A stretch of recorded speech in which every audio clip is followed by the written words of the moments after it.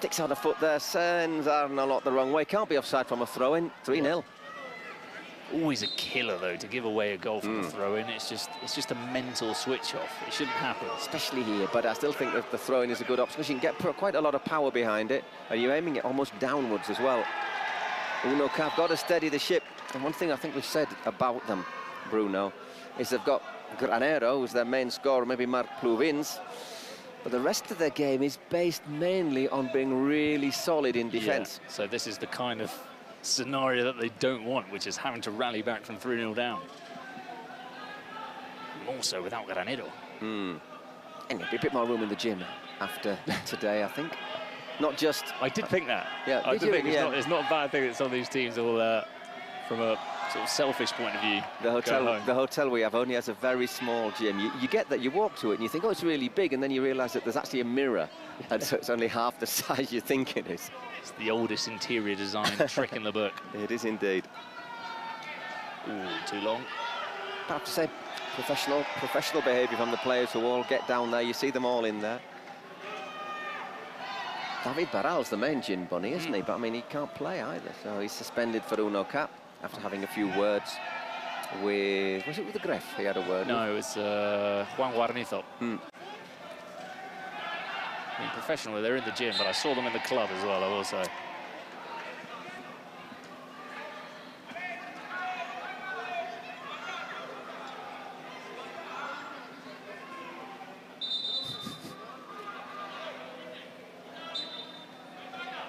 But I will say, what happens in the club stays in the club. No, it stays in the club.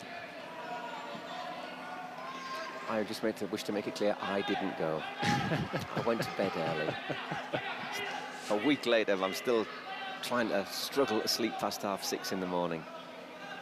I know some people get up at 6:30 every day, you know, congratulations to them. Oh, that's a great ball! Great block as well. Offside flag has gone up.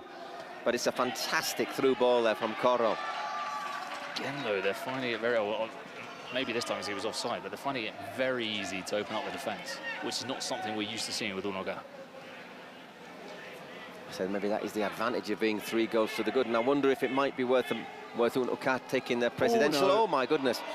Well, just evades Christian Ubon, who is normally a pretty good value for goal as well. Got into double figures in the split.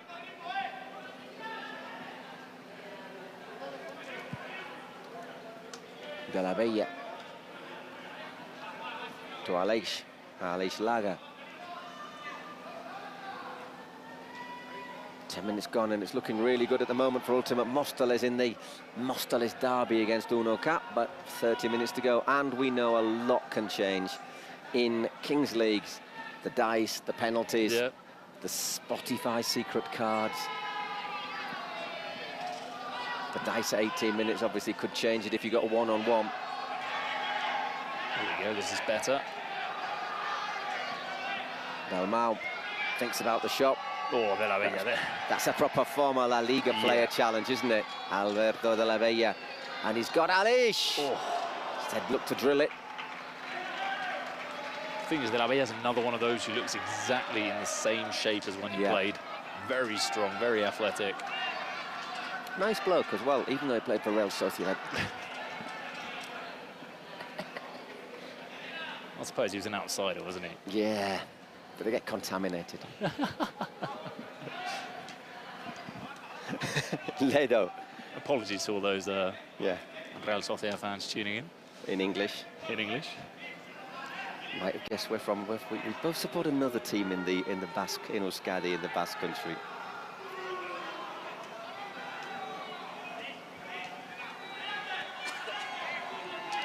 Torrejon had a great career after leaving Espanyol, made a great career in Germany, also at Racing Santander.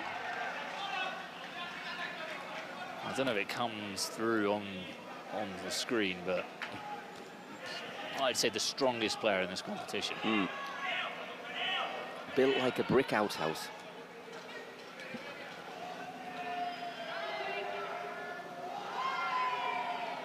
It's Eloy Pizarro on.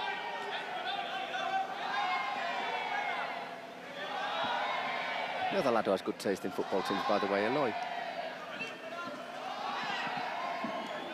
That's a good ball from Ubon, and that was quality stuff in the end. It was just nodded over by Kylian Honorato. Nice header, though. Great cross once again, whipped in quickly. Got an effect on it, got pace on it. Couldn't quite keep it down.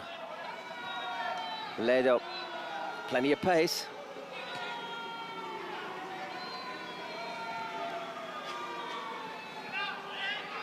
Just defending the space there well, Eloy Pizarro. John de la Cruz, we need to see a bit more of John.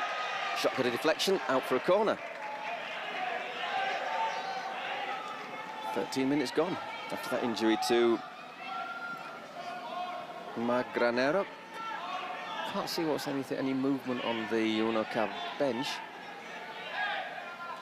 Oof, it's given away. Kylian looks to slip it to De La Bella, gets it the second attempt. Good battling back by De La Cruz.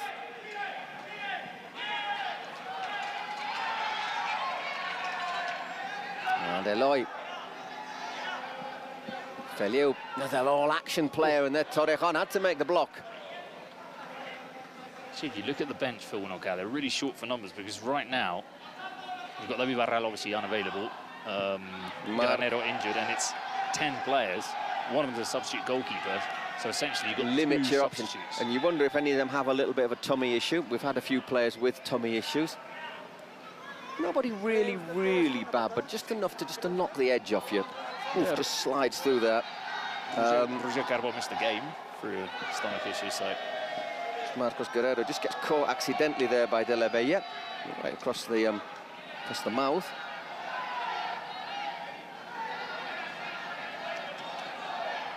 You can see Granero sat in the dugout. He's got ice on him. Ice strapped to his knee. Yeah, I don't think we'll be seeing him again today.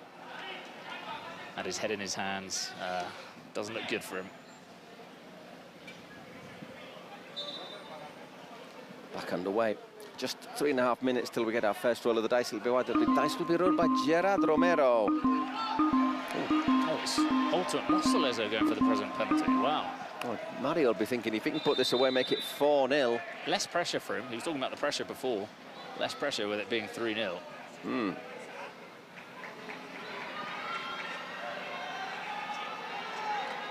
Got to beat Arne a lot, so plenty of pressure there. He was a couple of days ago after 5. The English team withdrew for, well, a few of them had to leave for personal reasons, and a couple of them were indisposed, which is a euphemism for you know what. And they had to forfeit their game 3-0 against Gigantes. He and Gigantes keeper, whose name suddenly escapes me, but will not escape me for long. As I flick through my prepared notes. Obviously it's going to be the last one, isn't it? Yeah, of course. Law of Segovia. Did sort of show how penalties should be taken.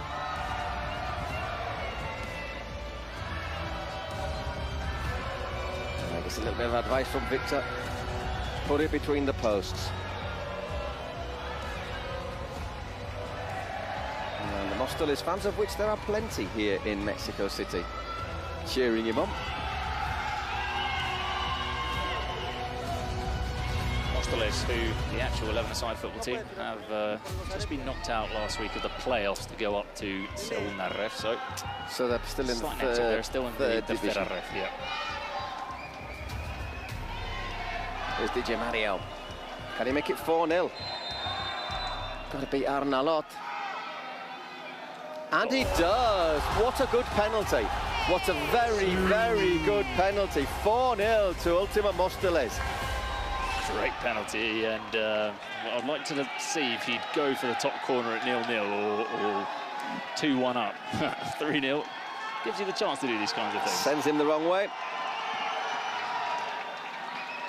And I think the dice, at the moment, if you're a Mostoles player or a Mostoles fan, you'd want to see a 6 come out on the dice, wouldn't you? Basically, keep it as tight as it is.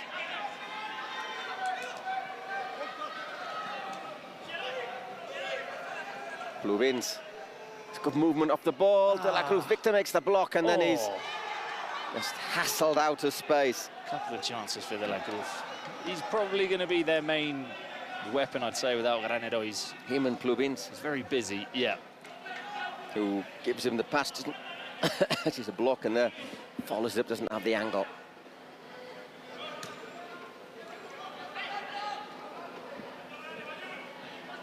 Danny Marti, number 22.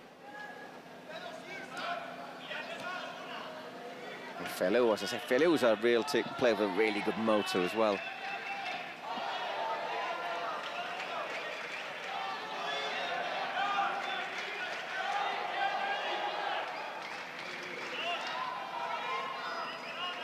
There's a rule worth noting as well. So I was talking to some of the people involved in the competition, which is, and it's positive for viewers, is that you can't just play it around at the back. It's a bit like handball, where at one stage they'll say you're being too passive and you need to go forward. So that's good when a team's 4-0 up, because they can't just do this the whole time.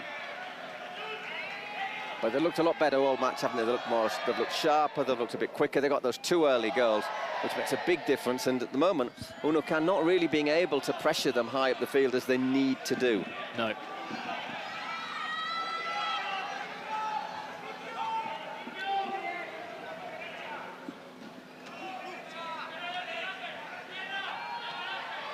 That's gone out. I think Barral's really harmed their chances. That ban, and apart from the fact that he's left them with a really depleted, you look at both benches, and the difference is really clear to see in terms of how many bodies are on the bench. But he's one of those players that's come here to be different. Oh, a bit of a nudge in the back there from De La Cruz. Penalty, says the referee. He's quite happy to accept that one. I think who was it goes down? Is it Aleix? I think it was Aleix, yeah. Once again, I think we'll have a little check on that. Well, it's a very... How did he clip his heel as well? Look. Yeah. I was looking at the push, but you're right, yeah, just clipped his heel.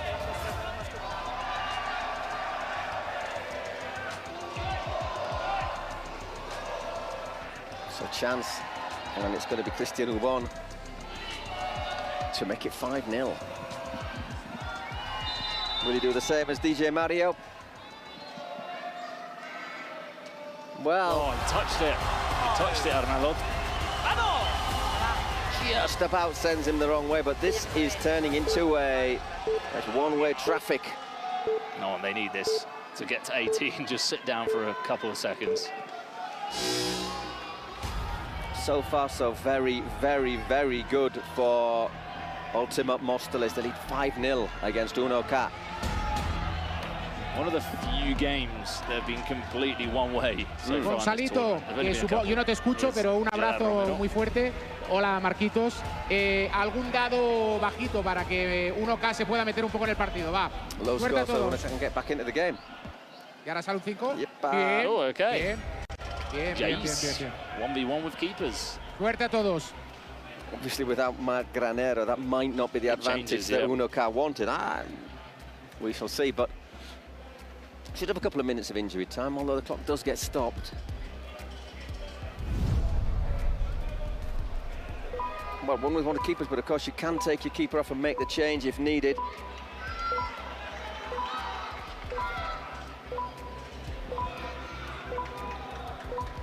Play with 2 outfield players if you're canny with your substitutions. Once again, it's going to be De La Mata. De La Mata got the better of Blueins in that initial 1v1.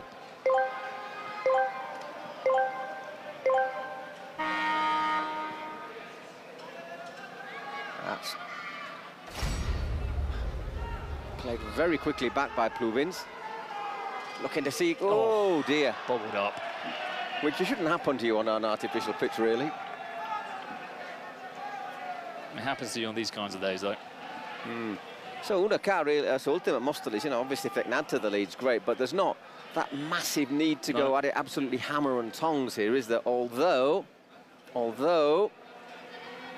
De La Mata works his shot. Oh, very good. Brilliant stuff. Diego De La Mata, 6-0. He's been brilliant today, De La Mata. Couple of assists, couple of goals. Looks very good in these one-on-ones as well. Yeah. They might have found a new trick here, going for him instead of De La Villa. Just a bit quicker, isn't he? John De La Cruz has come on for Unoca. seconds left of normal time. We'll see how much is added on. I'll say a couple of minutes.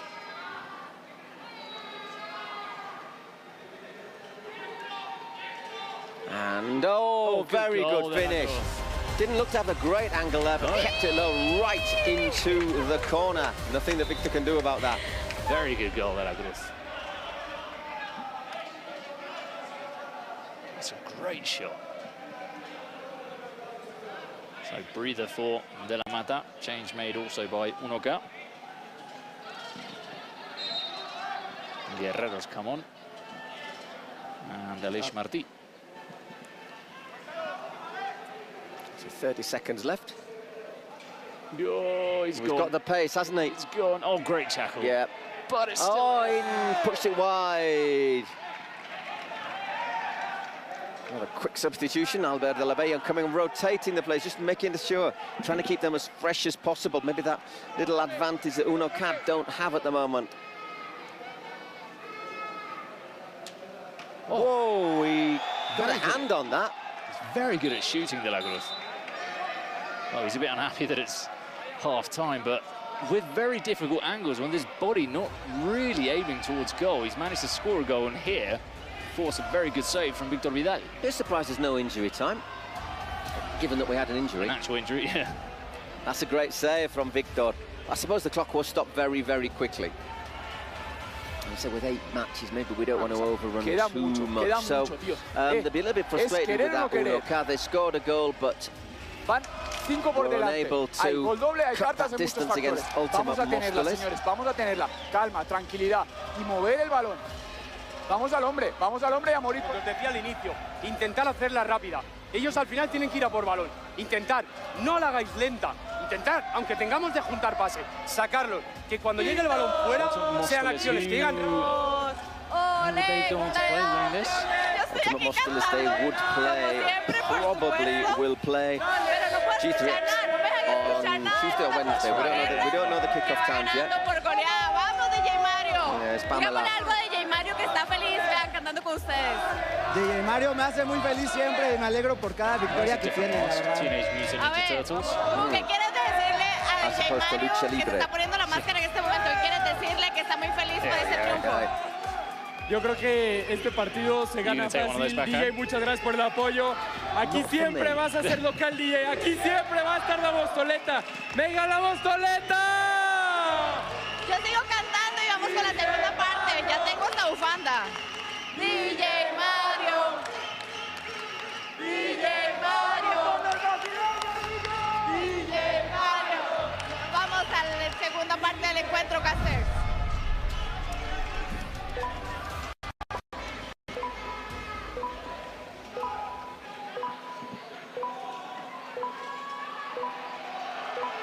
So, second half ready to start. Need something really, really special. Have to see, of course, what the secret cards are. But I think you need a double value goal, don't you? And to score a couple of them.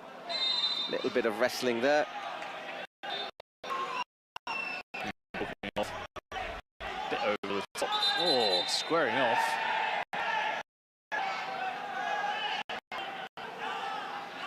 Yeah, Pizarro saying there was a bit of a use of an elbow there from Albert Ruiz, and I agree with him. He's been given a yellow card for talking to Ruiz and continuing, but I think Pizarro was in the right there because Ruiz was going a bit over the top trying to win the position.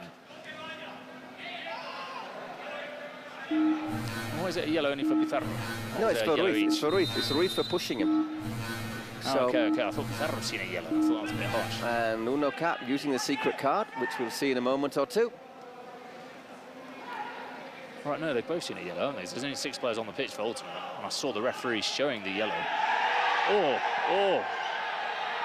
Just getting a little bit feisty. Is Pizarro on? No, Pizarro's off. Not, and there are 6 players. 1, 2, 3, 4, 5, 6 players on. I saw the referee show him the yellow card.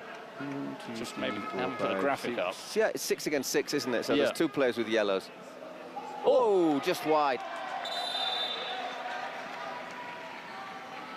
All right, who's going to get a talking to? Just wants a bit of calm, the referee. It was Raul Ledo who fires that one just wide. Let's see what the secret card is. Secret card, suspension, so they're trying to take advantage of that, but... ¿Qué número? El 7, Alex Martí.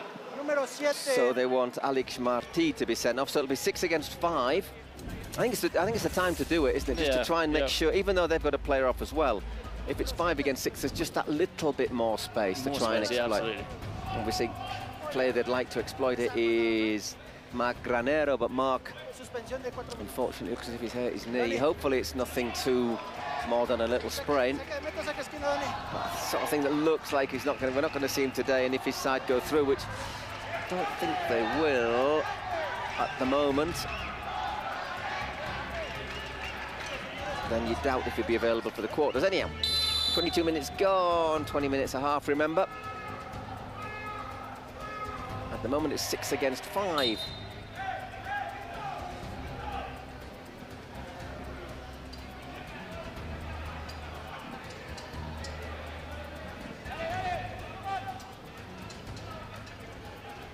Torrejon sees that one out. Should be just a minute till it's 7 against 6, which I think makes a little bit less of a difference, but we shall see. More players on the pitch, so fewer spaces.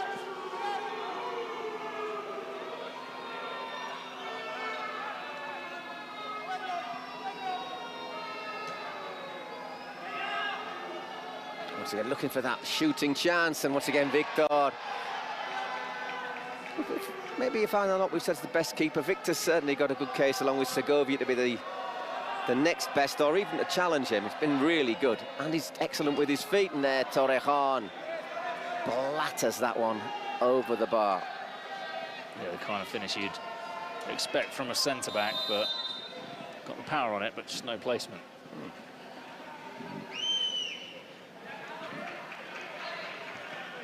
So we'll just have Pizarro and Ruiz or somebody else on in a moment or two. So far, riding it out, Ultimate Móstoles with a 6-1 lead, and of course they've still got their Spotify secret card to play. Unocat have got their president penalty, which is a shootout, remember. Shootout, not a penalty, because Ika's not here, and Maniche doesn't fancy it. Ledo just wide.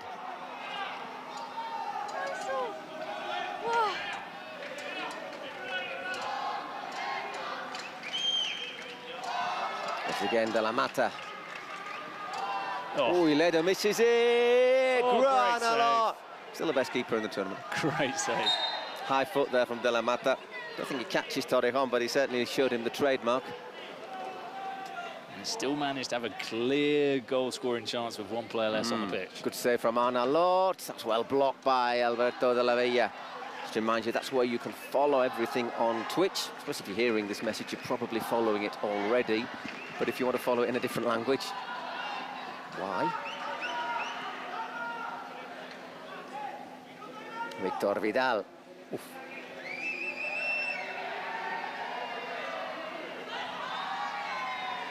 Alex Laga. There's Alex Martí, who's still off.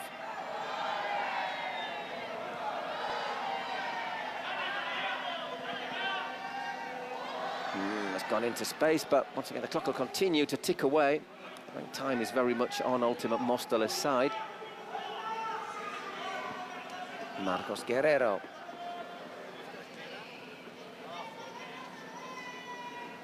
Dalmau. It's a good ball at the far post, but that was really unlucky, Marcos Guerrero. So necessary, that. Angles it just inches wide of the post.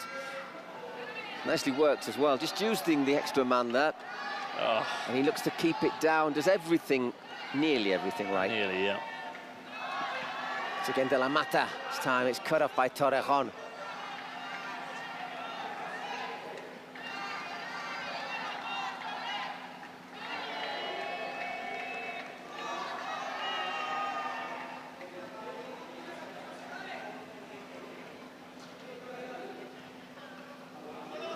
Problem with that header, you put that away, if you get your president penalty, which isn't a guarantee, it's a shootout, you score at 6-3, then you get one in the double. I know a lot of things need to happen, but You always have more Does chances. give you a just brings you a little bit closer. Just need to get closer. Right. 7 against 7 again, so they haven't been able to use their secret card, their Spotify secret card, as Ultimate Móstoles play theirs. Nearly 7 minutes gone in this second half.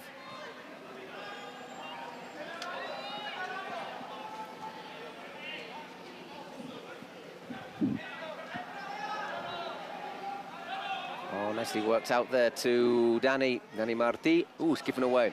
Pluvins. And once again, Victor makes a good save to deny Albert Ruiz.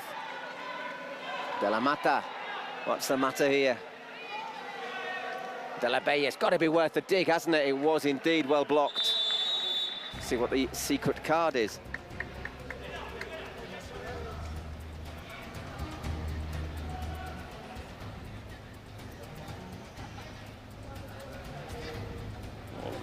Shootout. Wow. ¿Quién lo realiza, profe? Jugador número 6. Well, not a guarantee of a Creo que goal, te lo dirá, as creo we que es el know, 6. but they've got someone like Cristiano who will take it. Is it going to be Ubon, Coro? They've certainly got good candidates, though. Is it going to be wrong? Because Aleix? No, it's going to be Aleix. Lager.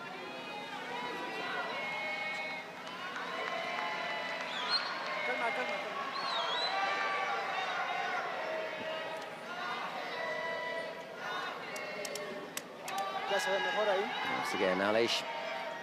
Lag against Alberto Arnalot.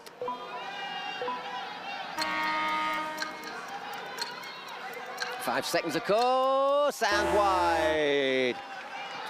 That has come to naught. Didn't catch it with the outside of the foot, which is what he was looking for. Yeah, there. looking to catch it with an effect. President penalty, so straight away. Will he go straight into do it, or will we have the next move?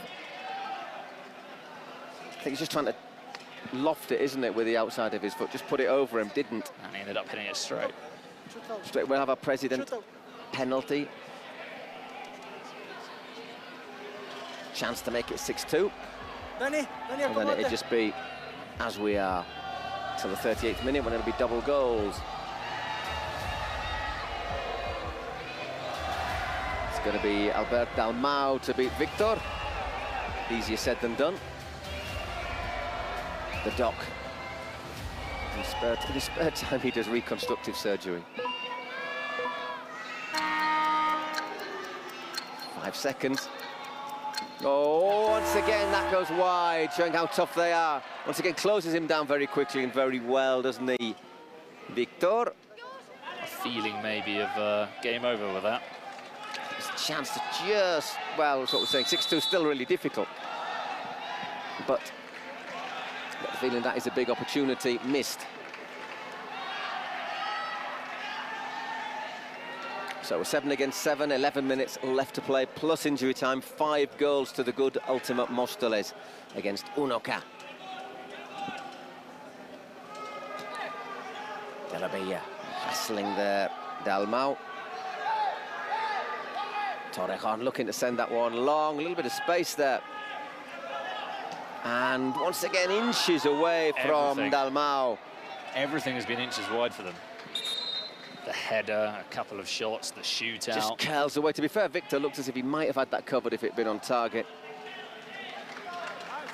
Which is why they're trying to adjust their efforts really as close to the post as possible. With Alex Masegao under pressure. Ooh, he loses out there. Pluvins, still Mark Pluvins. Been chased down Dalmau. There's half a chance there again.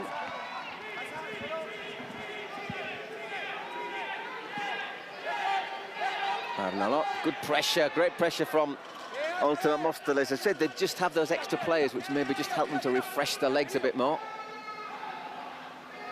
And there, once again, challenge. Just nips in, doesn't it, to pick his pocket there, does Eloy Pizarro. Yeah, Aleix Martinez, the manager, who was screaming at Pizarro to continue with this high press there on the goalkeeper.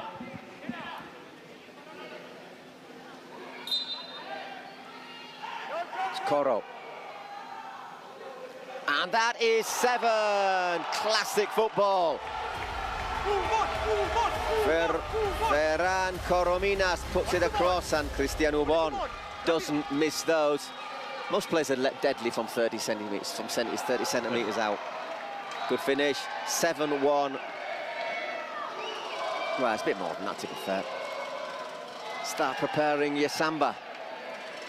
The question, though, is why were there so many people on there? It was a straightforward ball over here to the wing, and Torrejon suddenly was on his own. I think it's a bit tiredness. The tiredness catches up with you. You switch off because you're down, and you think, I just want to stay up front, see if I can score a goal. People tend to stay further forward when they're losing. Flight to Madrid at 9:30 tonight.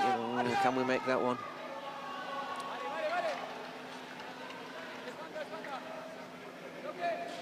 Felio. This time he doesn't get Corominos and Torrejon. Well, I don't know if they coincided at Espanyol, but both obviously they must have. Must have been around the same time.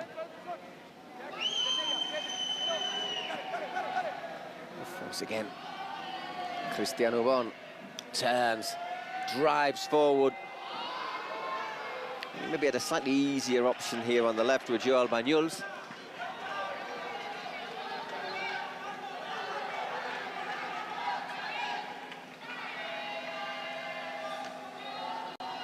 Marcos Guerrero.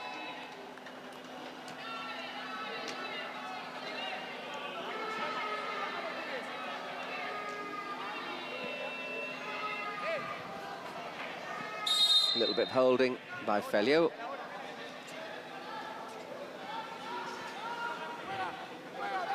And poor old Marc Granero having to sit and watch this one after spraining what looks like a sprained knee ligament. Well, it's not gone out. Battles away there, Albert Ruiz. Guerrero.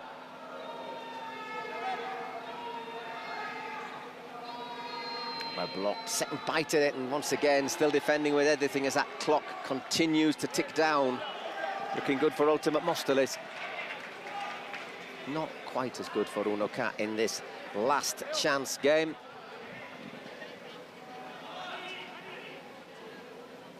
So the loser is out, the winner into the last 16.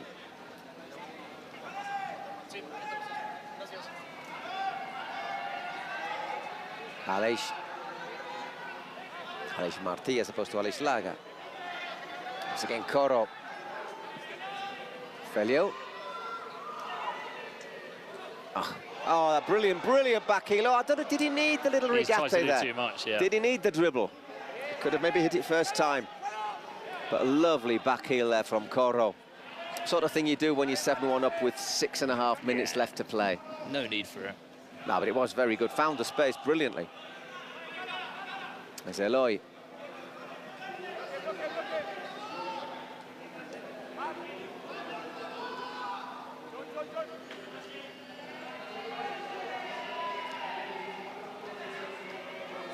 Ball to the middle, looking for Honorato.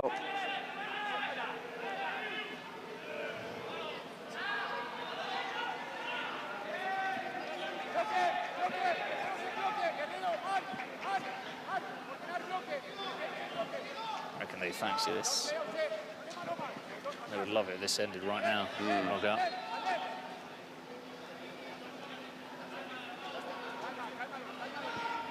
And it's one of these games I don't see a lot of need to put in to play a lot of injury time afterwards either.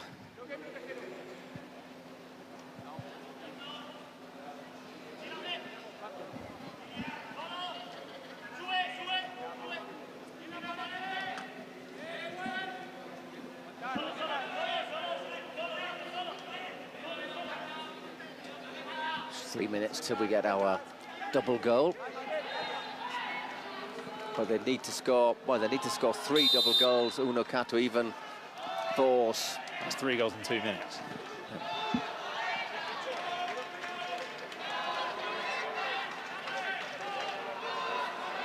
Mario's got his mask on again. Must be hot in one of those masks, I suspect. Hot. In one of the... Very, very hot, yeah. But they don't, I suspect they don't transpire. Corner for Uno Cat, who are trying to at least go out on their feet.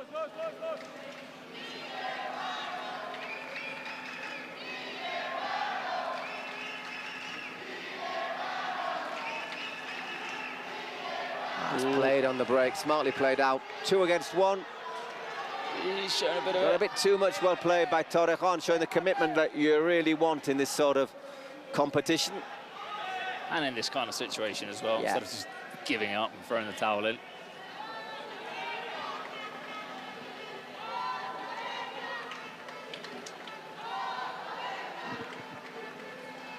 Dalmau.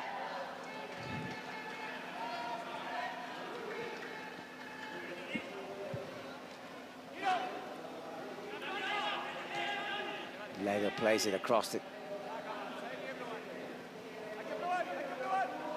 It's only that 1 goal in the 1 against 1 scored by Jean de la Cruz, which has beaten Victor, and that one's gone wide as well.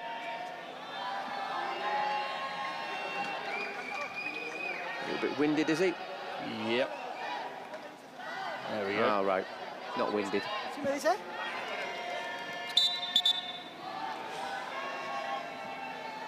Had a few of those as well this week. Oh. Ow.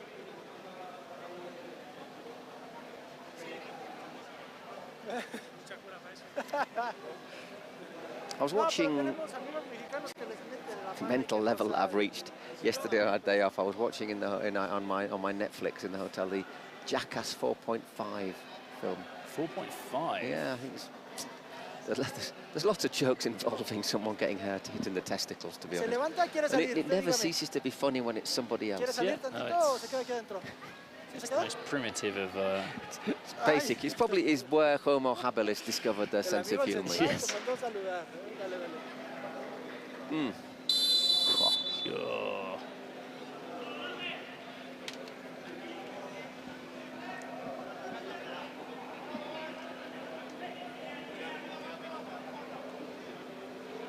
Killian.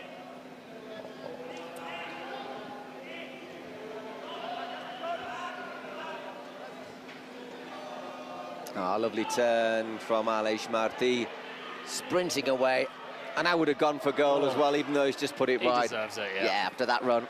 He deserves the right to shoot. I'm not saying he deserves I to agree. score. He's earned the right to shoot, hasn't he?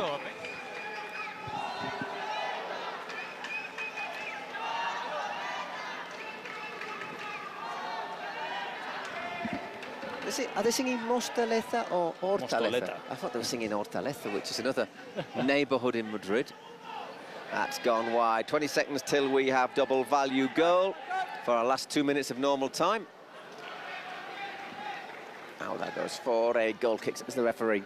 Pretty straightforward match to referee today. I think we'll have a couple more complicated ones coming up, starting with our next game, which is Futuru against Los Muchachos.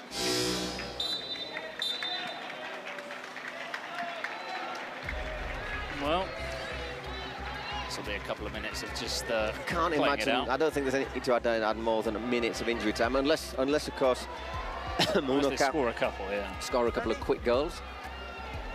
Marc. Vas a ir fuera ahora, ¿vale? Dani! But there has to be said, Alex Martinez looking the happier of the two coaches. It's always been from start to finish, hasn't it, as well? Because it was 3-0 so early on. No, there's been no moment in the game where Unoca have really been in it and believing that they could come away with a win. It's never looked likely, has it? They've been very much in control. Just look fresher and sharper as well. It just make me wonder if Unoca have had a couple of players, apart from obviously losing Marc Granero, which is a big loss for them, not just for his goals, but also because he's up and down and his leg work. And well, as we said, Granero and Barral, and it's a different team.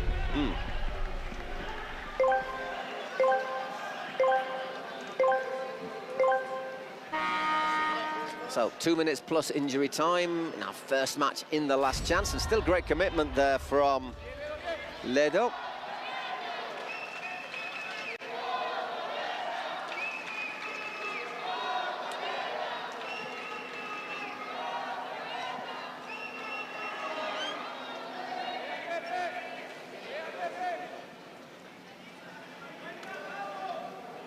Albert Ruiz down. He stretches to get to that one, maybe just bends back his knee a little bit.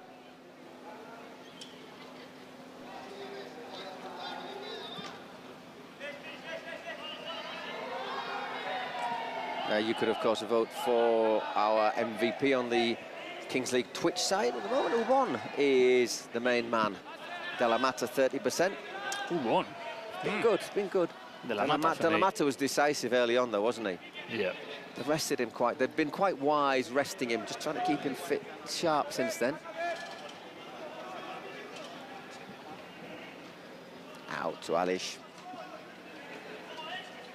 Skips past Ledo. Good defending there. And Dalmau, and once again there, Danny Martí makes the block into the last minute. Double value goals, remember, but they're 6 behind Uno Cap.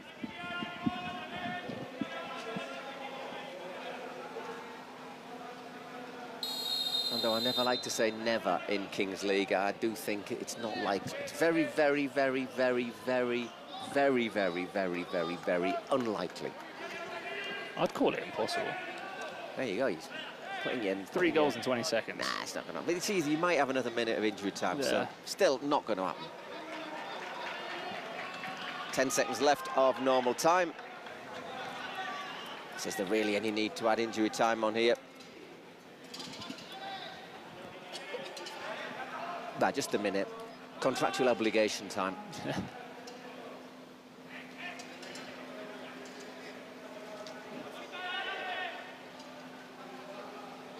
Torrejon. I say they've kept at it though, haven't they, Unoca? They've not had what it needs perhaps to get in there, but you wouldn't say they've really let their heads drop. No, I think at times they've left Torrejon on his own at the back, but that's understandable. You have to. So you need to put people forward, yeah. So can they score a goal just to salvage a wee bit more pride? Feliu. Once again, Torrejon reads it perfectly.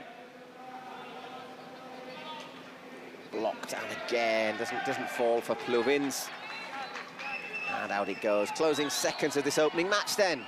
We're going to have, well, I was going to say our first team in the last 16, but actually it's our 9th team in the last 16. Ultimate Móstoles, who will play, well, what do you have to say? We think our favourites, G3X of Brazil, but Móstoles sending out a bit of a message, I think. Ultimate Móstoles win 7-1. DJ Mario and Noe are very happy. Uno Cap, they join our list of destroyed team sheets. Of teams not going to the gym. Well, they might go tomorrow morning before they get the flight, but likely to be on a flight home soon. There you get it. 2 goals for Ubon. De La Mata really important. I think it was all really, when it was 2-0 after 2 minutes, De La Mata and De La Bella. That's why I say De La Mata is the MVP, because he's the one that's made the game reach that situation.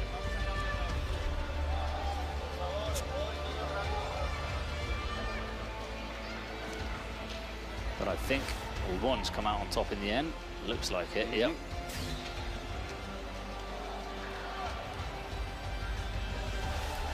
So, there you get confirmation. 7-1. DJ Mario's very happy. Mariche, less so. Y ahora sí, ahora ya lo podemos decir. Estaba claro que hoy la clave era ganar. De nuevo, darle las gracias a la afición, a la gente que hay aquí. Parece que estamos en España. Siguen todavía cantando.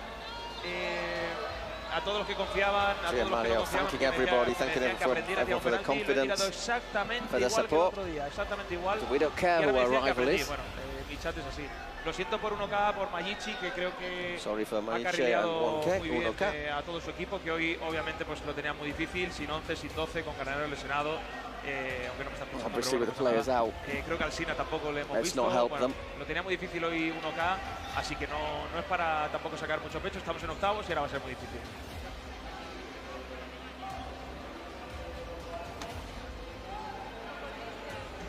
Can't hear Mayichi. Can't hear Mayichi, no. A ver cómo se encuentra. Hemos tenido un partido que no se nos ha dado bien en todos los aspectos posibles.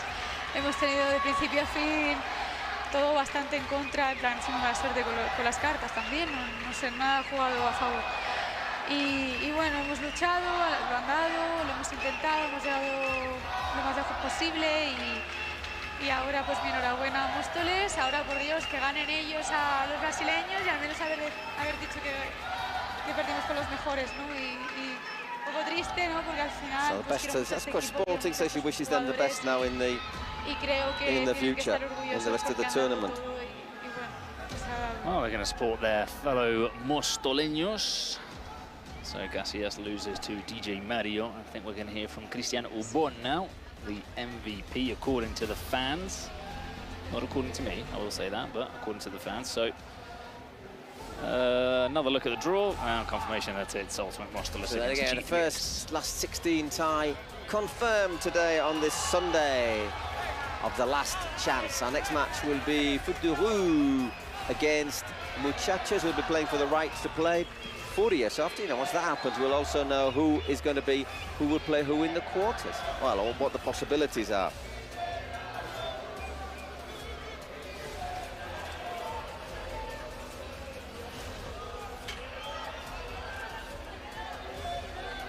We'll give you a complete schedule for the matches, by the way, at the end. Hopefully it'll be made at the end of the day. Por fin nos reencontramos por aquí. Enhorabuena por ese pase a octavos. Muchas gracias. La verdad que muy contento, muy feliz por la victoria del equipo, que es lo que queríamos. Y nada, por octavos. Os ha tocado un equipo brasileño en octavos. No sé si os ha gustado o os ha hecho cero gracia. Bueno, estamos metidos en 1K, ahora vamos a por ellos y estoy seguro que le podemos ganar. ¿Les vais a dar samba a los brasileños? Dime. ¿Les vais a dar samba a los brasileños? Zambita de la buena. Enhorabuena.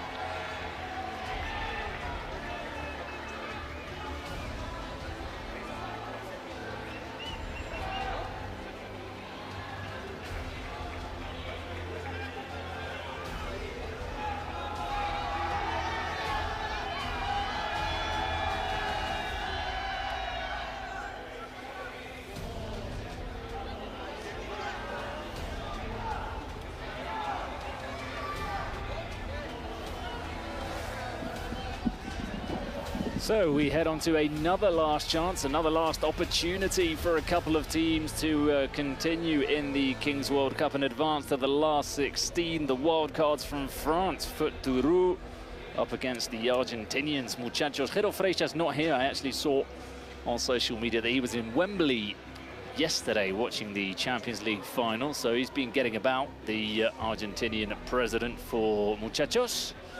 So no president penalty for him. Are there president penalties in this game? Give me a moment to check, yeah, give us a moment, give me a moment. I don't think there are, to be honest, but we could have a shootout. Hang on. Bear with me. And an away kit for Foot de Rue. There is indeed a president penalty. Amine, the French president, will take it. It'll be a shootout for Muchachos.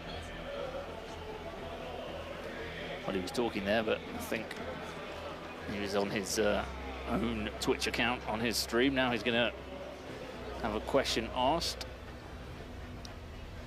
Y fue duro, hay que aceptar que fue un sorteo duro. Going to be a tough old game. Pero como siempre se dice, para ser campeón hay que ganarle. But to be champion, as you say, you've got to be the best. Confío mucho en este equipo. I'm very confident in this team. Y como Argentina, deseo que pase lo que pasó en el Mundial, ¿no? Que prefiero no And in decirlo Argentina, they por want una to cuestión happen de cábala, what hay que happens triunfar. in the World Cup. Pero en el Mundial no So arrancamos. we're allowed to get a lot Qatar. of kicking then. A lot of good refereeing decisions then. Maybe he wants it to be like the World Cup. Didn't get many go against them, did they? Okay, so we don't hear from Amin, who's the president for Foot de Rue, but I was saying they're in their away strip today. We've generally seen them in that really nice French kit, the blue shirt with the red and white stripes, but today they're forced to play in red as Muchachos play in blue. Still got their man in the cockerel suit though. Yep. It'll be a roast chicken by the end of the next hour, you'd have thought, wouldn't you? It's still pretty warm in here. I don't know what they do with the roast chicken. There's not really many on the menu, is there? There's not too much chicken going about, is there? A bit of pio later on. No, I think I've eaten chicken every day for the last... What's that? That song, I eat more chicken than any man ever seen.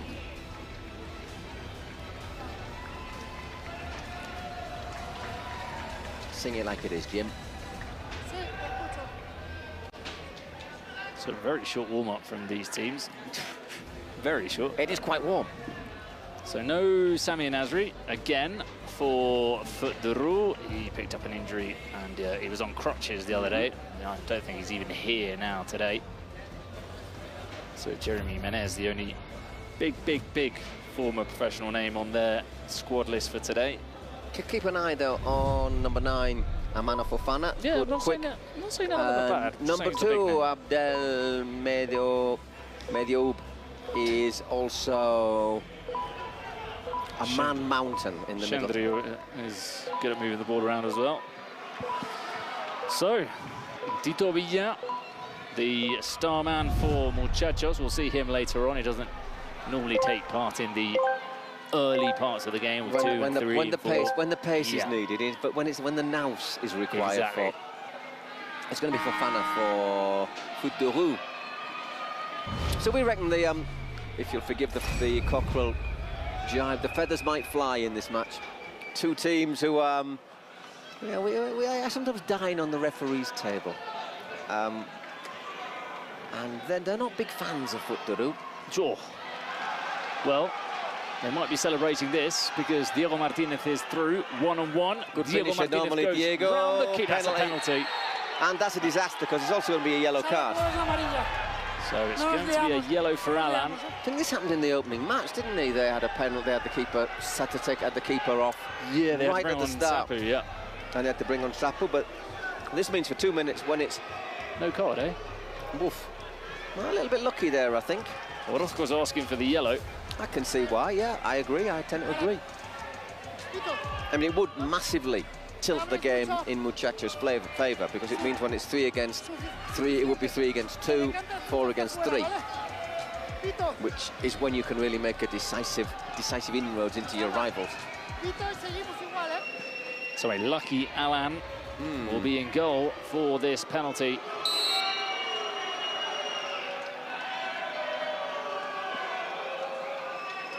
Oh, Diego Martinez missing the penalty. Well, if Jero Freixas wanted it to be like the World Cup, they didn't miss their penalties there, Tell Argentina. you what, imagine if being left-footed, called Diego, and then missing a penalty. That's harsh, isn't it? I say we're very close to the Aztec Stadium, by the way, where obviously the scene of the crime. And Fofana looks to put it on that side. Wide from Fofana. He wears the nickname Sparta on the back of his shirt. This is end-to-end stuff. And this time he makes no mistake. No mistake from Diego Martinez. 1-0 Muchachos, celebrated by Jero Freixas. The thing about Muchachos is we always say they're going to be feisty and critical of Argentina. There's actually only 2 players from Argentina on their squad.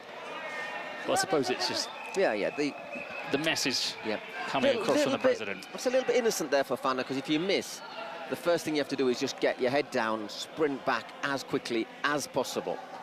And there have been a couple of times where, well, the penalty came from a chance from Fofana. So there have been 2 times where he hasn't been clinical and it's ended up in being a counter-attack, a penalty, and a goal. So exactly. 1-0 Muchachos. Alan still on the pitch. Not seen Alan, really. It's normally been Cristian Sapu. Oh, is that a penalty? No. Eric Vera. Oh, he could have played it short. There was an attack. Tell you what, You were saying? I was saying, do that all day long, Jonathan Orozco. Don't listen to me. Do not listen to me. No, don't turn off. Listen to him. Keep on listening to him. By the way, just to remind you, the winner of this will play Furia in the last 16.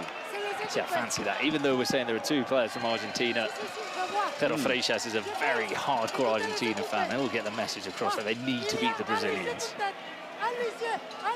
They seem to have a rivalry with everyone, though, Argentina. That is brilliant. They do, though. Well, England, well, they're very Brazil, competitive, Mexico. Very competitive. Uruguay, Chile. They are, yeah.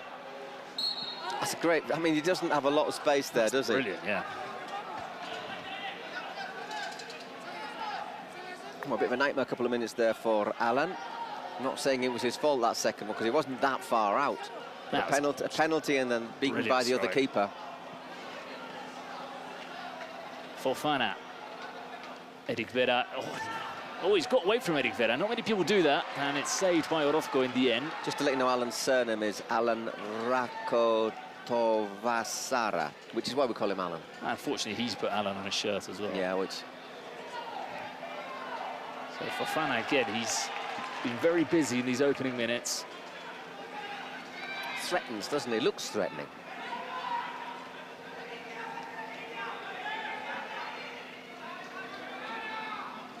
Gui waiting for the ball on the edge of the box from Barca. Nicely done by Fofana. Once again, nearly getting in, almost, but not quite. It's been almost a couple of times for Fofana.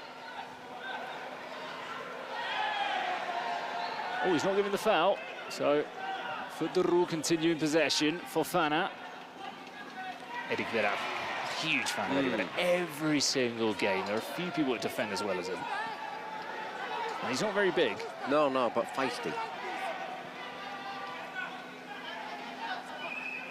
Oh, they get past a couple of players here. It's a great game goal. on. Yanis Barca. He found a way through the defence and the shot drilled past Jonathan Orozco. What a goal for Futuru, 2-1. And I mean, they're enjoying that.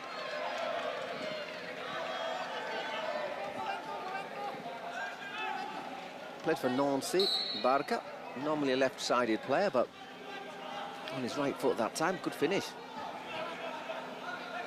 And Gerardo Lugo on the pitch. He's one of those that's very easy to mark out with the headband on, the sort of bandana. Cheche.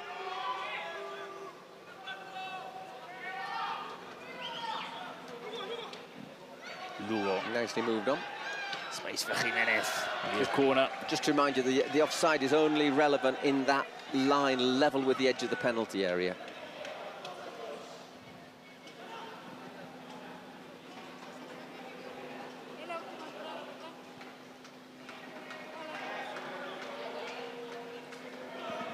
Lugo. Jimenez. Tito Villa. Here he is. The Predator. Plays it out to Lugo. Well blocked.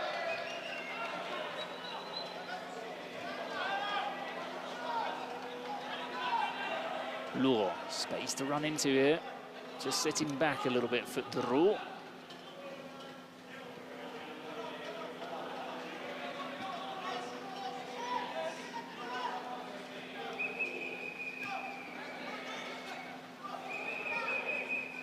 Vera. Oh, space there for Jimenez. Yeah, he finds him. First time touch for Villa. Lugo Oh, inches wide. Just wide of Alan's goal.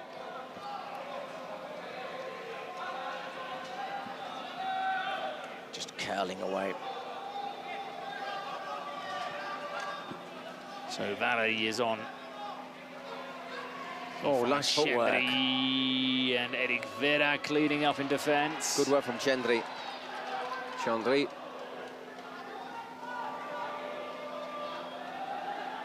Minith.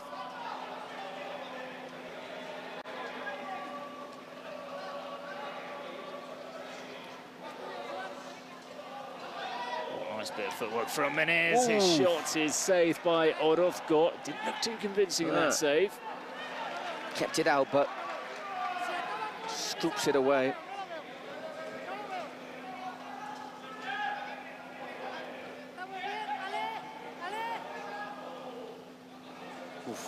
Corner is flicked away by Villa. Diego Martinez can run now. Federu doing well, though, to get numbers back. That long-distance shot is blocked again. Barca. Strong presence down that left side is Yanis Barca. A good goal as well. C'est la deuxième fois. La deuxième fois. La deuxième. La deuxième, hein? Is that a bit of French from the ref? It was indeed, yeah. He was practicing it at breakfast as well. Oh, okay. So I forgot nearly everything. Obviously, most of the communication they carried out in Spanish. A bit in English, but not that much in French.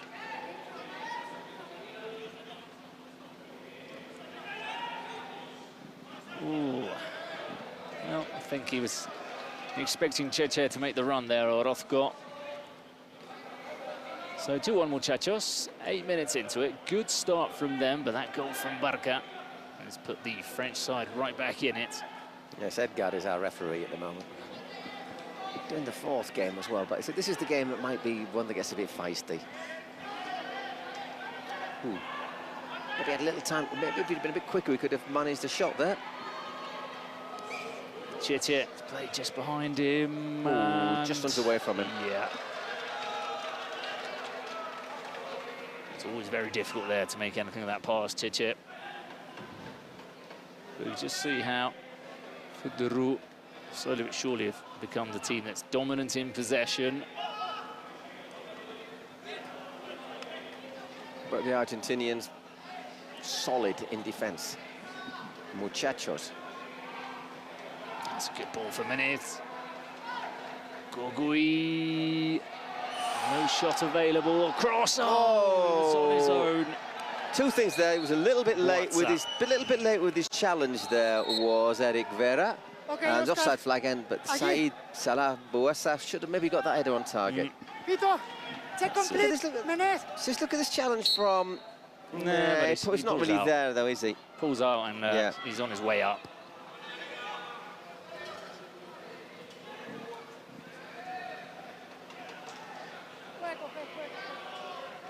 So collected by Alan. Menez. Bachelet overlapping on the left. The ball is for Bachelet. His cross is punched away by Orozco. That's out that one goes.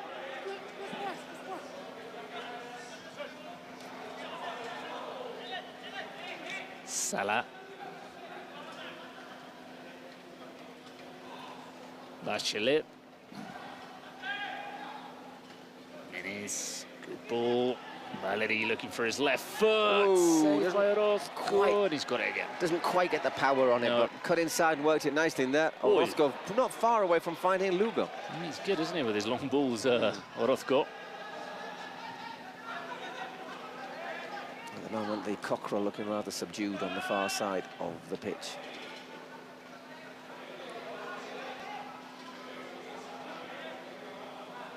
Fofana. He's back on the pitch, and it's blocked by Eric Vera. So they're pushing for an equaliser, aren't they, Federu? I suppose you'd translate that as street football, wouldn't you? Probably, yeah, exactly. Football of the street, street football. Makes himself bigger than he is, Orozco there. And he is pretty big.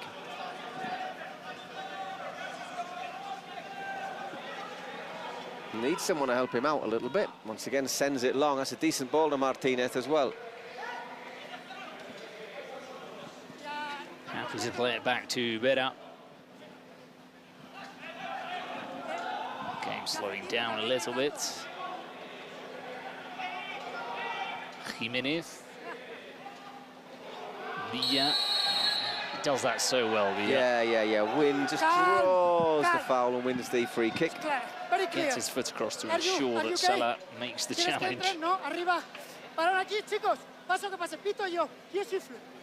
Ok, pito. Hasta que no pite nada. Wait until that blow the whistle. Está bien. There it is. Boom. Yeah, just sticks Step that foot across. out, doesn't he? And make sure he hits him.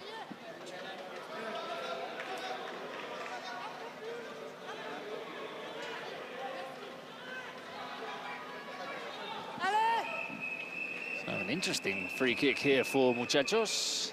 This is going to be Lugo. It is indeed. Lugo shot, saved by Alan Villa, heads it over the crossbar. Just that little space available for him to drill it through, wasn't there? But the keeper, to be fair, if you're the keeper, you put your wall there. You know you have to defend that portion there, and that's what he did just before. It was Bachelet who nearly closed the gap, but not quickly enough. Valerie. Fine, Wills that one in. Off the chest. Oh, that is nice from Gerardo Lugo. Plays it out wide to Diego Martinez. They've slowed down the counter-attack. Once again, just keeping possession.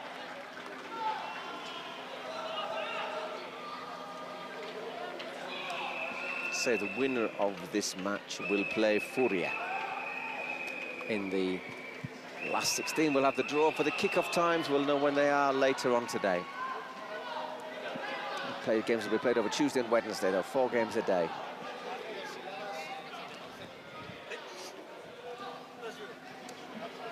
So Bachelet, Valerie.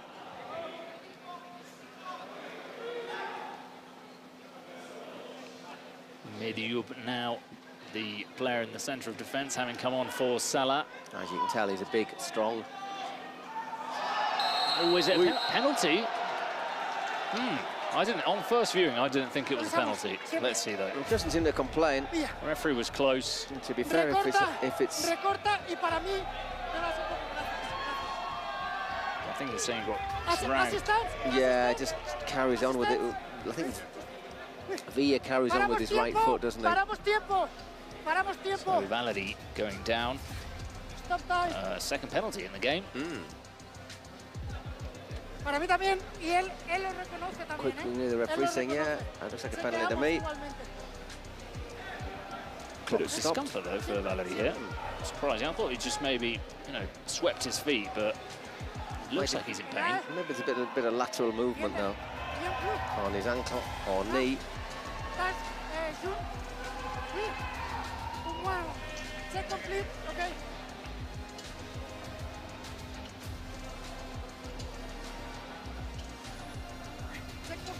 Okay, let's see.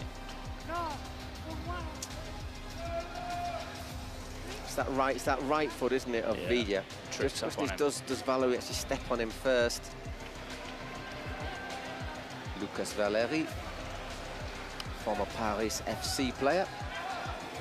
And it'll be Jiménez. Hay un francés más en el campo, quieto. Jérémy. Que se vaya al 11. Attends. Se va al 11. Oh, he's had to go off, Valerie. Ahora son 7. Limping a little bit. Manager saying, why don't you come over here, Valerie? Que no entre. Son 7 ahora, que no entre. Okay, yo siflo. Yeah, he'll probably have an ice pack on as well. So Menez has a chance to make it 2-all. No which mistake. he does. No mistake from Jeremy Menez. 2-2. This looks like it's going to be a tight one. Second penalty is scored, Menez. So very good finish. And the chicken has suddenly become animated.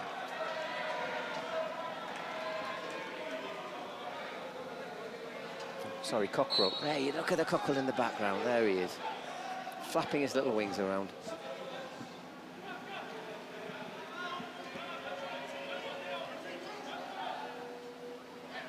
Once again, Orozco sends it long. Ooh, well controlled, and just nips a foot in there for Fana.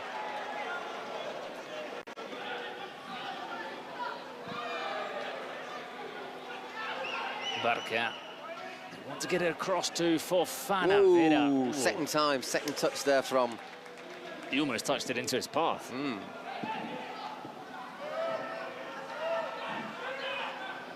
Mediub.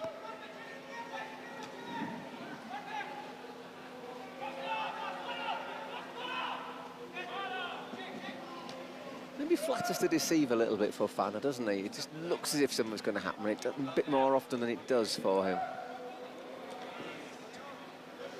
Sparta. It's Menez today who's really moving the ball about, pulling the strings for de Roux. As he should be, a former Paris Saint-Germain player. Oh. Forcing a corner there. Played for a while in Mexico as well, Menez, at the end of his career. Club America. I remember him most at Roma. Roma, Bari as well.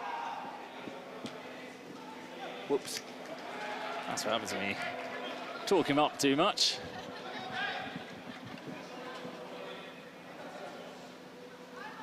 Just 2 minutes till we get our dice thrown on the pitch, which could change things again radically. Chiche can't control, but again, Orozco's distribution is brilliant. Yeah, it means they just can't really commit people forward that much, doesn't it? Second dice will be thrown by Blur, president of Stallions.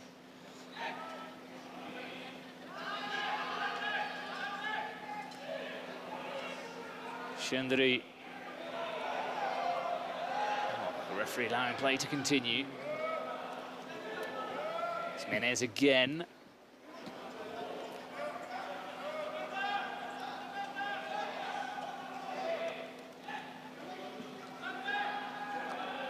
Ticking down to that 18-minute mark and keeping the initiative for de Roux. Menez.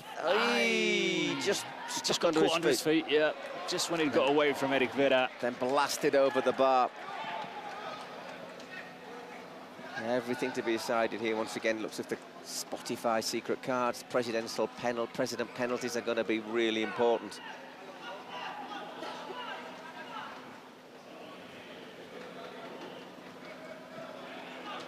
So Orozco, he's even got to the outside of the foot.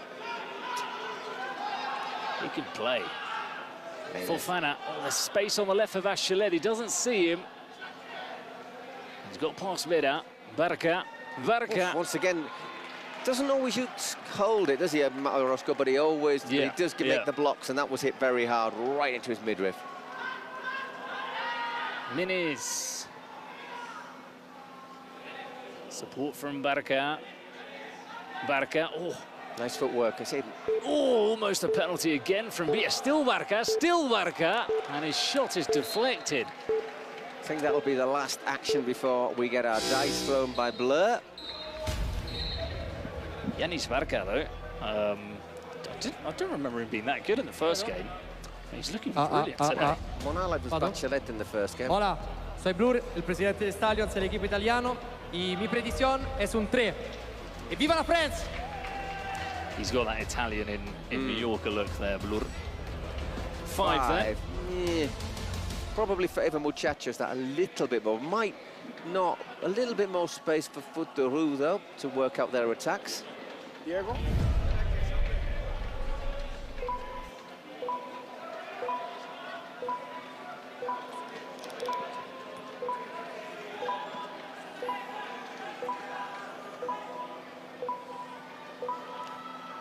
So 5 against 5, and as you know, we get the sprint for the middle.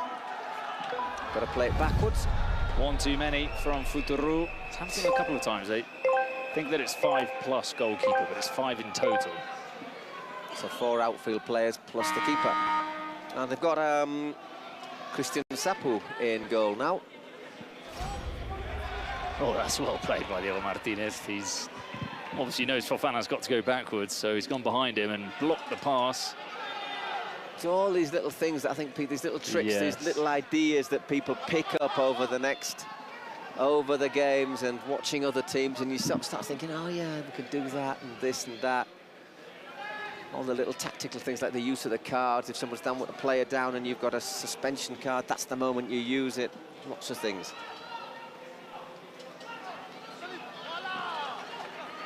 Orozco.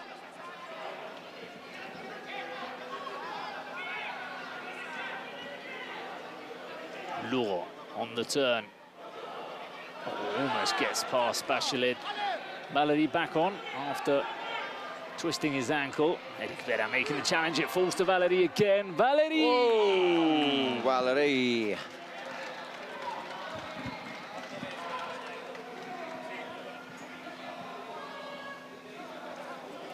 Just pulled wide. Does make himself big, though, doesn't he, Orozco? Not an easy keeper to beat. He doesn't go down, does he? Sort of stands tall always. Almost sort of like a handball or futsal keeper.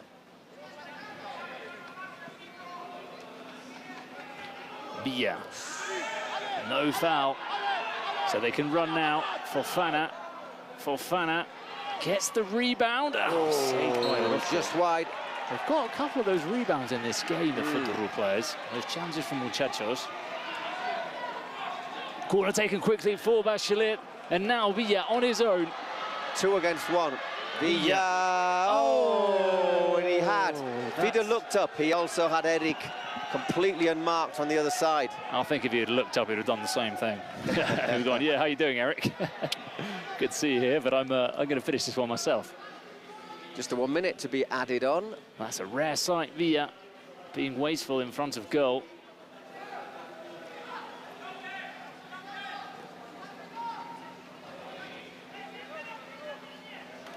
Salah. Oh, not far away. Good movement there from Valery.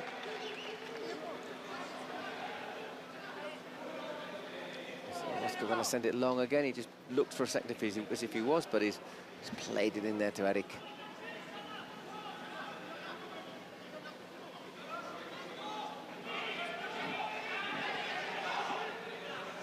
This could be one final attack for Muchachos.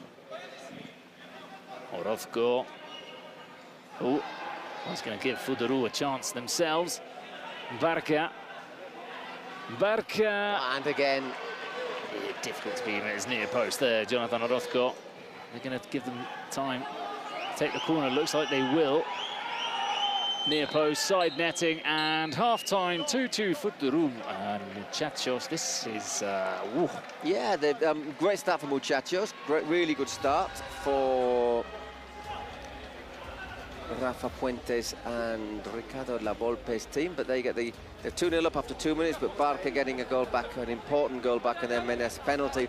And they've been pressing and pushing, haven't they, Futuru, looking to get back level, so credit to them, and again, very much in the balance.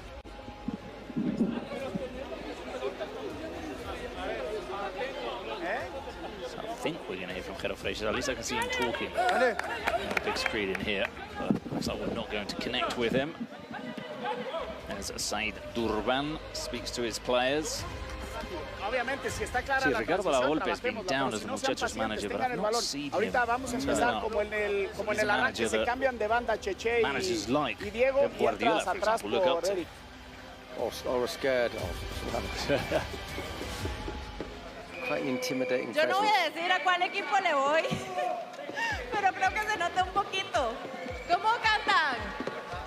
Ole, ole, ole. Just cheer and sing. Bit biased from Pamela. He's always with the America side. Understandably, Vamos a preguntar. from Costa Rica, actually, I've been told. Va empate la cosa. ¿Cuánto va a quedar? 5-2, muchachos. 5-2, Muchachos. Is the prediction. Yo quiero que le des un mensaje a tu papá. Santi se me escondió, pero le vas a dar un mensaje a tu papá que te escuche. Vamos, papá, tenemos que ganar hoy. El hijo de Santi Cheche. is Vamos someone's con la son segunda parte y yo me quedo aquí con on the Muchachos Muchachos team, apoyando. I presume. I don't know who. Yeah. So we've got our Spotify secret cards, we've got our 2 president penalties. The game is currently level, everything to be decided.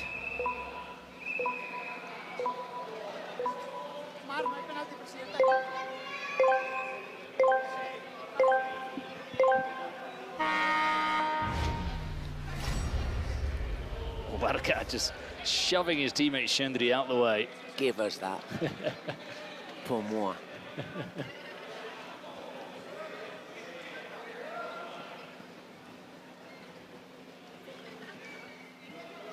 Bachelet.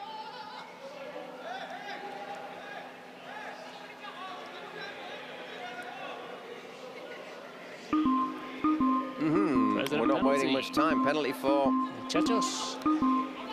It is indeed. So it'll be a shootout. Chendri. I would say Mine will take the penalty for Futuru when it's their turn.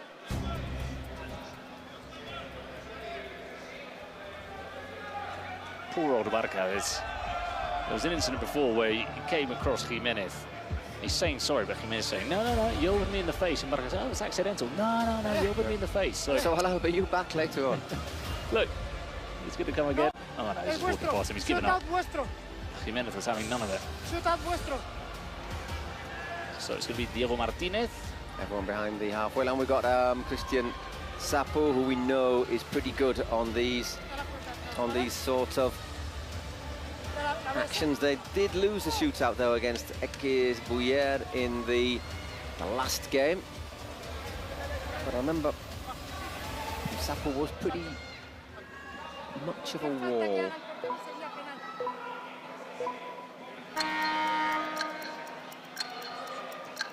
Good goal. Diego Martinez, 3-2. Not this time, great finish. Took it wide, picked his spot, finished it with aplomb. Well, the other one's been locked in now. So in the next stoppage, we'll get Amin. Are we going to get back underway first? I think so, yeah. Yeah, makes sense. Amin is just taking his headphones off, making his way down the stairs, along the corridor. Wants to try and get his team back very quickly on level terms.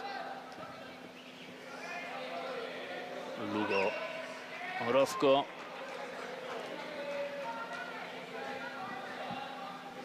Oh, nicely played. It's been good today, Lugo. Villa shot saved by Nsapu. And I think it's a throw-in. It is indeed for the muchachos, which I think will be the penalty. Amine.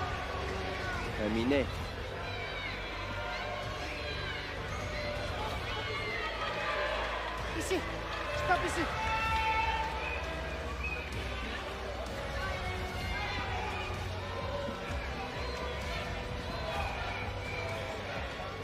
Le penalty. Amin. Sí, lo sé.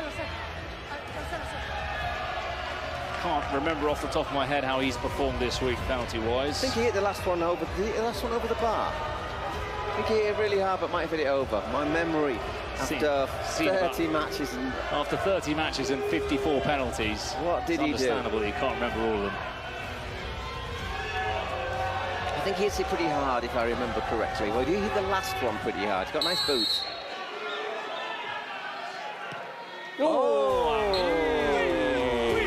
Good penalty. 3-3. Message for the fans back home.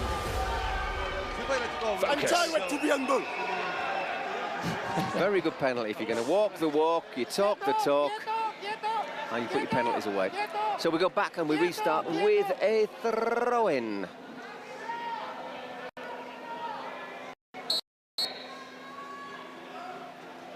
Villa gets the header, but he's got a bit of a battle on his hands today. The size of either Abde or Salah Bouatsa, or Medioub, Abde Medioub, to give him his full name.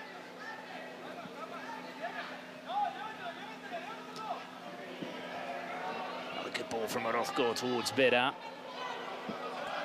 Fofana dropping off the shoulder of Lugo, flicks it over his head. Still Fofana. Oh, he's got a couple of teammates in support. What a save! What a save, Jonathan Orozco. Brilliant stop. Fofana doing ever so well to generate that chance, skipping away from Lugo. Brilliant save. The reflex is there from Orozco.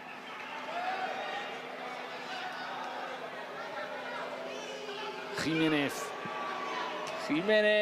Sapu, that didn't look... Yeah. Left it a little bit there, didn't he? But you want to parry it to a side, not back into the box. But he's collected that ball well, and he's prevented it from going behind for a corner.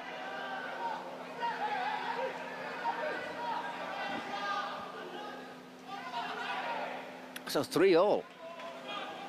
So still got our Spotify secret card. Just to remind you, our secret cards can be a penalty, a shootout, a 4-minute suspension for a rival player, double goal for 4 minutes, star player, which you would have used by now if you had it, and the Joker. Am I missing any? Nope. No.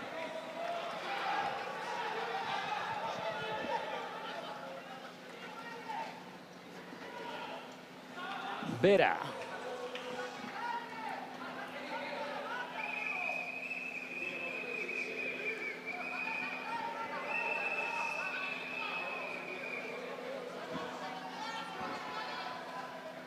Orozco looking ahead to see where he can fire this ball at the chest of Jimenez. Oh, nicely played. That's good defending from Mediup.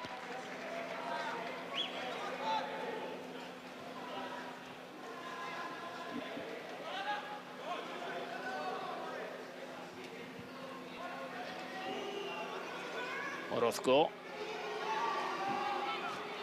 Jimenez getting booed by the French fans after that previous exchange with Barca.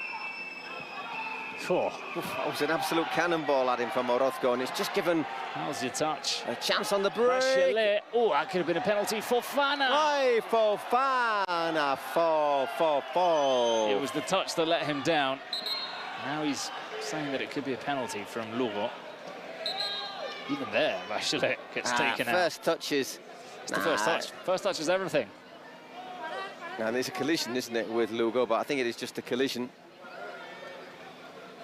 I think Lugo's got to go in there. I've caught him on the outside of his shin stroke calf. A little bit wasteful there. Droite foot de roue. Does really well there. Bachelet draws Orozco out of his ground. And that magic water again. And the spray. Good mix. Quite an interesting sock arrangement there. A lot of the players do that. They cut their socks and then they use their own socks underneath. Because the nylon gets you your foot sweat, doesn't it? And your legs are more likely to get blisters. A bit tighter on your foot as well. So you sort of feel the ball a bit better.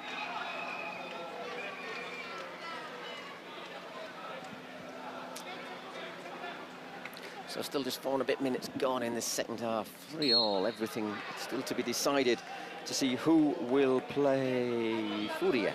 We said, didn't we, in the next round? It's going to 40 minutes. Showed a bit too much today. Yeah, you can't show better the ball. Chit. Again, it's that intelligent body movement to force the free kick. Merci beaucoup.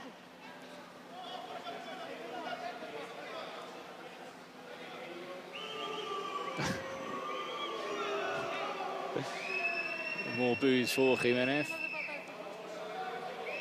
Oh, there are some French players from fans up to our left. Yeah, a couple of them wearing the France '98 kit, the year they won the World Cup.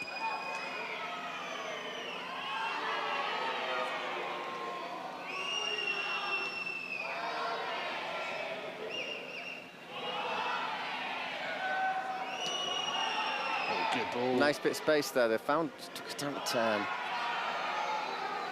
Beda coming forward. Now Villa. Villa's cross is cleared. Now suddenly, Foot de Roof sat back just in the last couple of minutes. Made a big effort, didn't they, in the last sort of 10 minutes or so of the first half. Had the weight of the possession. Barca. Well defended. Can't get past Jimenez. Minutes. Valery onto his right foot. Another save from Orozco. No one at the far post. Good game from Orozco. Scoring a wonder goal and saving a lot of saves, which are... Stopped everything that was savable, hasn't he? All of them were savable. There was that one that maybe was extra special. I can't remember whose shot it was. It was Fofana from close range. He just flicked it over the crossbar.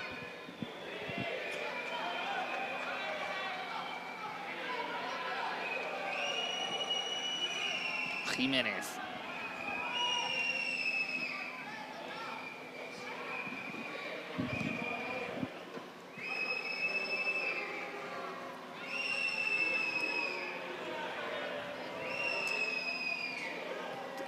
Looking for that ball, but Jimenez, the fact that Jimenez is allowed to sort of advance means that he has to sort of then send it long, but I wonder if... Oh, good touch. I wonder if they should press him a little bit higher. Yes, Jimenez isn't their most dangerous or skillful player, but he's seeing a lot of the ball. I don't know if that maybe that's a tactic from and also Orozco's quite often been allowed to advance sort of midway through his half before playing it forward. Oh, Lugo again. Oh, good save. Good save, a full stretch. Sapu. Lugo's also been impressive today. Played in Limoges and not, is it? Oh. Not seen much from Mia, though. No.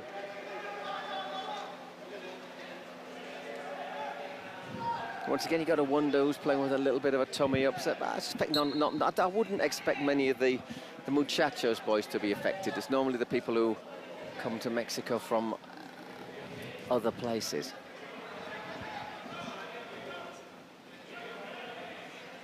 Sent a bit short. Oh, good challenge, but still sits up here for Cheche. And Bachelet comes across.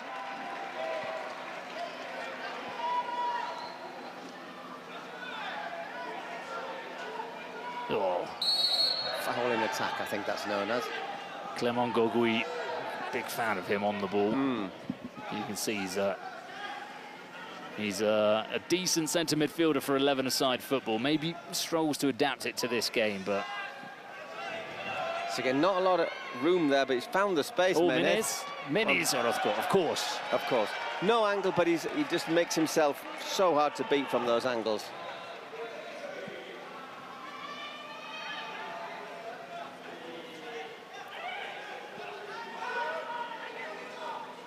Bachelet.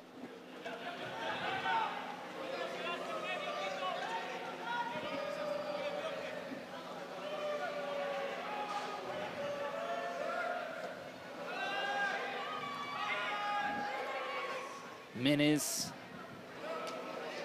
Oh, who's going to get there first? And Sapu off his line. Mediu. Just approaching the half hour, still 3-3, no goals in the second half. I used to work across the 2 presidential penalties, I tell a lie. But still all square.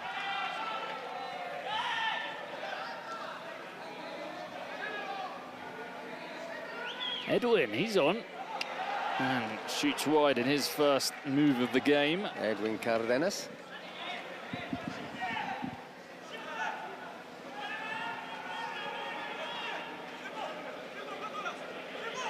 Menes.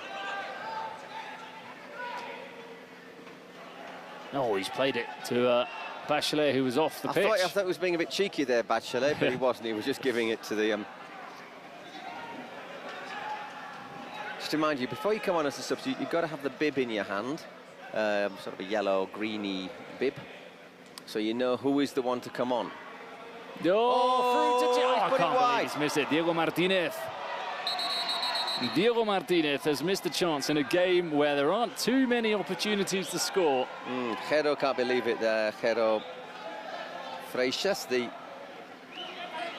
Muchachos coach, or president.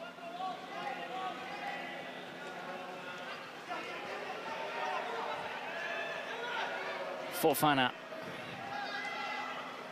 Menes. Oh, he's gone down there, Chandry. Just a bit of contact all around, wasn't there?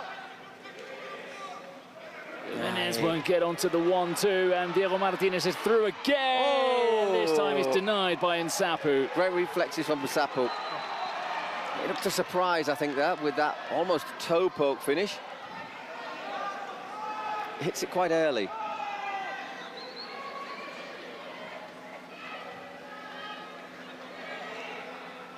Diego Martinez. Vera. It's Lugo now for Jimenez.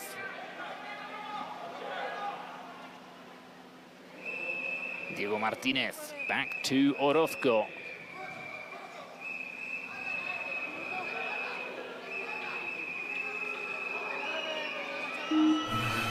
Secret card. Edwin. Lucas Secret. Yeah. It's interesting how each team has had little periods in Yeah, they have, possession with their haven't rivals dropping deeper, and it's sort of swapped and ebbed and flown. Got to be careful there not to commit a penalty. Oh, that touch from Villa took him wide. Fofana, nice now ball. Menez. Space for Menez, but is he going to get past Eric? Great challenge. Vera. Great challenge from Eric. Once again, displaying his defensive capabilities, Eric Vera. But that was a long first touch from Menez. He'll be disappointed. I think if he'd have kept that on, he had a man outside who would have been clean through. Lugo. Somehow still got the ball there, Gerardo Lugo. Still got it. I think he wants a foul. Not getting it. Trying too much. And once again, chance on the break. Verka, Fofana. Oh, he scored! My word! He scored from his hardest chance. He's missed some which are much clearer, so Fofana, but he somehow put that away. And now they're complaining because Lugo didn't get the foul. I think Lugo tried to do a bit too much. He was waiting for the referee to blow his whistle when he could have played an easier pass, and it's ended up going against him, and with a goal from Federer. The amazing thing is, after everything is blocked, Orozco, is that he didn't block this. I'm amazed. Yeah, just sort of ran away from him. There's hardly anything there for him. Let's have a look. He's panicking here as he sees he can't get onto the ball. Just can't quite spread his body. I think there's been a red card in the dugout, if I'm not mistaken. I'm not sure. I might be wrong. Double value goal for Federer. They score. The next goal they scored. If they score it in the next 4 minutes, will be double.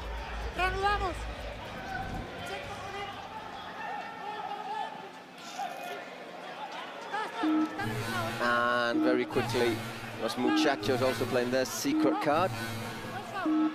What will it be? Look, it's a suspension card. You've got to use it. You know, it's got to be played now, hasn't it? Because it's only valid for 4 minutes.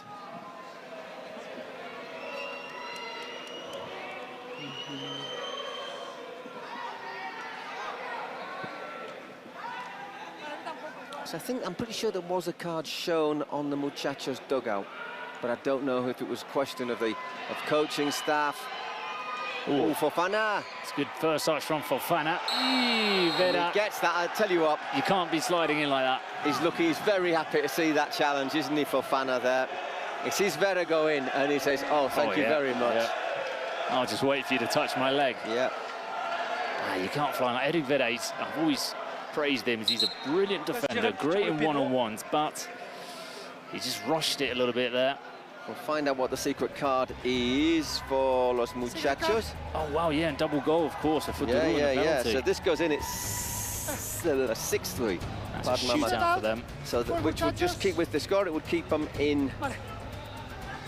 Which they already scored one earlier. Hang on, so do we have the shootout first or Fofana's penalty? Oh, it should be the penalty, shouldn't it? No, I think it's a shootout. Is it? Oh, yeah, actually, yeah. So you normally take the shootout and then go back to where you were. Exactly. You do the secret card and then go back to you were in the play. It is indeed the shoot. It is the shootout, so everyone have to go to that side of the pitch. And whoever's going to take it, I suppose Menez will have a little bit of time to think about his penalty.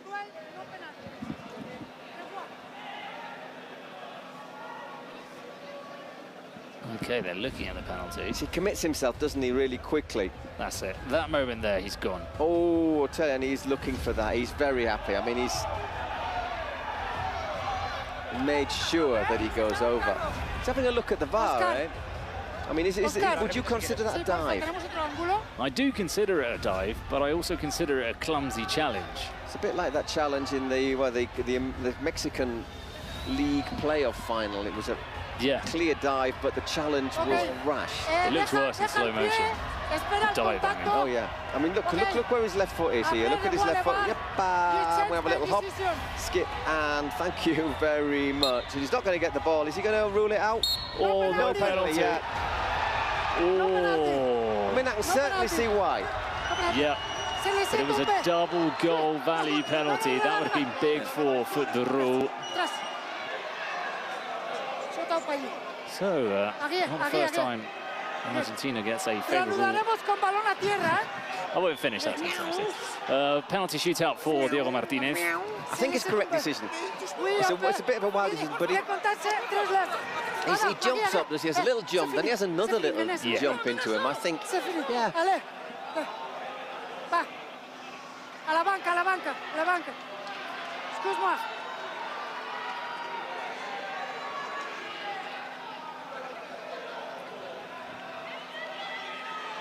El tiempo, ¿vale?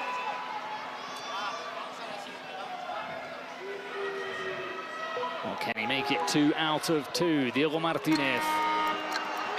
Then Sapu.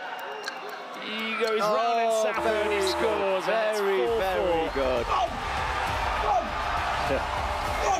So bad moment really, minute for Futahou. They thought they had a penalty chance to go 6-3 up.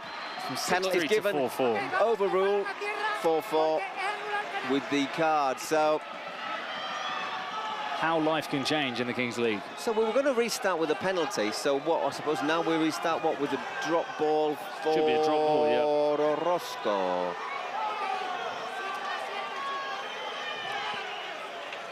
There we go. Thank you very much, says Orozco.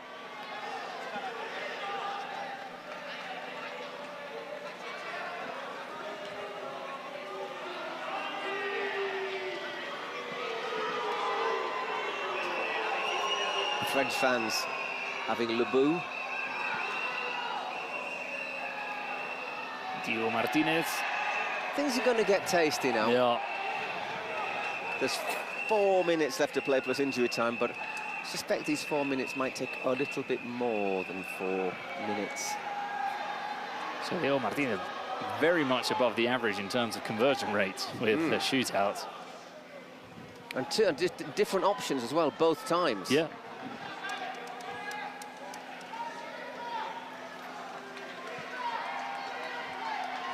I can see some players talking off the ball as well. There was an incident there between Diego Martinez and Valery. Martinez going to shake his hand. Valery wasn't accepting it.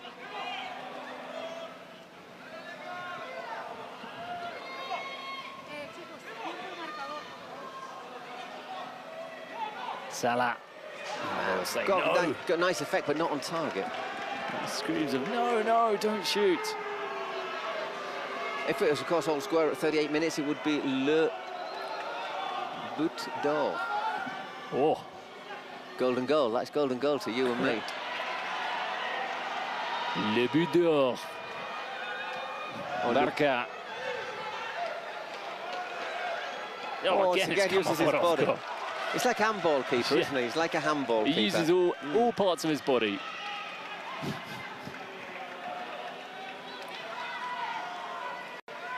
And he collects that one easily.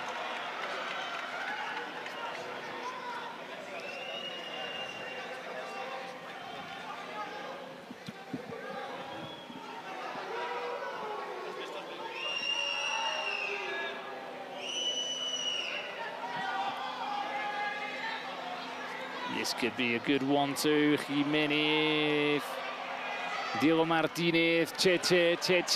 Oh, William, have they got a chance to finish this one off? Well, Mera can't get there, but he does block the cross from Barca. 8 seconds before we have the golden goal. I don't think they'll have a chance to take the corner. That was pivotal with 4 seconds left from Mera. And tell you, they just point out that they were late using that card for the double goal value, the French.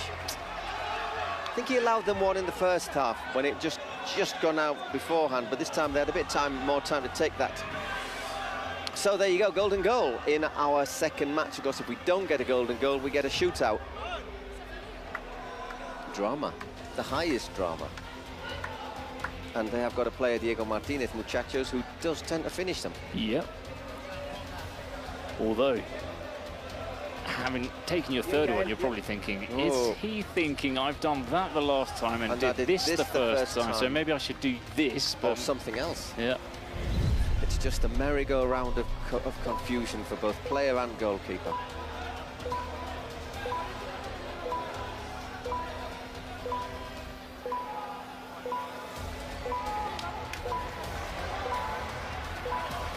So, Matt, the game can be over in a second. Remember, whoever goes through here will play Furia.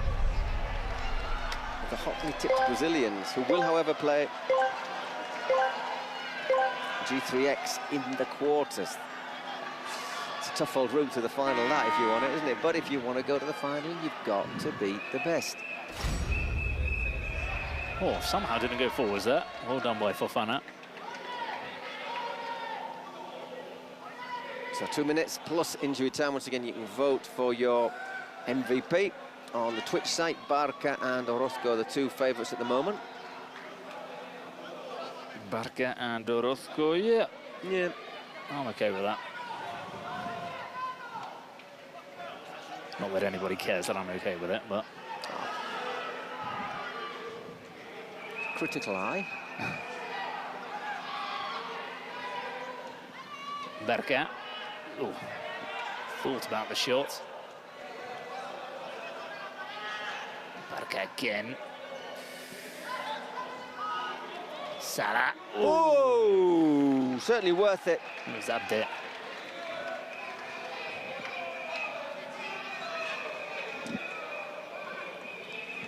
Lure. That will be a foul.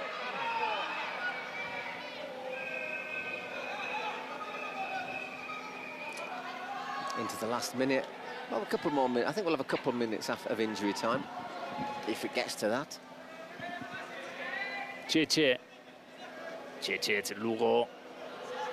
Back to Jimenez. Ooh, good, the French fans. Orozco. And Sapu plucks it out of the sky. Into the hands comfortably for Sapu.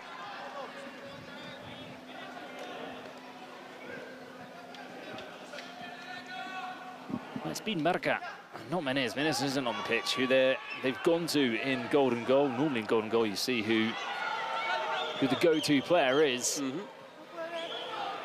Once again, Orozco sending it long, sending it a bit too long. Hey, not bad control on the touchline there.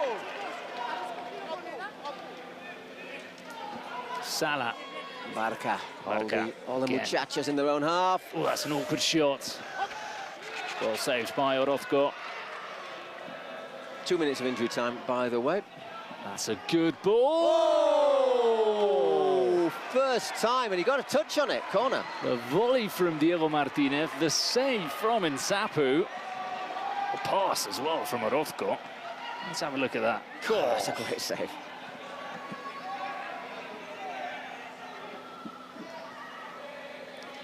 Nodded away, so it'll be a throw-in on the far side.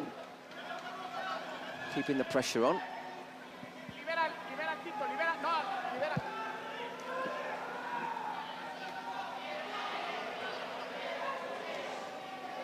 Villa, that's worked an out wide, important touch for Villa. That took a deflection. Yeah, because it dipped after the strike from Vera. By the way, Barca is now clear favourite in the MVP.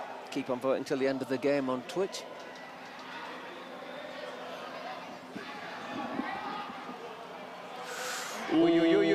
Fofana.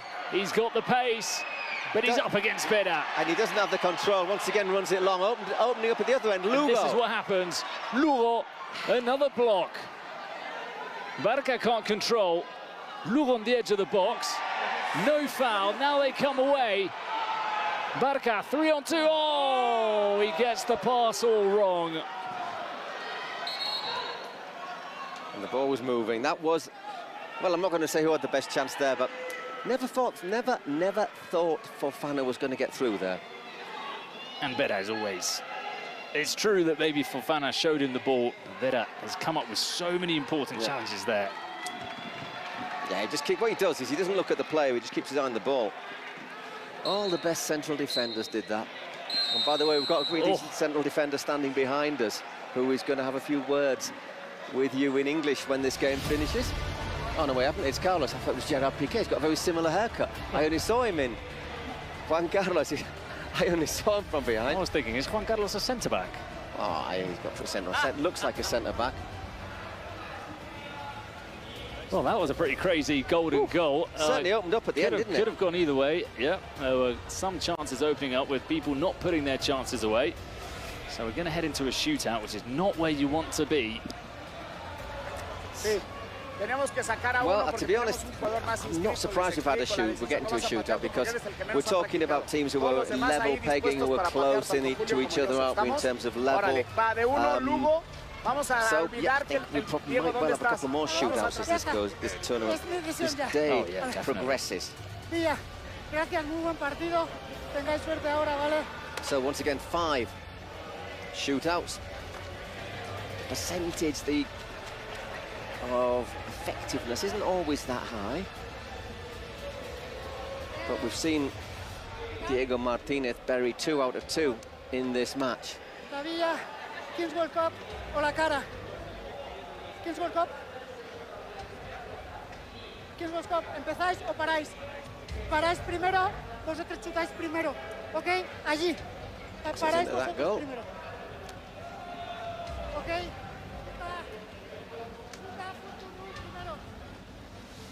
Okay. Dale.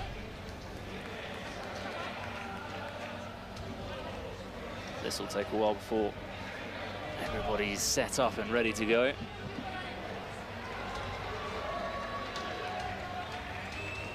Everyone on the edge of the other penalty area.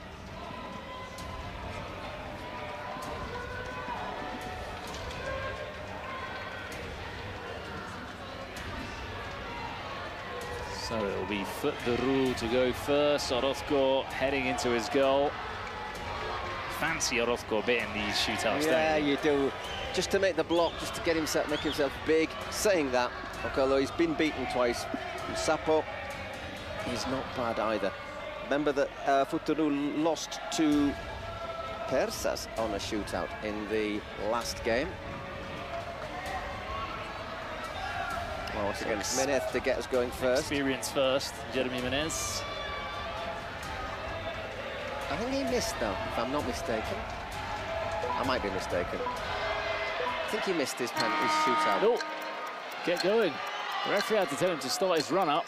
Ah, he's hit the post. He was a bit slow in going there. Yeah, he only left himself 3 seconds. Took it quickly. And unlucky in the end, hitting the post. It's going to be Lugo against Sapo.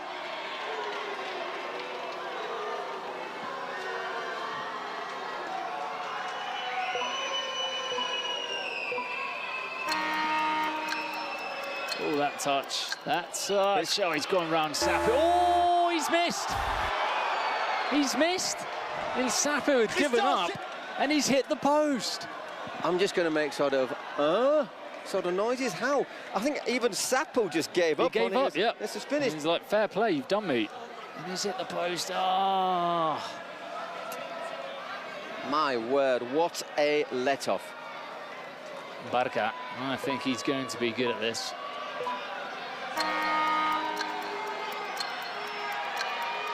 Inca, yeah. Knew exactly what he was going to do, didn't he?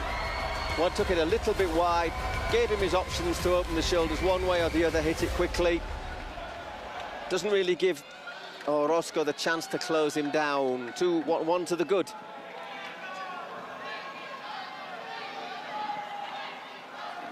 Got Yael, who's not played too much in the game.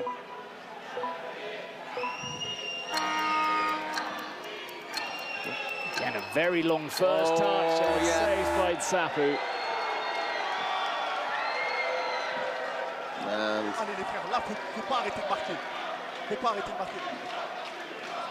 It's going to be Fofana. Yeah. He's been a bit so-so in the game. He's had a couple of situations which have been like shootouts. He's quick, he's got his little step-overs. But he's had situations where he's been running one-on-one from the halfway line and he hasn't managed to execute, so let's see.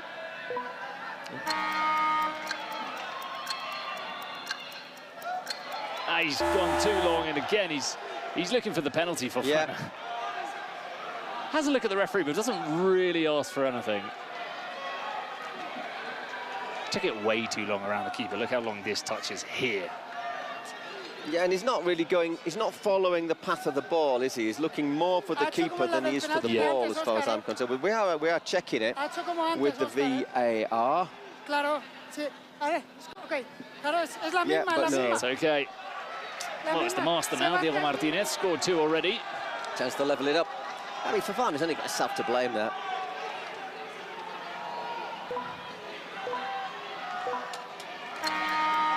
Can he make it 3 out of 3?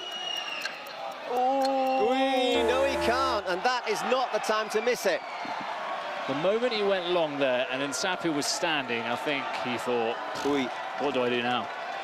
And I think he overthought that. That's what we were saying before. He's taken 2 already. He's trying something maybe a little bit different. I think he's looking to see if there's a chance for the early shot, isn't he? Also advantage still for the Roux. They put this one in. They put this one in. I.e., they have got a foot and a half in the Roux. Oh, and he has done. You give me a heart attack. 1 foot in the Roux. Here comes Villa. Scores, doesn't score when they're out. Simple as that. Muck or nettles, as we say back home. Well, we used to.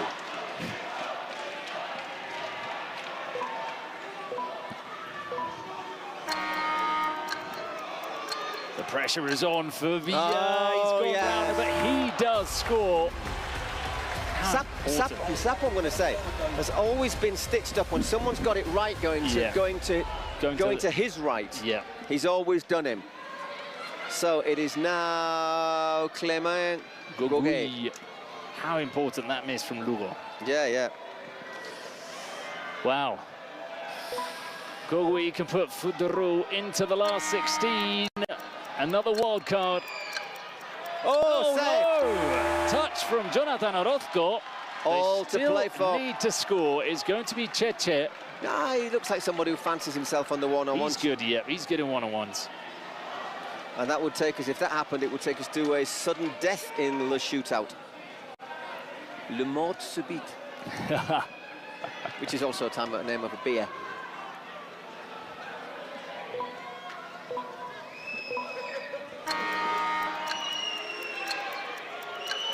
Oh, he does! Cheche keeps muchachos alive. So we got a sudden death.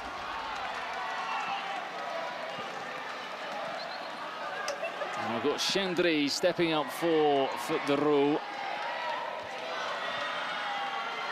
It's also a bit tasty in a one-on-one, Chendry. Shootout history, 0%. I think that means he's not had one. Oh, 100% now. Back of the net. Jimenez. I think there'd be a lot of people behind that goal who would, in the words of Kevin Keegan, love it if he misses. I would love it. I would love it. Well, I think Barca isn't the best at maths because he came out to celebrate and the referee had to explain to him. Still another one. All right, all or nothing again. How? It goes crying over the line. I thought there was no chance that he was scoring that.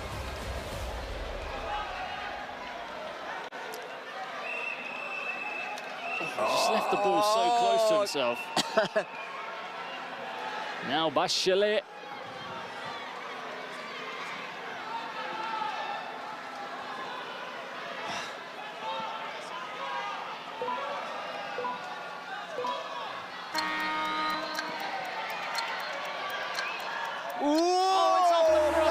Saved by Orozco again.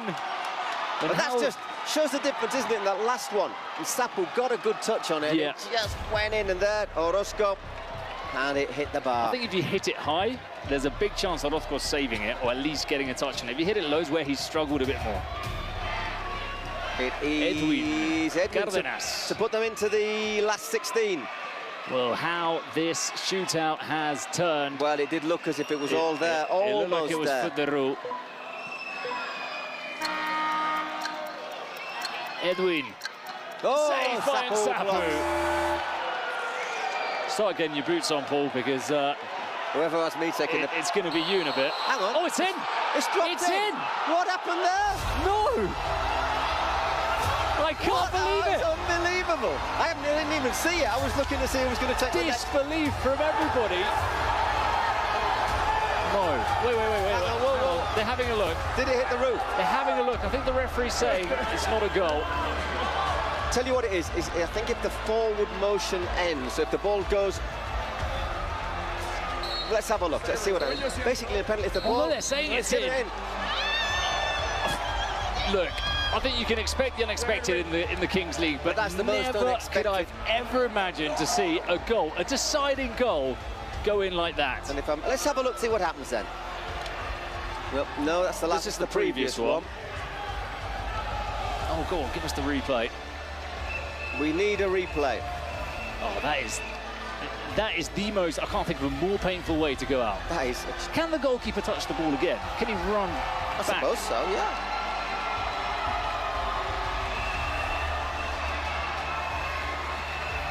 We need a replay. Oh, I mean, I suppose Insapi could have never imagined that the ball was going to spin back into the goal either.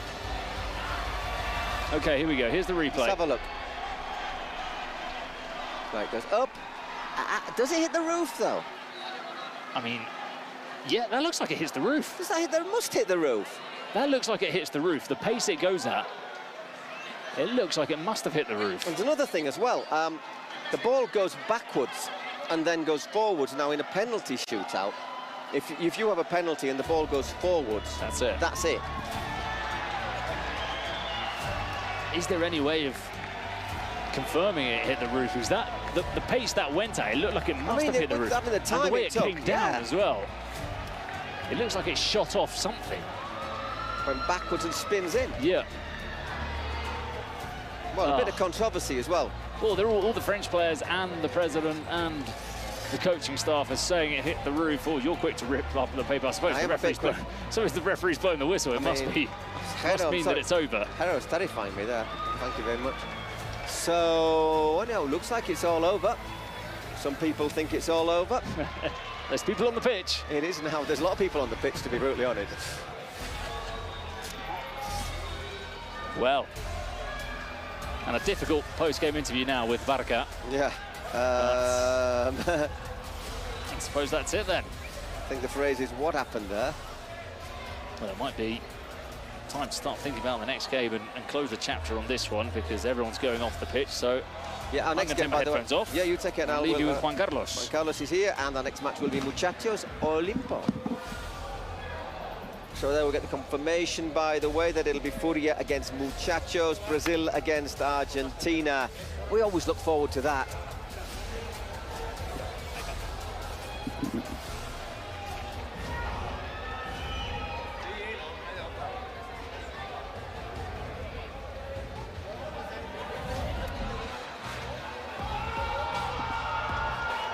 Well, Muchachos still celebrating. Ha sido un partidazo. Great Guys, MVP, congratulations. Yeah. I know it wasn't the result that you wanted, but do you have any words in French for everyone that is watching? Tout d'abord, je suis content d'avoir eu le trophée d'homme du match. Mais franchement, j'ai encore un goût amer parce qu'on perd encore au penalty. Et franchement, ça fait mal. On est éliminé. Et maintenant, c'est comme ça. Et on voulait faire au mieux et on se fait éliminer au penalty. Franchement, c'est triste. Thank you so much. Congratulations. And I hope you enjoy the World Cup. Gracias.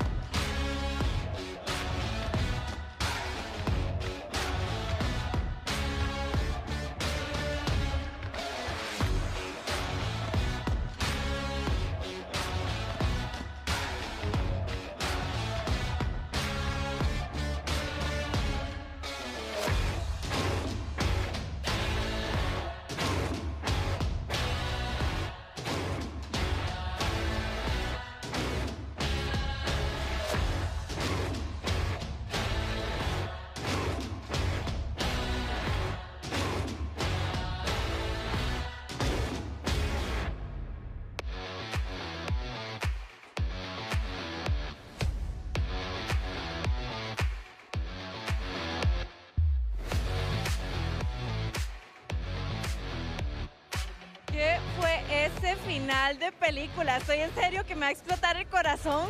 Muchachos, felicidades, están en octavos de final. Y aquí estoy con todo el público que ya quiere pasar a los próximos partidos porque se vienen 2 partidazos y estamos con los italianos, que Mateo y Matías que están felices, me están diciendo están felices porque se viene Kings League Italia. Sí, estamos muy emocionados, empezando para ver este partido de Stallions. Ojalá que nos vaya bien para seguir adelante con la competición. ¿A quién quieres ver ahora en Stallions? Francesco Totti. Francesco Totti. ¿Cómo va a quedar el partido? Esperemos bien, positivo, ganando, aunque sea 1-0, importante ganar. Lo importante es ganar. Yo me voy, los dejo que pasen porque están ya pasando y se les está colando. Pero vea la gente que tenemos aquí, también Raniza, pero Raniza juega más tarde. Pero esto ya alcancé y vamos a darle, vamos Raniza. Vamos Raniza, ya saben, si ustedes quieren sus boletos para venir a octavos de final, los pueden comprar en passline.com. Y si todavía no tienen sus boletos también para la Final Four, también las pueden comprar en ticketmaster.com.mx. Ya los dejo pasar. Esta es toda la fila que hay para el segundo combo. Se van a llenar las gradas, vienen partidazos. Y vamos, casters, con esto que es la previa al siguiente partido. Yeah, we already saw Ultimate Mosteles flying past Unokai in the Mosteles derby, the South Madrid sleeper town, I think you'd call it, rather than a suburb. So now we have Chong Exbong against Javier Chicharito Hernandez. Is Chicharito here? He's at least watching it somewhat. Yes, he's not. He's online. He's probably back home in Guadalajara, because as you know, today is election day in Mexico. We do indeed, because I wasn't allowed to buy a beer yesterday. Because you're not allowed to buy a beer on the day before an election in Mexico, because you might go absolutely crazy. Or maybe I can't even vote. Or maybe we need a beer to go to the polls numb. Just like not even think about it, just go for it. You need it afterwards. Maybe, yeah, exactly. So if you see Mexicans today with their thumbs with a mark, that means they voted. So here's my thumb with my mark, I voted. Long queue, you said 3 hours. 3 hours to get to the polls today. In the sun. Apparently people that voted in Madrid and Paris, they were in line for over 10 hours. Just letting you know, we will have another presidential penalty in the Shong will take it, and it will be Lauren. There he is. Oh, he is here today, who will take it for Olimpo United. I'm not sure what to make of Olimpo United. They weren't that great in their opening match. They won easily their second match, but the rivals were poor. So, bit of a litmus test for them. I think SXB have looked pretty decent. They've got a very good player, number 13, Huba from Sudan. I agree. Olimpo United have that double side. They can give you either a really good match or not that good of a match. We'll see. I don't know. If they go on from this stage, going into the knockout stage, I'm not so sure it's going to be easy for them. What are the people saying on Twitch? Pues mira, FC against Olimpo, very equal there, very even. Who would they get? The winner of this game would play Kuni Sports in the last 16, which I think is not an unaccessible rival. The team you can beat. Toda la semana para intentar contrarrestar sus puntos. From what I've seen so far, Furia and G3X for me are the two teams that look the strongest. Looking towards the championship. The interesting thing is a draw that we just had, though. They will, if they both get through, they will play each other in quarters. And yeah, SDX as well. They've got to play Ultimate Mosteles as well, who I think are a pretty decent team, very good team. Okay, here we go, our third match of the afternoon. Olimpo United taking on SXB from Saudi Arabia, but as I say, don't be fooled by that. Lots of good technical players in Saudi Arabia, and also lots of Brazilians in the team. So 8 Brazilians. Good balance. I'd like to point out also Bruno Lambao, their goalkeeper. He showed very, very good skills in his first match, and I think he's a key player to the Saudi side. And let's see what he can do here in their first game. I think he scored the second goal, was it? But he did score. Certainly scored, yeah. Obviously, we have our draw for our Spotify secret cards. And for Olimpo is Oribe Peralta, Mexican international player. Many times in the national team. He scored a goal in the World Cup in Brazil 2014 against Cameroon in the first game of that World Cup for the Mexican national team. And yeah, we're all ready to go. Once again, Lambao in goal for SXB.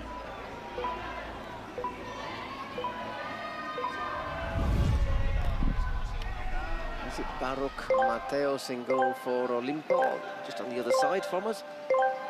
But anyway, off we go. Game 3 on this Sunday of last chances. Mono Osuna starting for Olimpo, their main man, I think it's fair to say. But he just plays it forward. So the ball is for SXB. I don't think that was very intentional, but nevertheless, the ball does go forward. And as you know, the rules say, it needs to go backwards. And if it's the rule, it's the rule. Vassoura for SXB. One of their Brazilians. And flashing that one over the top. I think he's also a key player, so I keep an eye out for him for Vassoura, number 11. He's been very important for the Saudi side. Looks like it's going to be Huba to come on next for SXB, who we liked a lot in the last game. Mono Osuna looking to battle his way through. Smart defending by Vassoura. That's overhit. So another player on, and of course our keepers, our goalies can now come out of their penalty areas or touch the ball out of their areas. And that was Jacob Morales Lobo, also known as Lobo, for Olimpo United, number 19. And it is indeed Ehab Mohamed Huba from Sudan, who is on for SXB. Not a lot of Sudanese players in football, or at least that are internationally known. Possibly the ones who are probably play in places like Saudi Arabia, Qatar, the UAE.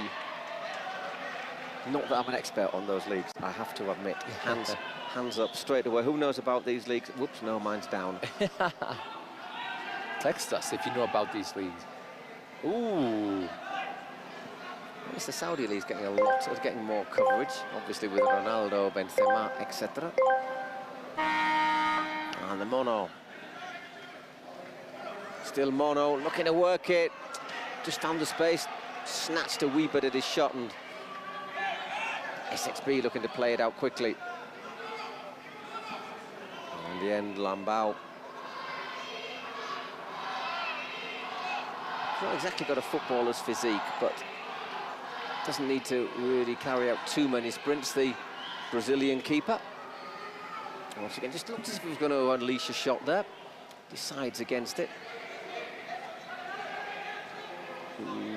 Doesn't hit the ceiling. So the referees on the table next to us assure us that that last penalty in that last shootout in the last game didn't hit the roof.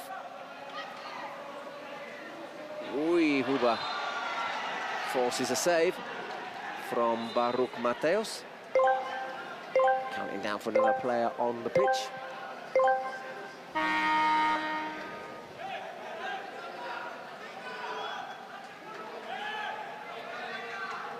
Baruch is not a common name at all in Mexico. There are two Baruchs for the Mexican teams. Baruch Ochoa for La Raniza, and of course, Baruch Mateos for Olimpo United. And here come Olimpo. It's Chuni on the far side. Once again, plays it back out to Lobo. Jacob Morales, the Wolfman.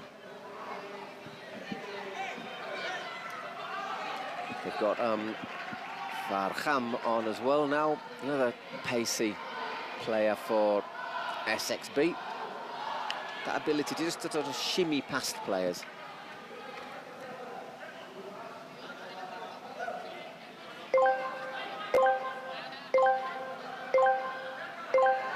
Well, it's been quite careful these opening minutes. Not had many chances. You tend to get a few more in these opening 5 or 6 minutes. but still 0-0, not really many shots. I had the opportunity to talk yesterday to Rafa Puente, Muchachos FC's coach, and he was telling me the first few minutes, the build-up, are key moments. Also, the dice are key moments to try and open up the match. Absolutely. And he was telling me, other than that, it's very difficult to get a ball in because you don't have a lot of space. You have to do something very special. We saw that with Kuni Sports in their last game. We've seen it with Uno Cal, not today, because rather than getting an early lead, they slipped 3 goals behind very quickly, and of course then the defensive solidity wasn't perhaps such a factor. And the Cuervos as well, another team that defend really well. We'll have them in action in our last match against the Aliens, Crows against Aliens. Sounds like a title of a film. And yeah, we're 7 against 7, 5 minutes gone, still no score. You do not want to you don't want to make a mistake in this stage. You make a mistake, and that could be very, very costly for the team. There's Lobo once again. Ooh, a little bit of a push there. He was in a bit under trouble there, Farham.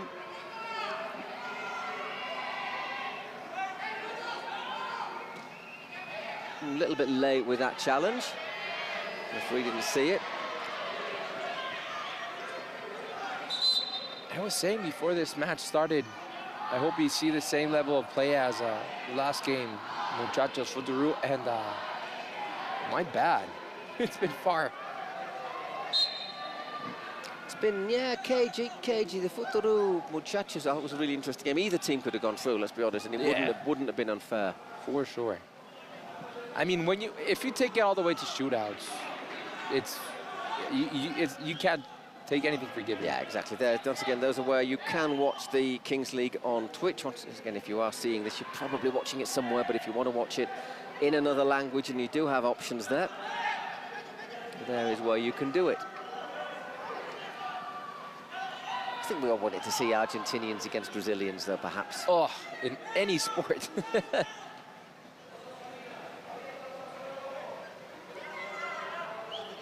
Rodo.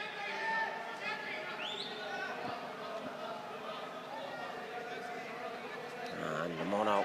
I know it hasn't got too much on it. In the end, it needed to be defended there by Wanderson, another Brazilian. Chance for a throw-in.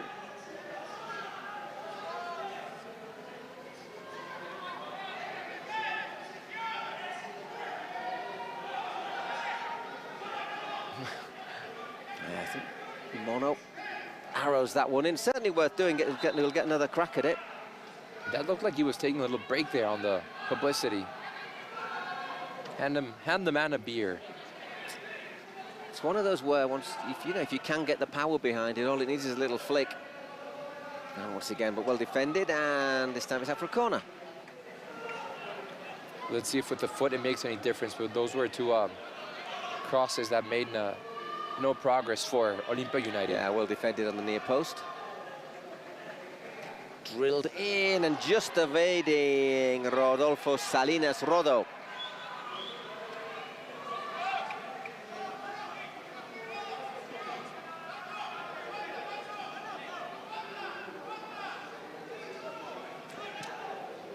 Lambao.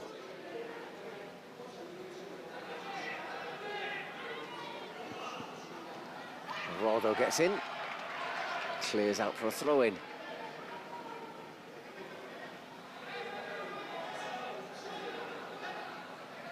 Yeah, this is starting to look like a game where the secret cards, president penalties could make a difference. All those shenanigans can make a difference, and I think that's going to detonate the game. So Marco Bueno, captain for Olimpia United, played Mexican national team for Rayados del Monterrey, Cruz Azul, also played for Chivas, Pachuca, and played for Comunicaciones down in Guatemala. Long CV, so he'll be looking forward to getting the chance perhaps to play in Monterrey next Saturday. Rides one challenge, does really well. Lobo deflected over. And another corner.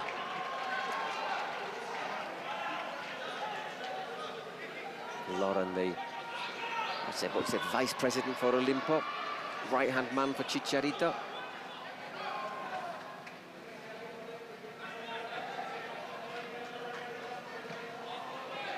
And once again, doesn't hit the roof. And that came close, very close. Back again for Baruch. Approaching the halfway point of this first half. No score. A few chances as well, it has to be said. Not really many saves from keepers. All very cagey. Even in the opening couple of minutes where it can all change. It's just gone out on this near side from Chuni. Jesus Perez, to give him his full name. Or Chui, not Chuni.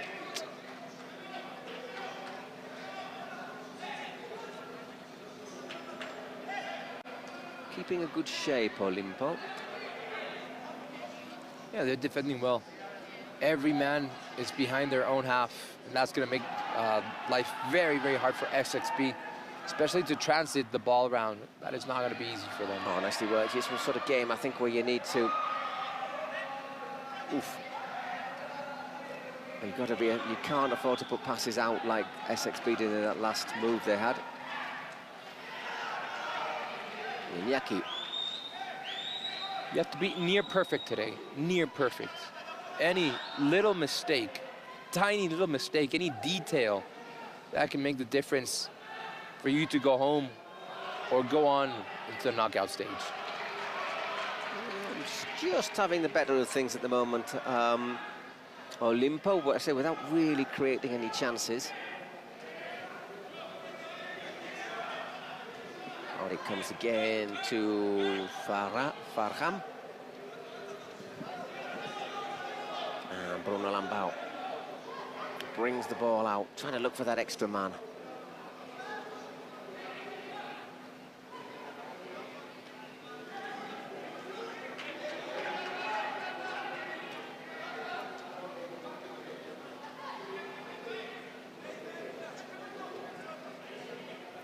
Very cagey. Every Olimpo player in their own half.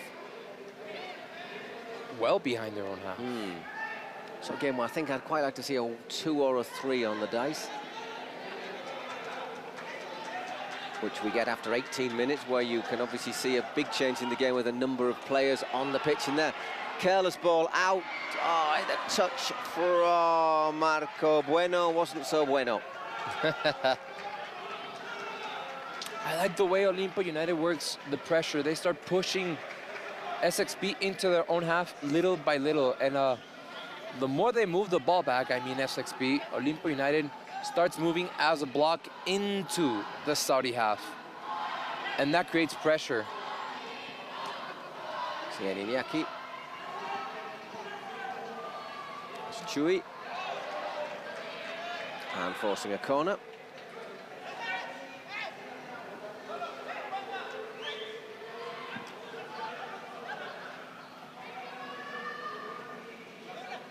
Again to Iñaki.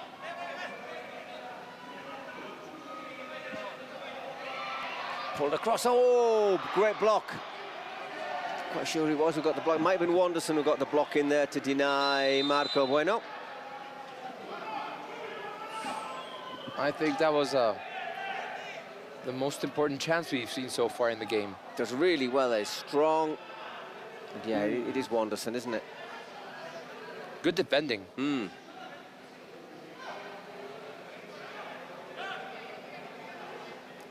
Lambau once again wants to bring it out. Instead plays it to Wanderson.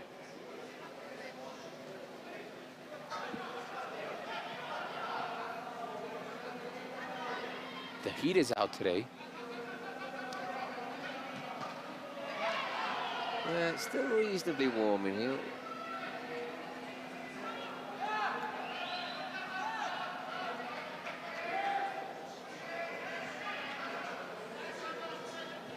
Up next, we're going to see what Francesco Totti and company can do. I think that might be another tight game. We saw the Stallions were quite caccionato. They were a little bit defensive, obviously looking for Totti a lot. And Las Persas, we'll see. Penalty. That's a penalty, yes.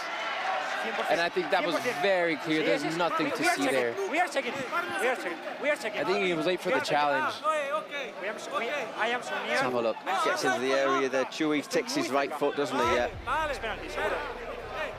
Yeah. I mean, he's quite happy to then jump a little bit like a rabbit, but he does take his right foot. I don't think they should even be seen in the bar. No, even if the VAR looks at it, it's just no way it's going to be overturned.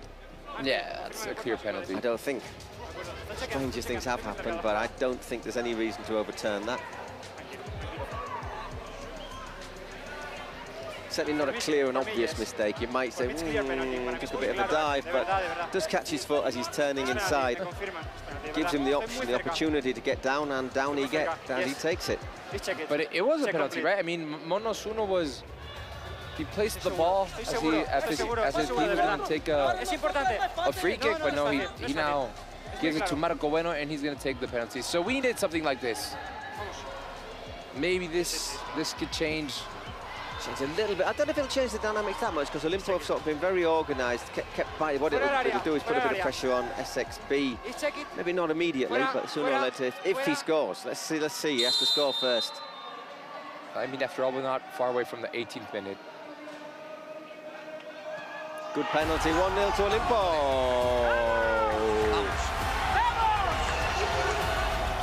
Well, that goal is ambrosia for the gods of Olympus. Marco Bueno sends Lambao the wrong way. Wanderson was very, very energetic with the referee, asking to speed things up so SXB can have maybe get a goal before the first half here. But we are 2 minutes away from maybe things changing a little bit. Exactly, we'll have the dice. We'll see what happens there. But It'll be, by the way, the dice will be thrown by Juan Garnizo, Aniquiladores president. Aniquiladores are already in the next round.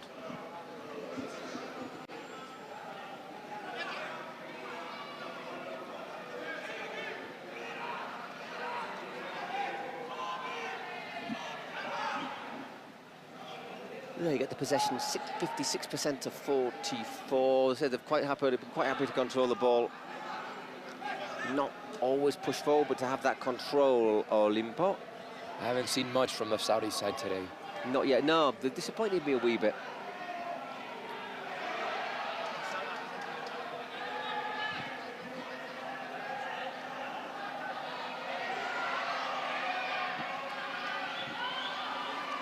Got Bueno down on the far side.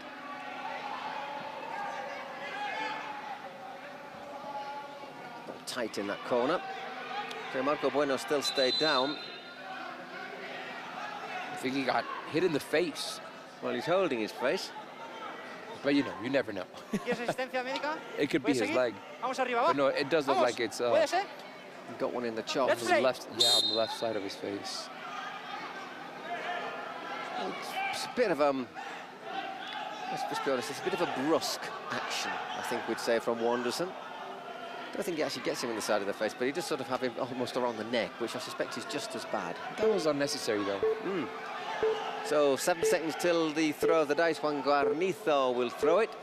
Expect him to get a nice round of applause. Okay, let's have the dice. What fortune will it bring? Ok, hola, hola. Hola, mi pronóstico es un 3 contra 3, ¿ok? 3 against 3.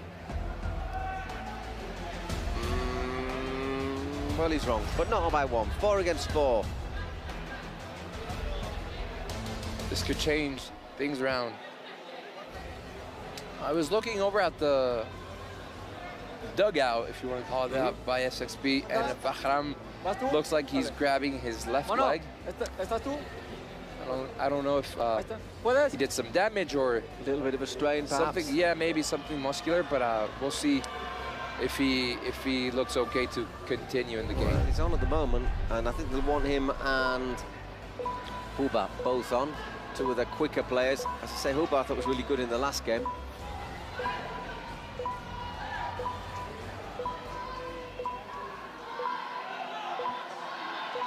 So it's, I think it's Farham, Huba and Basaura for SXB. And away we go.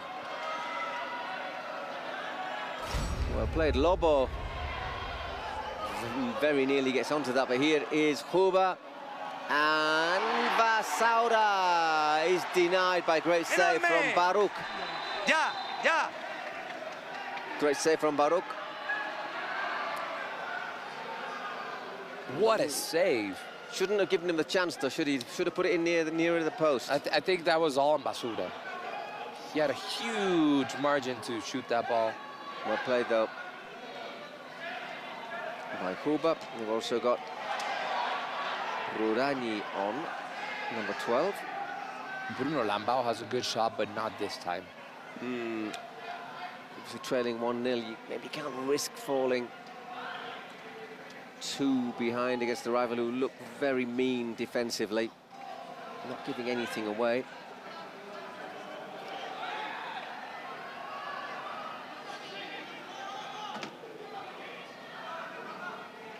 Baruch.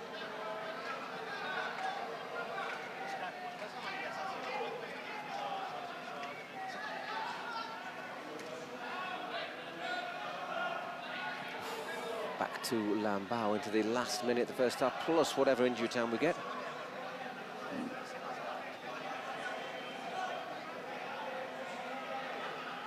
Now they're just backing off Lambao, obviously knowing if they can steal possession, they'd have that advantage of with the keeper off his line, a long way off his line.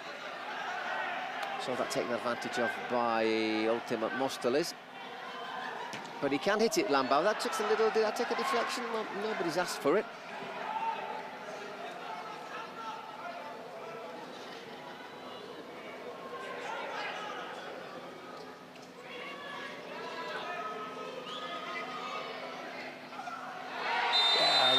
Face for Chuy Perez.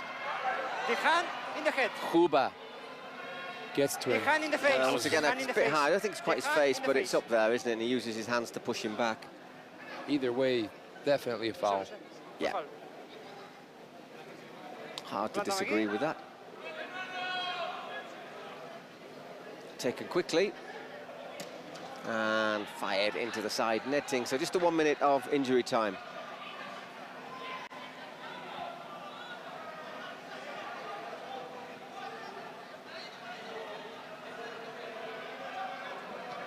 And flashed over the bar. That might well be the last chance. Once again, they've managed to control this pretty well.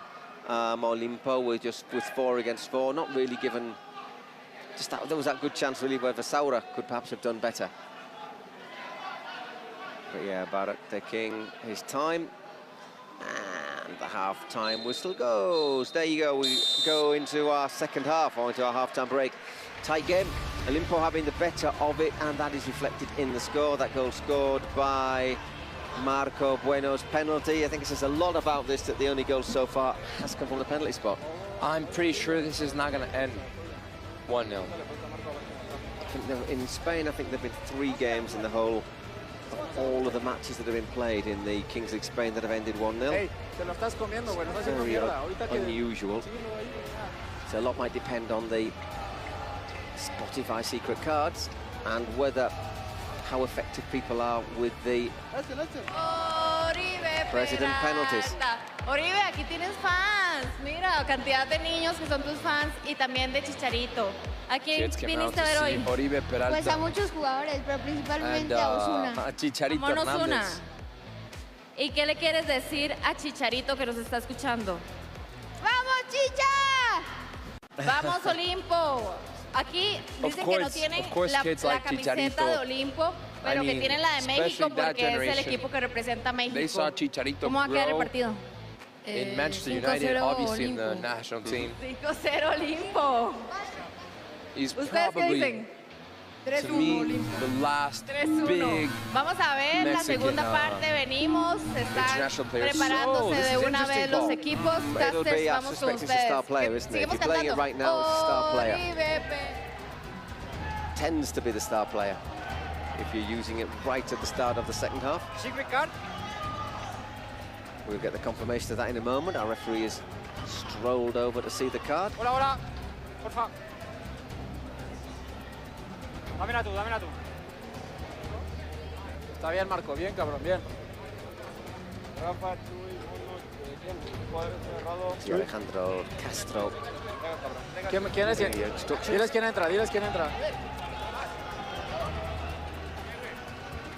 Let's see what the card. I suspect it's a secret player, a star player. Yeah, man, if you're gonna play your secret card, it is Star indeed. player for Olimpo. Yeah. Which player, Makes coach? sense. Which player? Jugador. Chuy.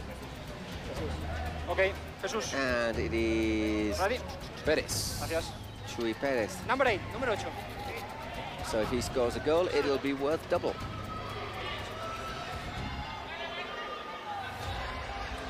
Identified by the armband.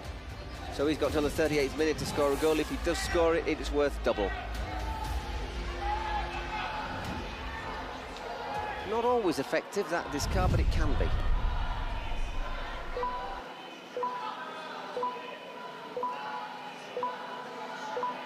So way to go for the start of the second half. Still got 2 president penalties and the secret Spotify secret card for SXB. Obviously, if they have a penalty or a shootout, that could change things pretty radically. At the moment, 1-0 to Olimpo. Little slip there. Huber turns brilliantly. He's very good. Being held back there. That should be a foul. The referee's given the advantage. The referee, well, offside in the end. Yeah, Huba is not happy at all. But more with Elton Arabia than with the referee. Well played, the advantage by the referee, by the way. Might have yeah, it's one of those though. I think you could, if somebody's been pulling so blatantly trying to stop someone advancing, you give the advantage. Still doesn't mean you can't book them. You could still show them a yellow card.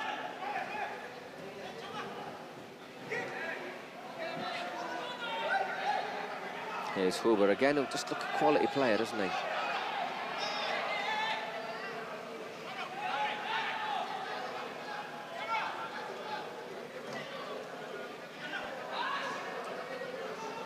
Getting the mono, but it's straight through all the way back. Oof, or is it? To Lambau. In the end, he punts it forward under a bit of pressure.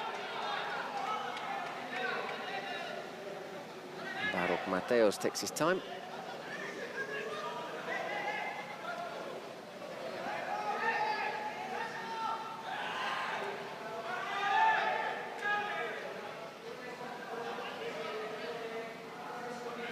Mono. Down that touchline, a little bit of this and that. Once again, Huber. Edu Arabia, obviously no offside, because he's on the other edge of the outside of the line, parallel with the area, and the throw-in is for Olimpo.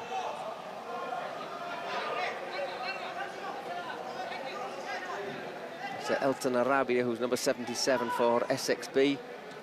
Played football 7 for Corinthians, Steaua Bucharest, Al Nassr, Al Fateh.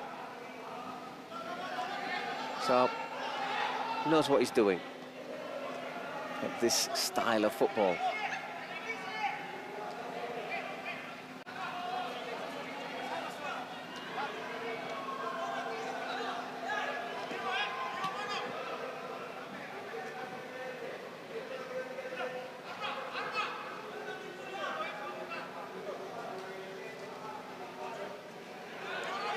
Saura just keeping in a bit of possession, SXB, but once again, finding it hard to break down Olimpo. Olimpo, their defensive order, their defensive block is just impeccable. Yeah, we see a lot of teams play sort of a 4-2, but they're playing more like a 3-3, but with the play just dropping deep when needed.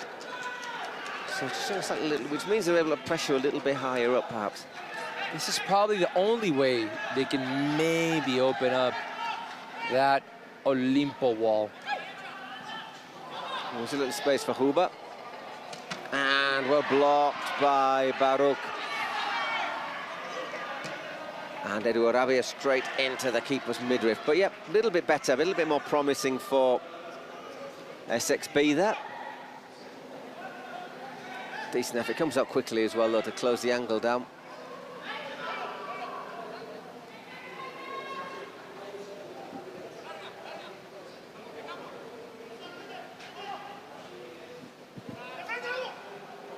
Nice turn there from Lobo.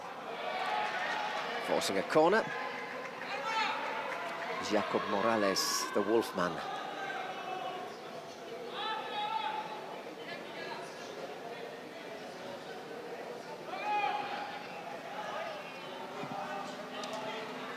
In mono. It was not a bad little chance there for Rafa Gonzalez. That's all technique. Once again, Edu Arabia. Moved quickly across the back line. Not finding a way through. SXB is going to have a lot of patience. But what? Time is running out. Yeah, nearly 5 minutes in the second half, no change to the score. 1-0 to Olimpo. That Marco Bueno penalty after 16 minutes.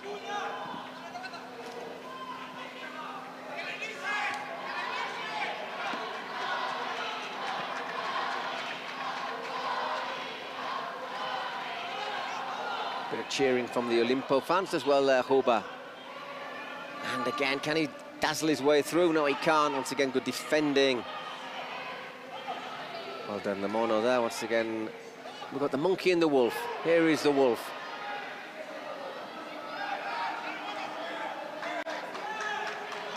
Edu Arabia.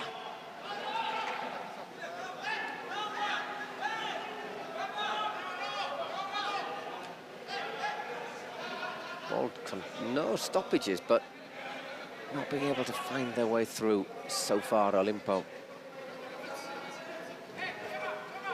A very dense game.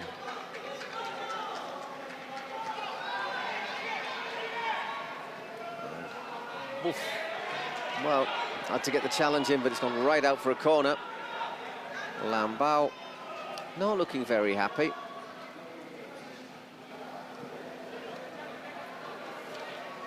So just to remind you that after this we've got Stallions, the Italian Stallions against Persas, Stallions against the Persian Cats. And then the old Spanish ties, Sayans against Pio. Either the Gref or Rivas will be out of this. I'm not saying Rivas will go home, but she's Mexican, the Rio. Then the Turks of Limon against Murash from Japan, who bounced back with a 9-1 win against UA Steel, the Ukrainians. I have to say two goals. Is it 2 or 3 double-value goals? But anyhow. You have been quite the controversial side on this, in this World Cup. Let me sure a lot of support. And then we have Raniza against Gigantes. The Latin champions against Gerard Romero's team, who didn't play their last game because 5 all, well, didn't put in an appearance for various reasons. And so that means they lost, and that's why they're here. It's given us a 3-0 against them, yeah, and then we finish with Cuervos against Aliens. That should be a tense one. Say the Aliens causing a huge surprise when they knocked out Real Titan, the team who finished top of the group in Kings League Americas. That was quite a game.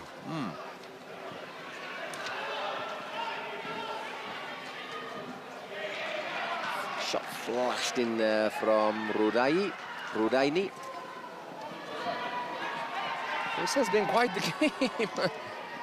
It's a bit like, it reminds me of the fable of the 3 little pigs at the moment, and although Lobo is playing for Olimpo, at the moment I would say SXB are like the wolf. They're trying to knock down the house, to knock down the defence. And they're huffing and puffing and not blowing the house down.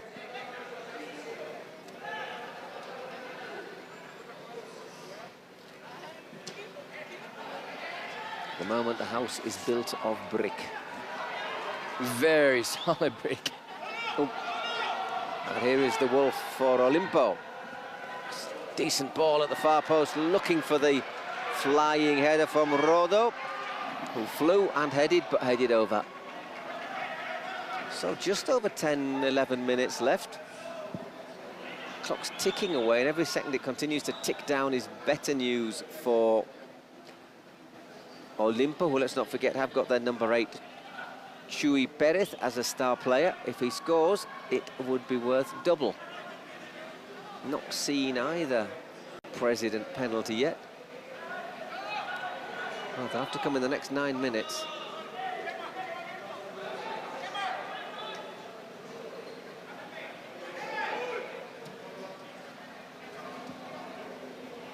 Nodded out by Rodaini.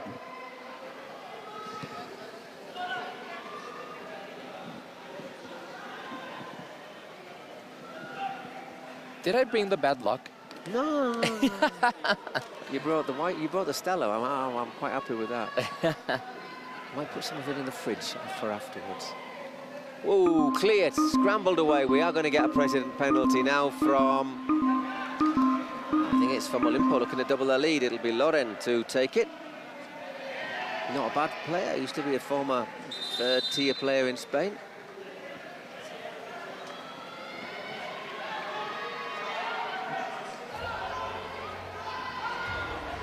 Penalty of Olimpo. Yes, president penalty.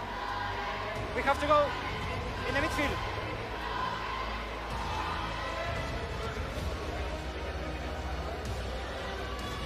The pause for the Olimpo president to make his way along the passage where all the president's booths are. And then down the stairs. I think you have to go up the back. Here he is, pretty quick of them, all nicely kitted out as well. Well, I think the way this game is going, if he could put this one away, it would be a big step towards the last 16. Yeah, because if we go through this game, if we review what has happened... Well, they play Cuni Sports. Whoever wins this will play Cuni Sports in the next round. Oh, what a save! It wasn't a bad penalty by any means, but that's a brilliant save from Lambao. Oh, it's a nice kitchen, that, isn't it? Chicharito. I don't mind that. What a save! Gets across, gets high. Maybe telegraphs it, but it's still a really, really good save. Got to get a long, long way to get that. Whoops, and next time where ball goes out, we'll have the secret card from SXB. We're going to have it now. We are going to have it now. Let's see, could this tie the game? Ahí, stop. Es ahí el saque de banda. ¿Qué? Bueno, pues hay que sacar el arma, ¿eh? No, hay que sacar el arma, ¿eh? Se le han dado al arma. The secret card, the secret card. So what? Yes, Oh no, they got confused. You I think they pressed the wrong button. We have to see the secret They wanted card. We have to see the secret card. They wanted a penalty. You push the secret card. President penalty, and I think they pressed the wrong button, so it wasn't the secret card. The secret card. So my guess is two penalties. The president penalty, and then their secret card is also a penalty. And I think that's how they're going to try and turn this around. So no, it's both of them, isn't it? So it is a secret card, which is a suspension for a rival player. Which player? Which player? 8? Number 8. Can you Okay, number 8. simultaneously press both buttons at the same time and see what happens? I mean, physically, confuse everyone. Physically, it's possible. I'm not sure about our electrical system, however.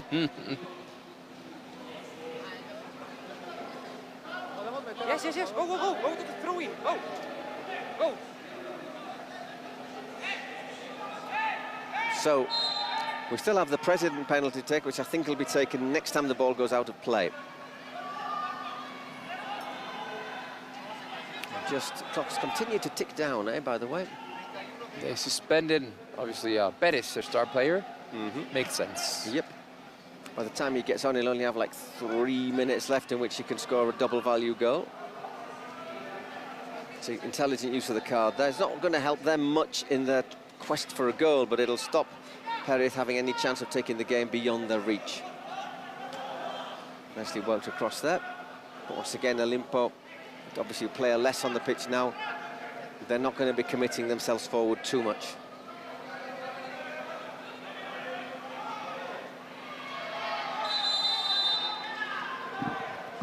And now we get the president penalty. So it'll be Chong X-Bong.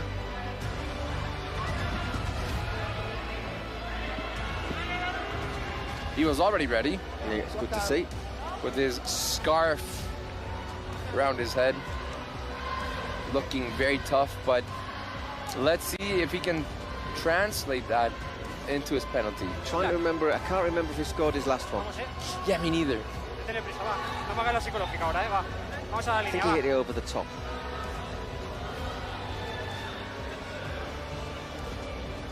But after about 30 president penalties, it does get quite hard to remember.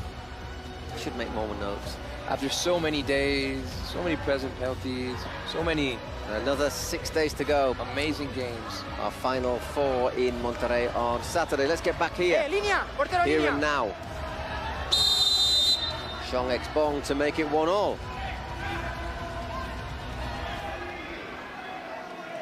Oh, well saved. Not a bad penalty, but once again... telegraphed. A bit telegraphed, as you say.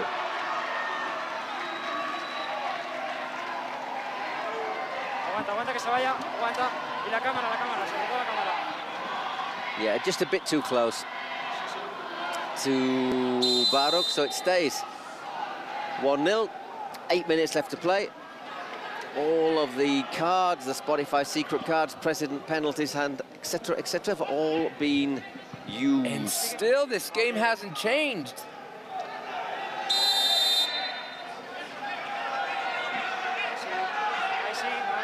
I see your hand in the face. So. De verdad que no, lo vi bien. ¿Estás bien? Are you okay? Valencio's down there. Paramos tiempo. Tiempo parado ahora. That is. Carlos Valencia, number 13. I think we're having a little VAR check to see what happened there as well. No, de verdad que no, le dio aquí con la mano, de verdad. No, come in. The two Once are again, pushing. Wanderson has something to say. Están pugnando, pero él suelta la mano al final, de verdad. Los dos están pugnando. No, que tú le das en la mano aquí. No.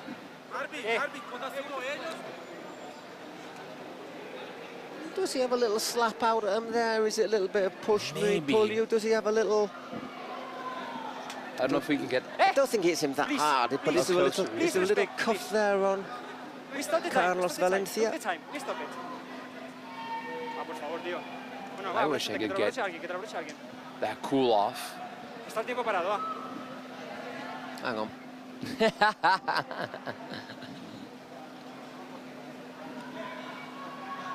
5 fouls committed by SXB. Tú también lo agarraste, al final suelta la mano y ya está.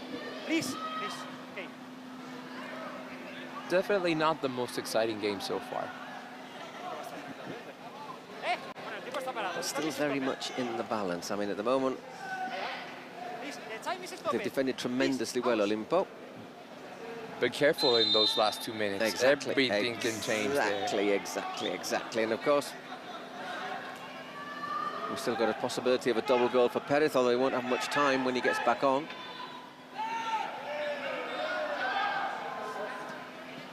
And the clock's back underway. A little push there from Wanderson. As he and his players, his teammates have to get a little bit of hurry up in these last 7 minutes.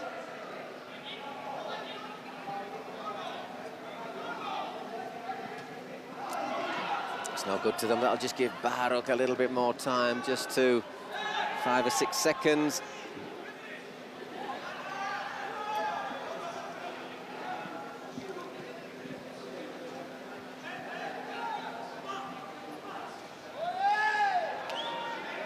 Pushing it to the limit, isn't he, the Olimpo keeper there? Took nearly 20 seconds with that goal kick. And then sends it right down the other end for another goal kick.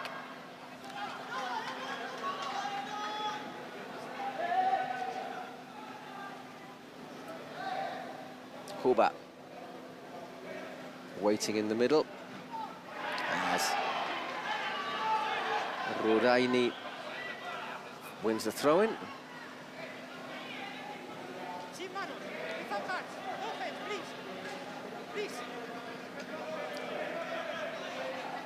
Saura looking to cut inside, but 2 players always in front of him. Just a minute and a half still without Perez. So just 6 men for Olimpo, remember. 4 minutes till we have double goal. Well blocked by Barrow. That was unleashed by Wanderson. That was a very strong shot. And again, Wanderson collects out wide. Once again, looking to drive that in, but it's blocked by Rodolfo Salinas. Taken quickly. Elton Arabia has to use Lambao, who once again advances a few yards outside of his box. Once again, well defended. Under a little bit of pressure, but soaking it up reasonably comfortably, Iñaki Dominguez there. Whoa, drifting and away there, that powerful effort from Elton Arabia. Perez is just getting ready to come back on. Our technician nearly got it there. Yeah. Must have woken him up. Insinuating they're not awake and alert.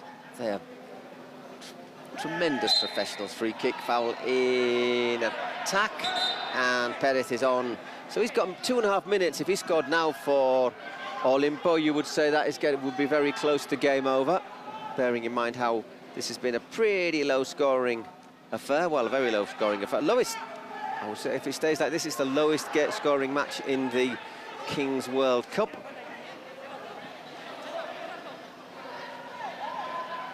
Wanderson. In about 4 minutes, we'll know. And the only goal coming from a penalty.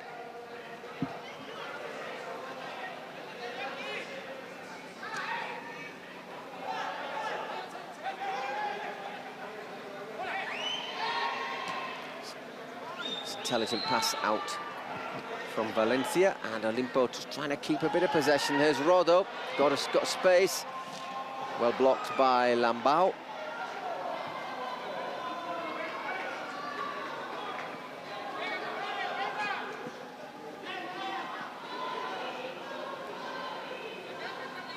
Made more saves, Baruch, than Lambao. He's only made 2. Talks a little bit about Olimpo's attacking intentions, or maybe more about their defensive mindset.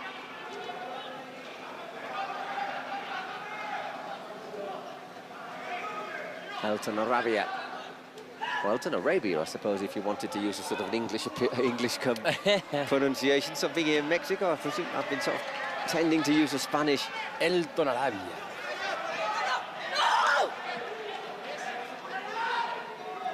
Frustration there from Huber, who I think has been the best player for SXB.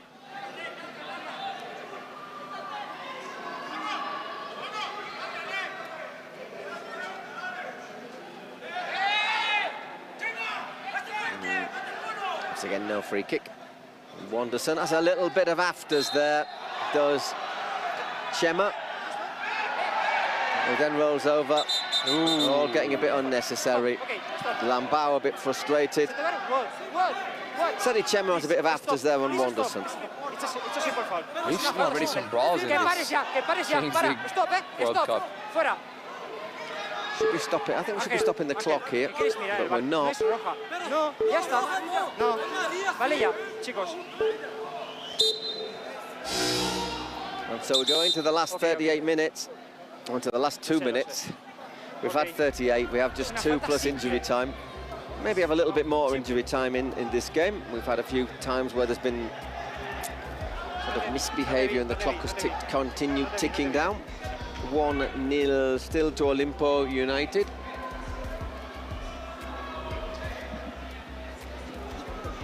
So basically, put it like this, if SXB score, they would win. Unless, of course, Olimpo score again. But goals worth double. So a goal for either side. If Olimpo score, it would be 3-0. If SXB score, it would be 2-1.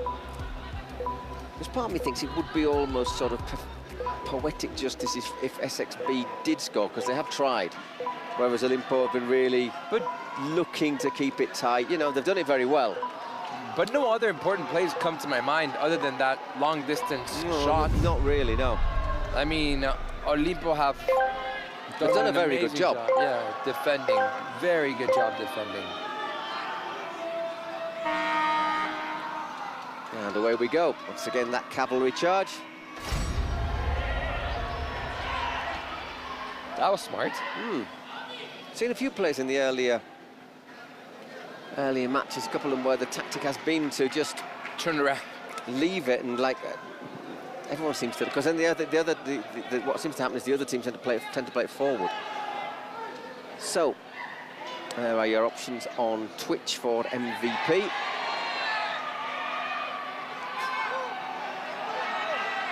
Obviously the double goal value now for Chuy Perez doesn't work. There he is. Oh, in agony again. That was not easy for Marco Bueno. Scorer of the only goal of the game from the penalty spot.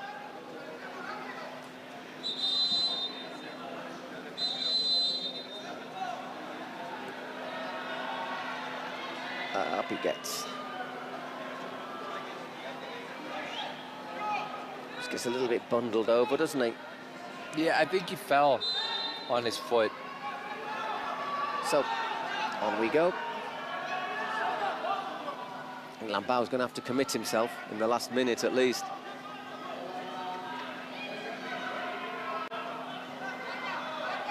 Here he is, the keeper. Once again, just allow him to come forward. Opens it out wide to Ruraini. Who loses out. To tell a lie, it's not Ruraini, it's Farham. Out in Arabia. Vasoura.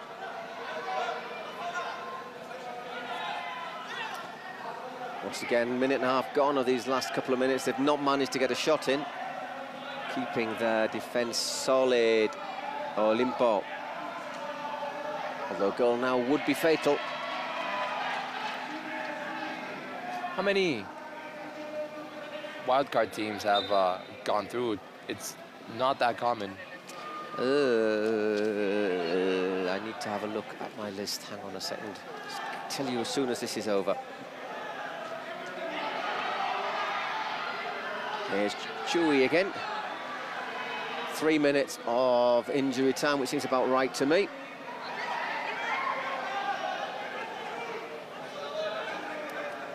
Wildcard teams through and assured of coming through, the two Brazilians, G3, X and Furia. The Brazilians. We will have another team in the though through which, because we have Limon and Murash will have to play each other. And Muchachos are through as well. And the Muchachos aren't, of course. Well, there's a yellow card for Mono.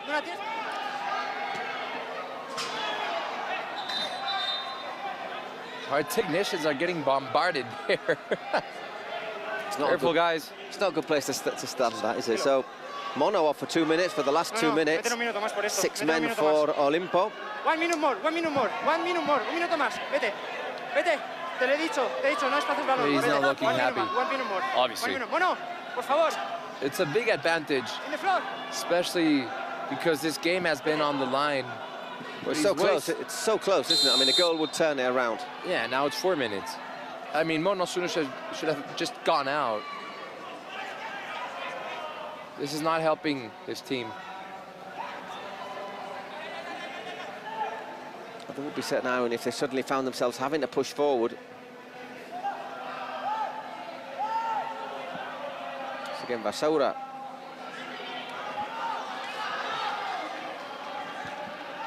Oh my goodness, for one moment I thought that was in. What a save! Baruch Mateos saving his team.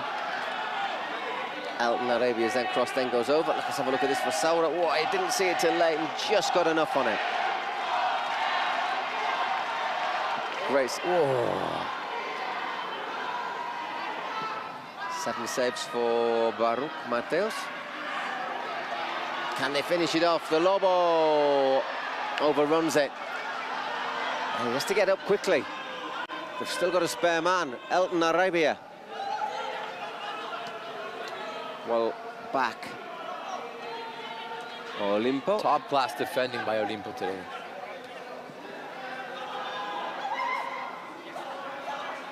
There's just no way through that wall of bodies. Nah. The Saudi side are starting to get very desperate. It's Wanderson, isn't it, there? The Brazilian saying, get the VAR, I have my hand held. All he's doing is wasting time.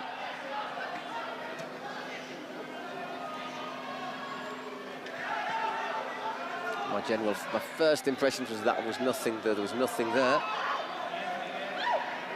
Lambao. Huba. Huba! Off the line! Well, wow! Brilliant stuff from Huba. And still a chance, 4 against 3. Is Huba going to take them all on? I think he's tried a little bit too hard, and there Baruch puts it out for a corner. Let's have another look at that. Oh, just a fraction behind him. So close. What was that? Wildly optimistic is what it was. You got to keep your head in the game. That was a lack of concentration, a lack of focus. Of course, stop him. You got to stop the clock. Just a few seconds left anyway. Just trying to kill the game. They've done it a little bit too much for my liking, Olimpo. Just staying down, feigning a bit of injury. Very Argentinian-like.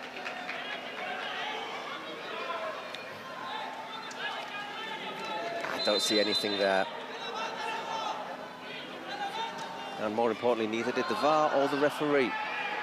So we've just got seconds left. Rodo finishes it. 3-0 Olimpo. Into the last 16 with the gods.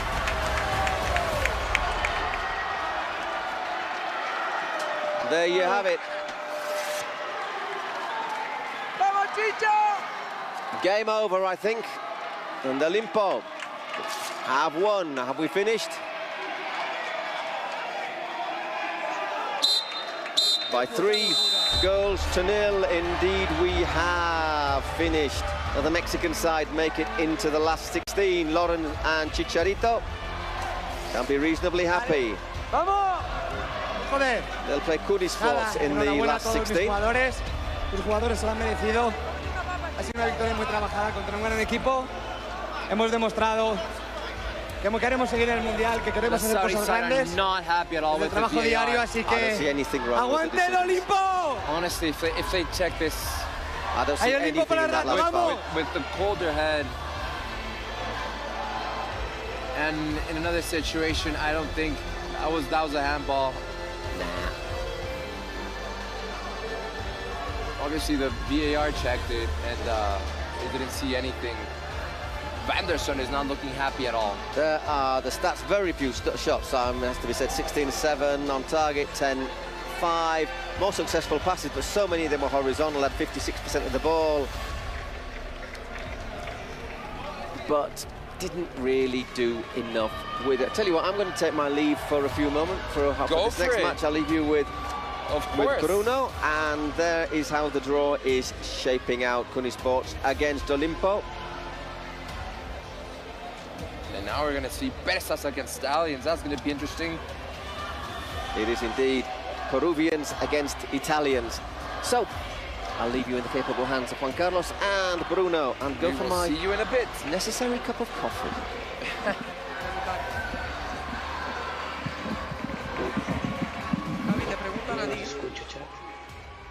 Ahí ya me sacaron de la llamada, pues. Así. Se te escucha por todo el campo, Chicha. Espera, no te...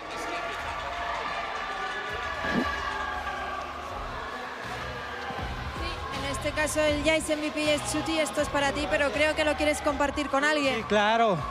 La verdad es de que todos somos un equipo y la verdad que Baruch dio un partidazo y gracias a este esfuerzo de todos es de que avanzamos como una familia que somos. Os toca contra el equipo del Kun Agüero en octavos, no sé qué os parece. Pues los esperamos. Va a estar complicado, es un gran equipo, pero pues todos tenemos el hambre, ¿no?, de llegar a la Final Four y sacar adelante todo esto. Enhorabuena, chicos. Muchas gracias.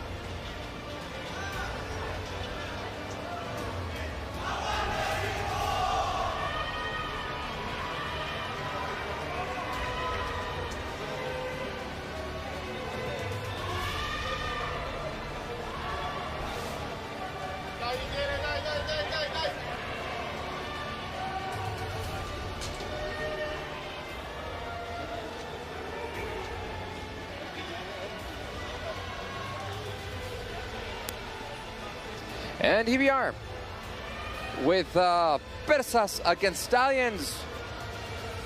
In the last chance, your last opportunity to try and make it into the knockout stage of the first ever in history Kings World Cup. What a tournament this has been. It's been very exciting.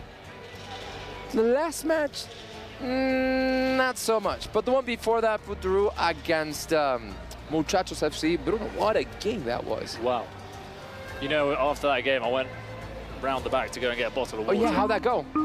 And wow, the French players were not happy. They were speaking to Piqué. Piqué was explaining why it was a goal, why that penalty counted. Bien, but bien, I can't think of a more cruel way to get that was very cruel. That was almost. La verdad. That was very hard for them. So now it's time to see back in the game, of course, Stallions with Rajan Angolan and Francesco Totti, two of the star players of the entire tournament. We haven't seen much of the star players. I mean, Eden Hazard didn't have that good of a participation. Jeremy Menez for the French side, he's out of the tournament already. Yeah, I think the player the star player that's played the most minutes is Totti. Once he comes on, he doesn't want to go off, and he passes the ball around a lot, but he hasn't got that speed anymore, or that agility maybe that he had before. We haven't seen him score one of his, you know, rifled shots, which he was so famous for throughout his career. He still hasn't scored. I would love to see him score it today. I'm presuming he is still here in Mexico, right? I can't see him. You know, maybe he's not here. Some of these star players have got a lot of things to do, a lot on their agenda. Actually, I can't see him. I can see Nainggolan. But Totti, let's check out his social media. That's the easiest way, isn't it? Well, that's a shame, because one of the main attractions of Stallions was, if not the main attraction, was actually seeing Totti play.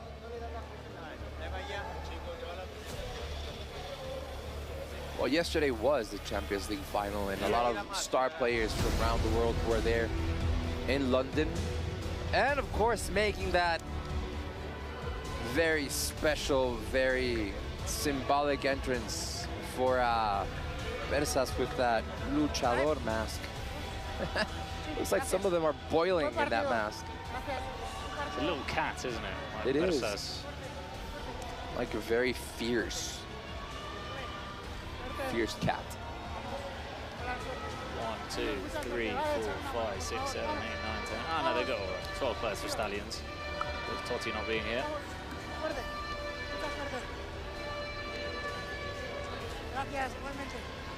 Well, I don't know what to expect from this game, but you guys just went through, I must admit, I only caught the end of it, a 1-0 game, which from your faces, not a great deal happens. But generally, Bersas games, not a great deal happens. Maybe, yeah, maybe those last 2 minutes, minute and a half, were what made the difference. But I mean, the 1-0 came from a penalty kick. And then that was it until literally the last minute of the game.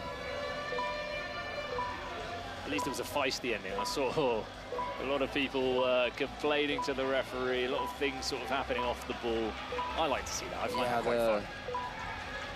The Arabic side were not happy with the way that ended. They were asking for a penalty, but that wasn't it. And here we go. Off we go with this Bersas against Stallions match. Both teams looking for a ticket, a pass to the next round. And Leon immediately takes the ball, passes it back to his goalkeeper. And Leon with the ball. Defending for Bersas is Brian Gutierrez. Leon with a shot just over the bar. That was a good try by the Italian side already in the first minute. Trying to get ahead in the scoreboard. Monterde, one of the best keepers for the first split in the Americas League. Wanted to get a hand in that, but that was just enough over the bar. Guti, 1-on-1 against Leon. Steps on the ball. Leon's a good defender. He's shown that this week. He's tall too. Yeah, he's got a good frame. And Guti's difficult in one-on-ones. Maybe this is it. Maybe this is it. Good step over. Let's see if we can put that in. Guti! Yeah, I don't know if that was a handball. Oh, 2 saves. What a save. 2 saves by Insta-keeper. That's what likes to be called, that Insta-keeper. All right, let's call him that. Insta-keeper to Vatolini. Vatolini out wide on the right side. As is in no hurry. Remember, now it's 3 against 3. The goalkeepers can intervene in the game. This is Insta-keeper to Leon. Back to Insta-keeper. Let's see what he can do here. By himself, Mantolini with a shot. Monterde. And Monterde, you can trust Monterde. Can. You were saying that Bersas' defense is really good, and Monterde also, if he needs to come into the game and save his goal. Yeah, it's a team that's more defense-minded. We'll see them coming on afterwards, but players like Nico Khalil, Rafa Cid, they get the team well positioned. Monterde's got this though. He's got a good shot.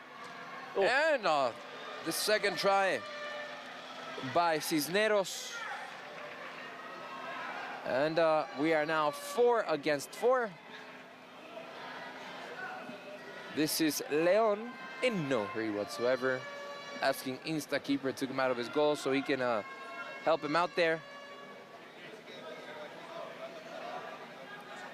Bersas are very well grouped back in defense. This is Valtolini in, let's see, there that was number 9, Trombetta. He's a big center forward. He is. Trombetta. Oh, that was close. Almost the impossible angle. That ball crept around the goal. And that was, if he would have scored that, my respects. Definitely, yeah. 5 against 5, so it's the 3rd minute. Close to being 7 against 7, and this is Cisneros. So out to Rafa Cid. He's that player, I say. He's good at defending, but he's very good at talking to his teammates and getting them in the right positions, and that's what they do. They sort of all stick together, make it very difficult to get through. To say, maybe it's not the funnest thing to watch, but it takes a lot of discipline to be so good defensively. And I think that's why he has the captain armband. Yeah. Makes sense. This is Matias Pera for Stallions. I don't know if Francesco Totti is going to come back if they make it into the next round. Hopefully he will, because that was one of the highlights of the tournament, and people definitely want to pay to see a champion of the world. This is now going to be 6 against 6, and now it is. Guti to Cisneros. Rafa Sid. And on for Persas is number 7, Tete. Monterde, oh, makes a mistake, but Nangolan also came on for the Italian side. So we have a Peru against Italy side. Lots of Italian immigration in Peru. Of course, a lot of Japanese and Chinese culture in Peru. With a cross. Oh, great save there by Tete. Just on time to save his goal, because Raja Nangolan was looking dangerous. And we're complete. I think from the point of view of the tournament, having more variety of teams, we're losing all the wild cards, and I think it'd be nice to see Stallions going through, because it'd be another outsider. We've got, what, the 2 Brazilians through. We've lost the French team today that was a wild card. We've just lost the team from Saudi Arabia. What have we still got afterwards? There's another team we've got afterwards that's a wild card. So Murasha against Limon. Yeah, there we go. We'll have one of those. We're going to have either the Japanese side or the Turkish team into the next round. But it's mainly looking like Kings League Americas, and which we were expecting. Yeah. Totally agree with that. So now that we're complete, none of the 2 teams took advantage of those first 5 minutes. And I was telling Paul that I was talking to Rafa Puente, the manager for Muchachos, and he was telling me there are 3 key moments in the game. The first 5 minutes, the dice, and of course when you play the secret cards. Other than that, it's very hard to get a ball in, very hard. Let's see what Raja Nangolan can do with a shot, and Monterde, of course, in the back, stops that opportunity. But for now, we do see that, it's true, isn't it? When we're 0-0 after that first 1v1, 2v2, 3v3, for those, it's quite difficult for something to happen. For those, like, I don't know, 10, 15 minutes, it becomes very complicated for teams to get into their boxes. It's definitely not easy. But so far in these first 6 minutes, we've seen more out of the Italian side. At least 2 approaches. One stopped by Tete, and this one by Monterde with a shot. Let's see what Tete can do here to Cisneros. This is Nico Jaul. Khalil, my bad, not Jaul. Khalil. Tete Diaz. Steps on it to Rafa Sid. Rafa Sid crosses the midfield. And Cisneros down to Tete. Only with a bounce by Tarasco. But the Italian side, I insist, have been a little bit more incisive with those plays. Let's see here if Trombetta could turn around, but good pressure by the Peruvian side. Careful here, Nangolan. That's going to be a corner kick for Stallions. Oh, that ball got across, but not to any Italian players. Just very, very over the crossbar. That shot by Leon Baldi, number 2 for the Italian side. It's a good day yesterday for Mexican football, wasn't it? With I saw it in the hotel room. Pachuca beating Columbus Crew. Yes, for the CONCACAF Champions Cup. So that was. So it stays in Mexico again. That was the stellar game of yesterday. The Champions was only. The warm-up. Yeah. So for CONCACAF, it's gonna be Seattle Sounders, León, Pachuca, and Monterrey at the Club World Cup. Which it would have been nice to see Club America or maybe Tigres, which are two of the more powerful teams in CONCACAF, but it is what it is. They didn't make enough merits to get into the final and, of course, to win. Tigres made it once to the final of the World Cup against Bayern Munich. Yeah. In 2020, 1-0 for Bayern Munich. Ooh, so it was tight. It was a very tight game. Nangolan tries to step on it. Yep. Possession for him. Let's see what... Monterrey. Very safe in the back, but I like what Espera and company are doing, I think, so far.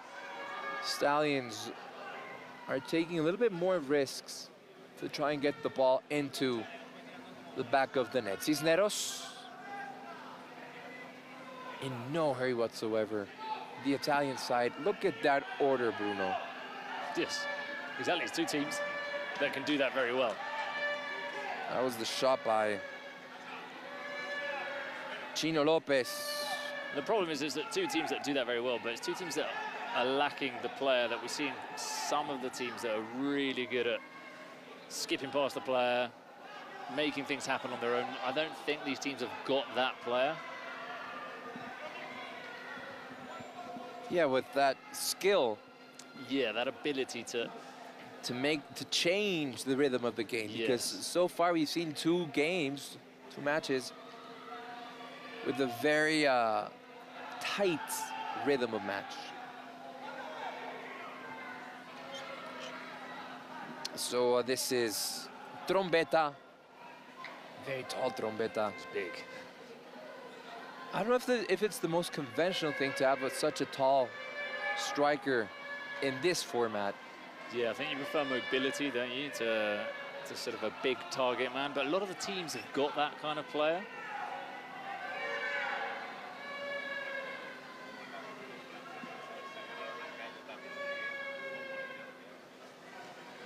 Matias Vera back to Leon Tarasco. Leon back to Matias Pera. The Italian side are just bouncing the ball around, playing the ball around from one side to the next, trying to see if they can have a little opening. They can open up that Peruvian defense, which we know is very hard to open up. Chino Lopez was trying to reach that ball, but it's going to be a throw-in for Persas FC with 11 minutes and a half already gone by in this fourth match of the last chance here in Mexico City. Remember, next Saturday, so in 6 days, it's going to be the Final Four in Monterrey, Nuevo León, in northern Mexico. Just a 2-hour drive to the U.S. border. So if you want to do some shopping, that's the place to go. Looking forward to that. I really want to see that stadium. You've told me very good things about it. It's beautiful. That's a handball. Valtolini was saying that was with his chest. Yeah, come on. That could have even been a yellow card. Reanudo yo. Atrás. No, esto te lo estoy diciendo porque no quiero, esto no me gusta. Vamos para atrás, reanudo yo. Si vas rápido, vas rápido. Estamos bien aquí. Let's see what Cisneros and Tete Villas can do here. I don't know if it's... I'd rather play the cross here or go direct to goal. I think you have a good distance to go. Difficult to score. To goal. But only two players in the box. Yeah, that gives it away. Not too many options. That gives it away. Okay. Yeah. Nah. It's a bit different, that. Tete Villas says sorry to Cisneros. And starting out from the back. Trying to construct little by little. Leon Baldi. To Trombetta, let's see. Oh, good shot by Nangolan. That was a good attempt. That's where someone like Trombetta comes in very handy, isn't it? Because he can just back off the defender, right, yeah. Flick it onto Nangolan. Nangolan there, you'd expect him to score. He can hold on to that ball, and yeah, that gives the rest of the team a second or two to create something. And well, we saw what they can do. But that was not a good shot by Nangolan. That was a strong shot, but not a goal. Monterde. Chino Lopez. Chino Lopez with no options there. Cisneros was moving, but rather goes to Tete Diaz. They were asking for a push from the back by Giovanni Valtolini. The referee says play on.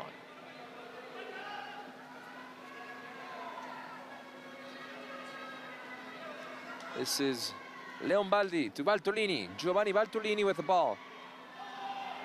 Angolan was asking for the ball. I think he had a better option there.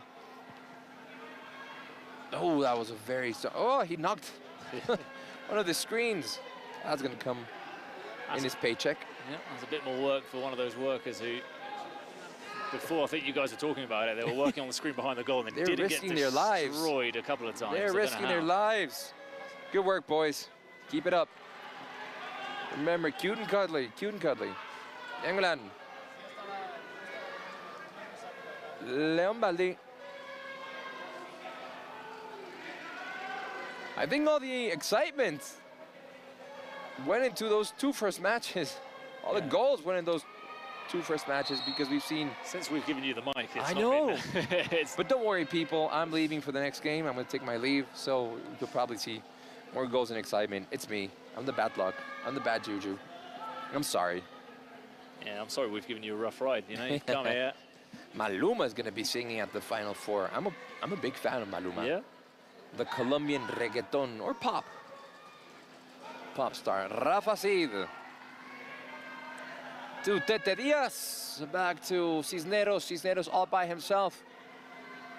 Looking for someone to make a difference, make a run, open some space. But, you know, if Italians are good at something in football, it's at defending. Yeah, we said it the other day. We didn't want to stereotype and say all the time, but they're proving it to be the case. So, you know, Uruguayans have Garra Charrua, Brazilians have Jogo Bonito, and Italians have Catenaccio. That's the way it is. It's not a bad thing. It's not a bad thing. They've been champions of the world several times using Catenaccios. So, it's not a bad thing. If it works, it works. It's not pretty, but it works. It's effective, sometimes. It's effective. Ask Real Madrid.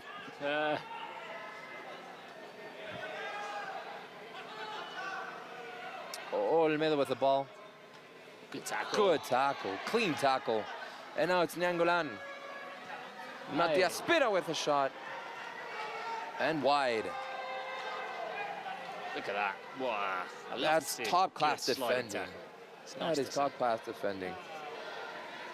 Clean tackle. And, of course, Olmedo makes nothing of it, and play goes on. 7 shots from Stallions against 4 from Persas. I haven't seen much of Persas today. They have a lot of possession. They play the ball from one side to the next. They try to open up that Italian wall, but not a lot. I've seen more intention from the Italian side than from the Peruvian side.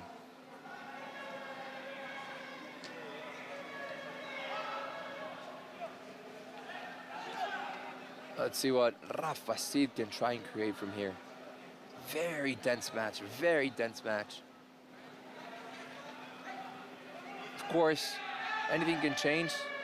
Leon Baldi there. And Brian Gutierrez firing things up. Let's see if Olmedo can make it here. Good way to receive the ball, good reception. And then it's Nangolan going all the way across the field. That's going to be a throw-in for the Kings League Americas team.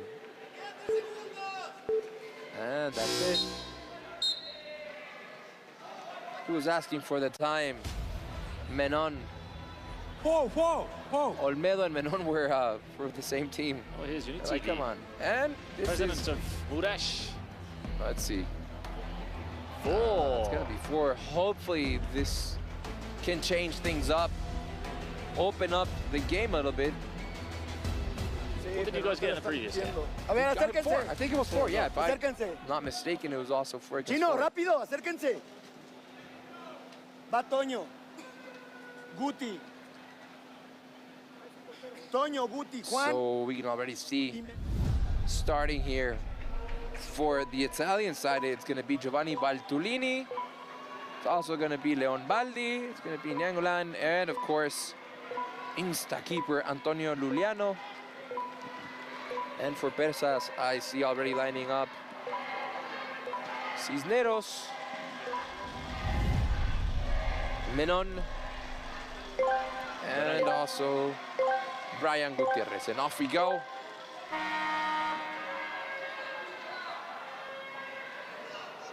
Hey, that's an old trick. Fell into it. That is an old trick, because it'll make you. You can't do anything. You can't suddenly put the brakes on. Yeah, because you've got to go backwards. Obviously, it's very difficult at that pace to go backwards. Just tighten up your body and hopefully you get to it first. Well, let's see what Montero. He has a good shot. He does. Very strong, but nowhere near the goal. Raja Nangolan to Leon Baldi. Out wide. Asking for... Oh my God. Corner, corner. Don't worry. It wasn't that bad. So this is going to be a corner kick for Stallions. Valtulini. Nope. Leon Baldi. Leon Baldi is telling Valtulini to get closer to him. Giovanni Valtulini to Leon Baldi. And now Viviano. Antonio Luliano, I'm sorry. Insta keeper. Let's see what they can do here. This is it. Nangolan. And corner kick. That's two now in these last few minutes for the Italian side. They decide to play back to Insta keeper to Luliano. He almost popped the ball. Careful there. And that's again another corner. So Nangolan taking all the shots right now. It's very clear to me what the intention of both teams are. That's a foul. Bit late. On Luis Gonzalez Menon. Well, no added time. That's it. There you go. That No was goals. all for the first half. 0-0. What is going on?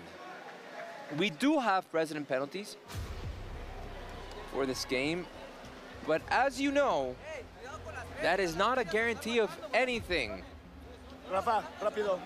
Has there, I'm not too sure, but has there ever been a 0-0 in Kings League history? That's a good question. I mean, it is designed.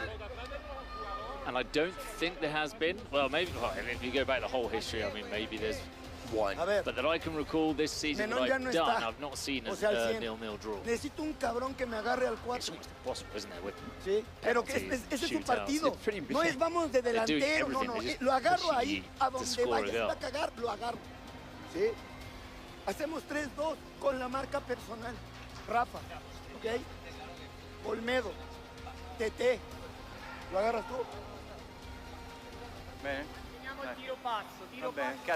Oh, come on, guys, give us something more in the second half. Give us some excitement. Prove to the world what the Kings League is all about. Well, maybe there are people out there who are fans of this tactical. Zaki! Name one. 0-0 kind of games. But I'm not. Jose Mourinho, maybe? I'm not on that list. There was a very famous manager here in Mexico called Ricardo Ferretti. They called him Tuca Ferretti. And he coached Tigres for a lot of years, for 11 years, and he won a lot of championships with them. But he won a championship in a final.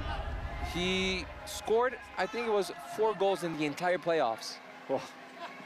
And he won the championship. You can imagine. Score a goal, park the bus. Score a goal, park the bus. Some people will enjoy that. It's not beautiful, but it works. It's an art. Sometimes. It's an art, but I don't love it. Rafa Tete Diaz tries to get it across into the box to Brian Gutierrez, but he is not successful in doing so. I'll tell you another Mexican manager who's done that for the last couple of years in Spain, Vasco Aguirre. Oh, yeah. Oh, his Mallorca side have been very difficult to watch. Oh, hello. Oh. Ah, that could have been it. That was a good chance for Tete Diaz. But insta-keeper, I think that's probably the most important opportunity of the game so far in these 20 minutes. Can you believe it? It's still 0-0. I can't. Yeah, Javier Aguirre, I mean, because he doesn't have that good of a team, that's kind of the only way he could have gotten Mallorca to where they got. Of course, playing Copa del Rey final against Athletic Bilbao. I was there. So was Paul. He is such a character, Javier Aguirre, isn't he? He is. In one of his last games, he gave a tutorial on how to drink tequila. Yes. That was not in one go, he was saying. Short sips, no lemon. Little by little, yeah. But, there it is! Trompeta!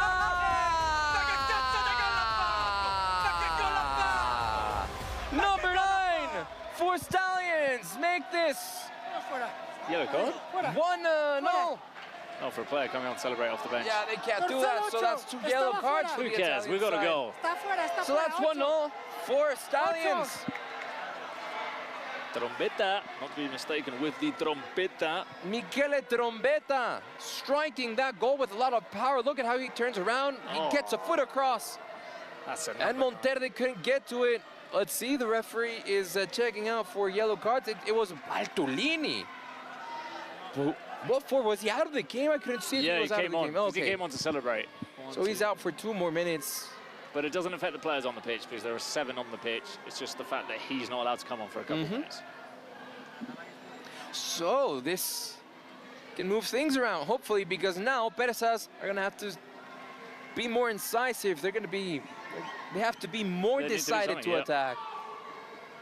Of course, we still have secret cards to be played. We still have precedent penalties to be played. So we have much more in this story to be written.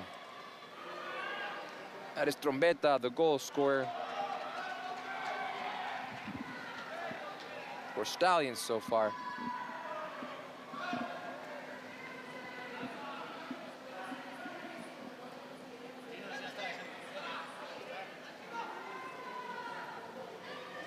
And that was to Trombetta. Oh. Something going on there. Yeah, the Rafa Cid and Trombetta are talking to each other. It's not hard to understand Italian from Spanish. It's easier with Portuguese, but it's not that hard to understand. So the Peruvian side are not looking too sharp with their last touches. And of course, the Italian team are in no hurry whatsoever. Trombetta got a foot Knew it was going to happen. The next time they came. And I think this is going to be the end of that story because Trombetta, in a very sportsmanlike conduct, he goes to Rafa Cid and apologizes because he knows he was wrong. And let's see here. That's the replay of the celebration of the goal. I think Cid wants something more there, given against Trombetta. That's one that's been brewing. We're going to see that a lot today. This is the last chance. It is. So there's a lot more at stake. It's now for or the never. players. Baltolini's punishment is over. He can come back in the game. Oh. Maybe yellow? Could have been a yellow, yeah. Yeah, for Should sure. have been. It's not looking good for Perezas.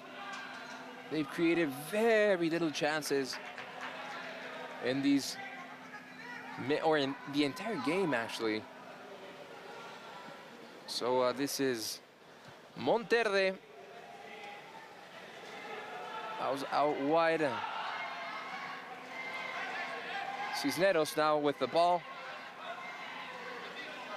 Back to Monterde. Rafa Cid. To Tete Diaz. Tries to get it in the box. It wasn't very successful. Bruno, you just wait for those last 5 minutes. Things are going to pick up. That's what I said about the last match, and it was a 1-0 too. No, but at least there's going to be some, off the ball. Yeah. Things happening, things being said. Tete Diaz. And keepers. No problem there for Antonio Luliano.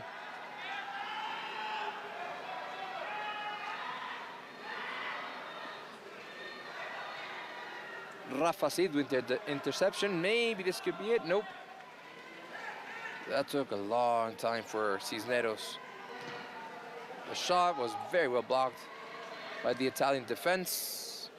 We still have plenty of time to go here in this second half between Stallions and Persas FC. Oh. Angolan with the ball to Trombetta. Good ball. There it is. This could be it. Too wide. Too left-footed as well. Attack the ball.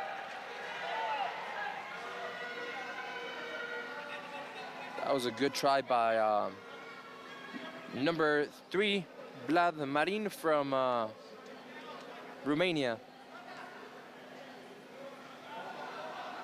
Leon Baldi. Let's see what Trombetta can do. Ah, nice. Almost. Back heel touch. Almost. That would have been an interesting opportunity for Spera.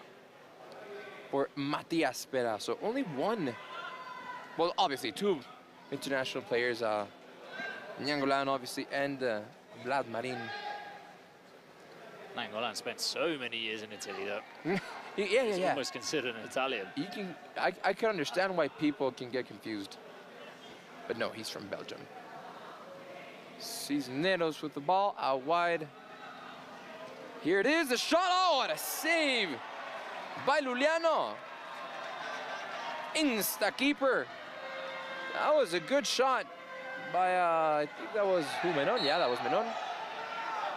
Oh, and that was a free kick. Calma. Very good football there from Nangolan. Brilliant turn, brilliant use of his body. Here.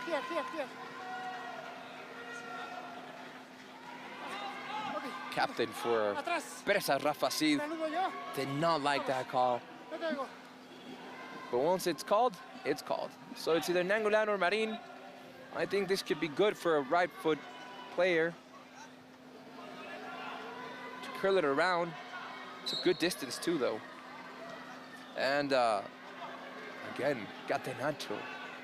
Why go for it when you can keep possession of the ball? Leon Baldi to Trombetta. Gets a challenge in. Trombetta. Rafa Cid has been struggling with Trombetta a lot. And I mean, the size difference. Just moves him around, doesn't he? The size difference. Rafa Cid is not a small man. But Trombetta is just, he is massive. Careful here. Good tackle.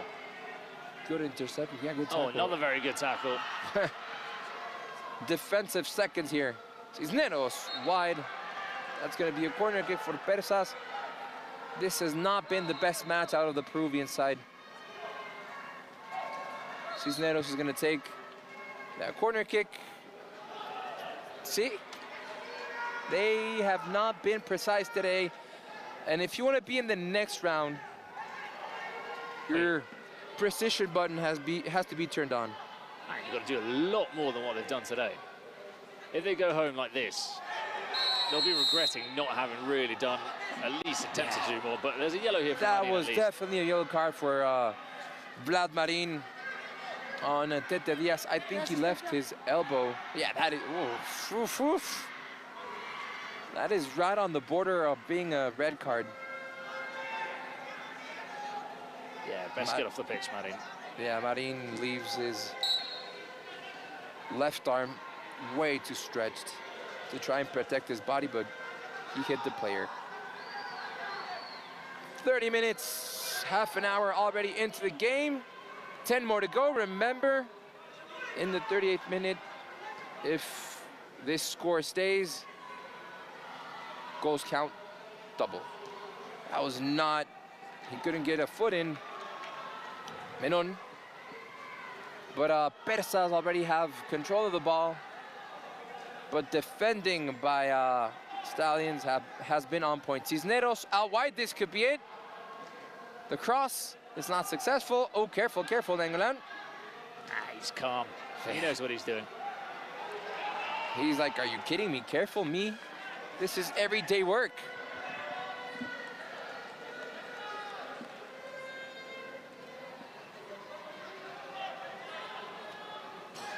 Elections Day here in Mexico City. It's very likely that Mexico will have our first female president in history. Yeah, it's good to go off topic because there's not a great deal going on, is there? When do we know the results? At what time? Tonight, around 8 p.m. Okay. So right when we finish, turn on your social media and you'll know who the next president of Mexico will be for the next 6 years. Here we go with Persas. Trying to get that cross in, but they haven't been very precise on getting the ball into the box. And it's still 1-0 to the Italian side. Remember, if you win, you're into the next round, into the knockout phase. If you lose, pack your bags, go home, either to Roma or to Lima. Rafa Cid? Pretty good destinations. Oh yeah, Lima's. The food in Peru is insane, and what can you say about Italian food? I mean,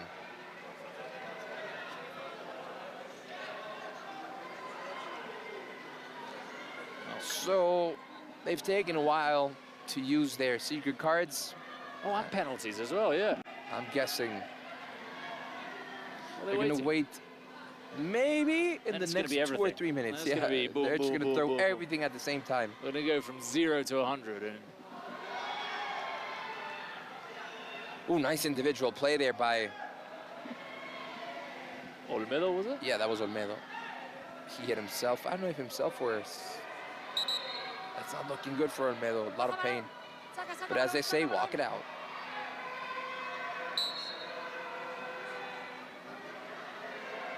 Corner kick. This is Cisneros. And a good try there by Menon, but blocked by the defense. Still no president penalty, still no secret card. The referee stopping the match just for a little bit. Telling Leon Baldi to calm down. Feed needs to calm down as well.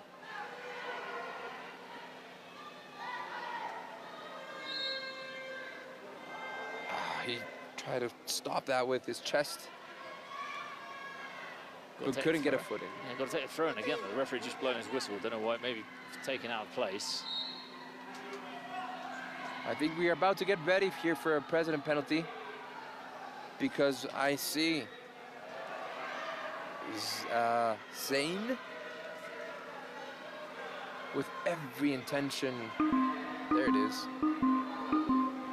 Oh, but Stallions pressed the button.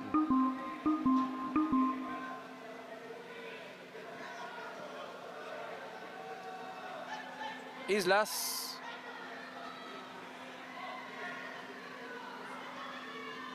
Cisneros, now back to Islas. Out wide to see if the wall. Have you gotten hit by the ball already? I'm desperate to head a ball. I keep telling you. I want it to come here and head it away. That was about as close as I could get. All right, so game has been stopped because Blur is going to come down from the boxes and take a penalty, and Perez have also activated their present penalty, so things are going to move, or could move, here in Mexico City. Why would you bring those shoes? He does. If you know you're going to take a present penalty, bring proper shoes. Bring your football boots. He did it last time as well, and we thought there's no way he's scoring, and he scored.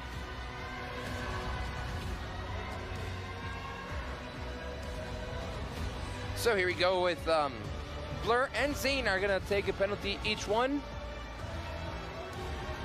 This could give the Italians a 2-0 advantage. How about you leave your sunglasses there? All right, I was going to say in the bench, but there. Is someone going to step on them, Matt? Maybe him. He places the ball. Let's see what Monterde can do about this penalty. Monterde's looking at the glasses like, yeah, what? I thought he was going to do something there. That would have been not nice. This could give Stallions a very important advantage going into those last few minutes of the game. Still, secret cards to be played. And here we go. Blur against Monterde. Blur lines up with a shot. Oh, is that in? What happened? Where did that go? Was that in? The referee's saying that wasn't in. Well, he's turned around as if it hasn't gone. Oh, it was a little it's a stallion. I thought those were his sunglasses.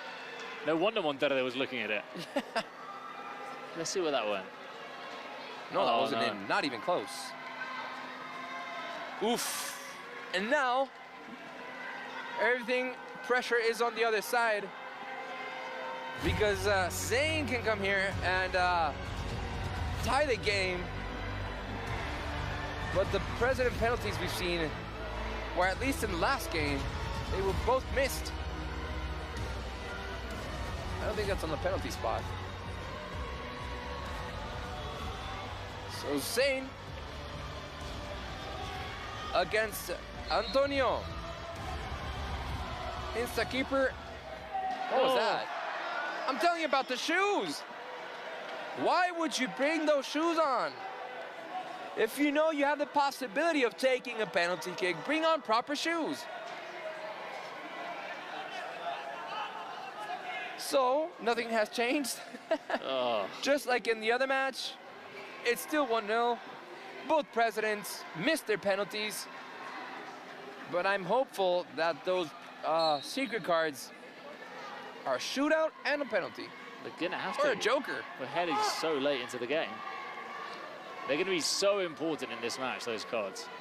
What you were saying before, those 3 key moments, well, this one's going to be huge. Huge.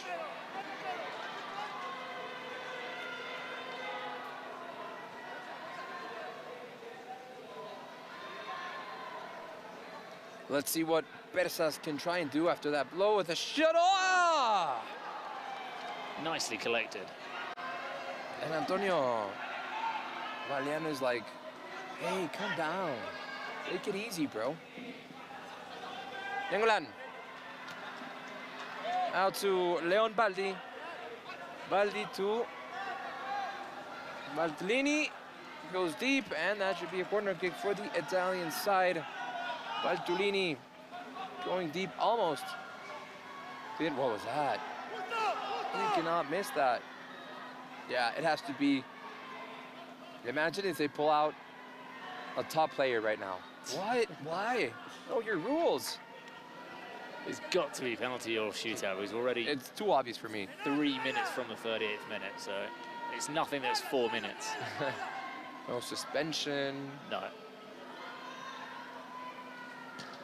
Oh, to see, that was a great shot by Luis Gonzalez Menon. And I think if the game stays like this, if we have to give the MVP to someone, I would give it definitely to Antonio Valiano, insta keeper. He's had a great game, denying every opportunity to the Peruvian side. That was too long.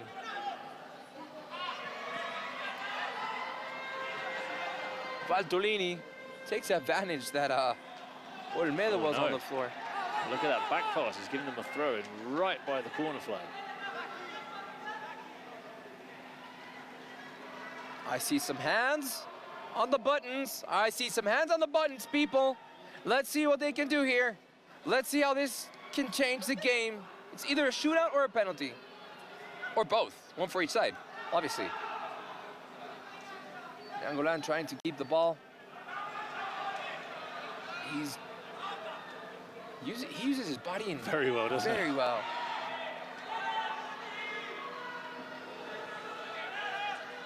Guti to Cisneros. Almost a minute here left till the 38th minute. Careful now. Yeah, of course. There it is. Secret card. Cisneros. Into the box. Can't get a shot in. Out wide to Olmedo.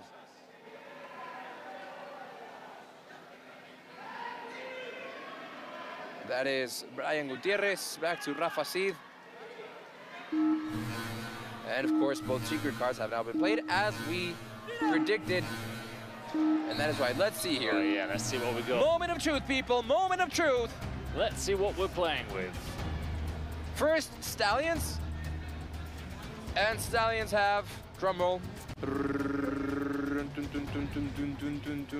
That is penalty. Penalty. So, this could be a 2-0. Let's see who is going to take the penalty shot. And of course, on the other side, what is it for Bersas? Of course, those secret cards have to be played before the end of the match. Penalty as well. Wow. It's not every day you see this. Penalties. They probably thought, oh, this is amazing. We've got a penalty. We're going to get them. And we have a shootout away on the other side. What? Cancelled out by another penalty. All right, so this could be either a 1-1 or a 2-1 or a 1-0. Podéis estar en banquillo ya que se ha acabado. Or a 2-0, obviously. A lot of options. Balón, balón. And to take the penalty for the Italian side, it's going to be the man who scored the first goal of the match, the first and only goal of the match, Michele Trombetta, number 9. Powerful striker, very tall. Had a very physical game with Rafa Cid, captain of Persas. And Monterde already stopped the penalty, but from a president, from Blur. And Trombetta. Decisive moment here. This could be a very important advantage for Stallions going into those last 2 minutes. Is it going to be double goal or golden goal? Trombetta has everything in his feet. It's all on him. Trombetta. Monterde. Trombetta.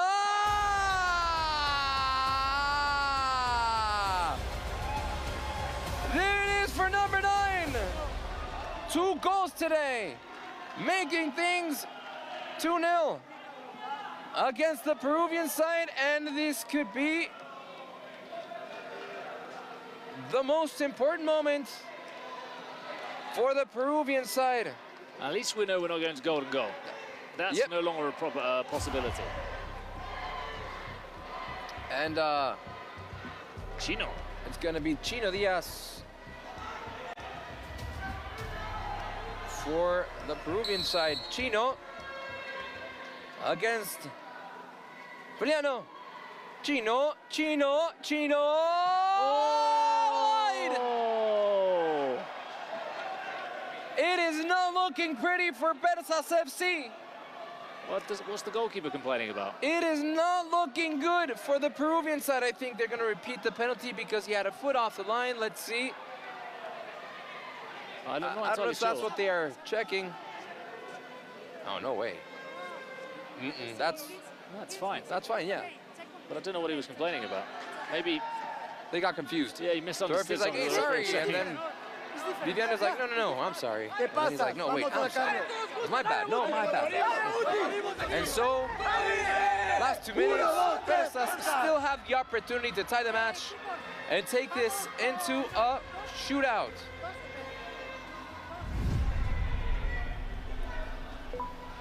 We've seen incredible stories in this World Cup so far, and this may not be the exception.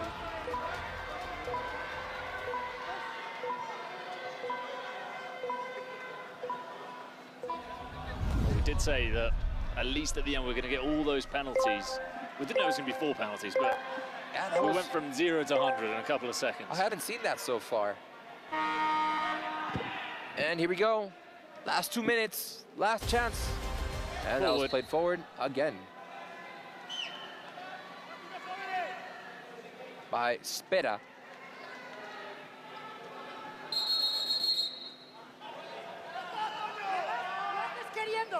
Sometimes being in such a hurry makes you make mistakes that you don't want to make. But let's see. That was Guti. Right to Tete Diaz, and that is going to be an Italian ball. Obviously, they're in no hurry to get that ball in play. With the throw into Trombetta, who scored 2 goals today. Obviously, it's either him or Faleano for MVP of the match. Remember, you can vote on Twitch and choose who is going to be the MVP of this 4th match of this long day we have in Mexico City of the Kings World Cup. Just a few seconds left, 50 seconds, almost 50 seconds for Persas. Remember, if they score, they tie the game, and we go into a shootout phase. Oh, Trombetta. Lengo lanza Trombetta. I'm not sure that's also. Let's see, Trombetta. Oh! That was Cisneros. That was very brave from Cisneros. Guti, this is a free kick. I'm sorry, that was Tete Diaz. Let's see if Persas can make the best of it. Oh, we'll take it quickly. Cisneros to Guti to Olmedo. Not a problem for the goalkeeper. 2 minutes to be played. It's now or never for the Peruvian side. Stallions, the Italians, the wildcard team are just almost there. Let's see, Marin. Oh, unfortunate. He had it, and it just came away from his feet. Which roster are we going to tear up? Is it going to be the Italian or the Peruvian? Here we go. Uh-oh. Blocked. Trombetta. Oh, it's too ambitious. Difficult. Difficult from that would have been nice, though. Persas obviously in a hurry to try and score a goal in this next minute or so. But Italian defending, as you know, it's a house special. Keeping a clean sheet in Kings League is very complicated. Well, We've seen 2 in a row. I suppose they missed 2 penalties that didn't even go on goal, but... And when you miss 2 penalties, I mean, how can you expect to go into the knockout phase by missing those very important opportunities? This is Cisneros, tries to make it wide to Olmedo. Olmedo wants to get into the box, gets into the box, takes a shot, and that's gonna be a corner kick. This could be it. This is the last play, could be the last play. Olmedo with a shot, that was Menon. Again, Olmedo, obviously the Peruvian team, Persas, are in a hurry. Menon to Olmedo, great defending by the Italian side. This is Guti, careful, Rafa Cid. Is this it? Is handball. This it? Handball, that was a handball. What is the referee saying? That was a massive handball. That was a handball, this is gonna be a penalty. They're checking it. He went like this. I mean, they already missed 2 penalties. Wow. This is the last They are second of checking the for a game. penalty. Could this be it? Last play of the game. Is that a handball? There we go. Punches it. He's punched it away. Yeah. I saw it from here. I had a perfect angle. And you have the view, you have the eyesight of an eagle. Well, they don't call me. Oh, come on. That is definitely a penalty. That has to be a penalty for Persas. What an end to the game, ladies and gentlemen. It was all done. They were through. Now another what a penalty. mistake. What a mistake. If you don't score at least 1 of 3 penalties. No, yeah. I mean, come on. Check this Referee, you have to go to the VAR. And we're going to see it on the screen. That last angle we saw is very, very clear. So there's the ball in the air. Wait. And that was, yeah, see the Rafa Cid. What is the referee going to decide here? If that's not a penalty, I am going to be mad. Oh. Come on. Of course. How can they complain and say no? It's clear. I don't see a lot of Italian players complaining. They're like, yeah, fair call. Look at Zayn. Look at Zayn. He is praying to every god. Blur cannot believe it. Zayn needs to have a sip of his water because he cannot. His mouth is all dried up because of the nerves. It's incredible that they've got into this situation. This could tie the game. Changing their penalty taker. Fernando Olmedo. It's all on you. Fernando Olmedo.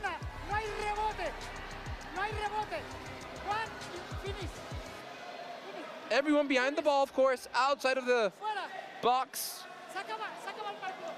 They're trying to make him nervous. Antonio Valiano, it's a keeper already, has had very important saves today. And this could be it. Olmedo. The last play of the game. Olmedo. It's on you, Olmedo. Make history, Olmedo. Let's go into shootouts. Olmedo. Olmedo. And that is it. If you cannot make 3 penalties, 3 penalties, how can you expect to go into the knockout phase? What a game, what an ending to the game. It was worth the wait. The Italian side, Stallions, are in the next phase, are in the knockout stage, in the round of 16. The man of the match. The man of the match. Of course, this man, Antonio Valiano, he is in perfect position, has 1 foot in line. And Olmedo, of course, the other side of the coin, el otro lado de la moneda, as they would say in Spanish. Very sad. Imagine the celebrations here. You think you're going to a penalty shootout where it's a flip of a coin to see who goes through. And suddenly, from that moment to the next, you're qualified. Oh, what an image. What a sight. That's unfortunate for Olmedo, of course. Very sad with what happened to him. Missed the penalty. And his team, Persas, are out of the Kings World Cup. Jeez. That was a game with just 13 shots on target. Normally in a game you see... It's above 20. 20 minimum. 13 between the two teams. Oh, another page to rip up. And that was a lineup for Persas, if you could hear that paper rip. Another one bites the dust. Another one bites the dust. And guess who's going to bite the dust right now? I am. Gracias. And ball is coming on. Bueno, la jugamos, hicimos todo lo que pudimos. La verdad es que no nos salió nada. Y nada, ya está. Eso es lo único. Hasta el final, se luchó hasta el final, hasta el último segundo, literalmente. Estoy igual contento de haber llegado hasta donde hemos llegado. Es igual un honor haber llegado tan lejos. Y nos retiramos con la frente en alto. Ya está.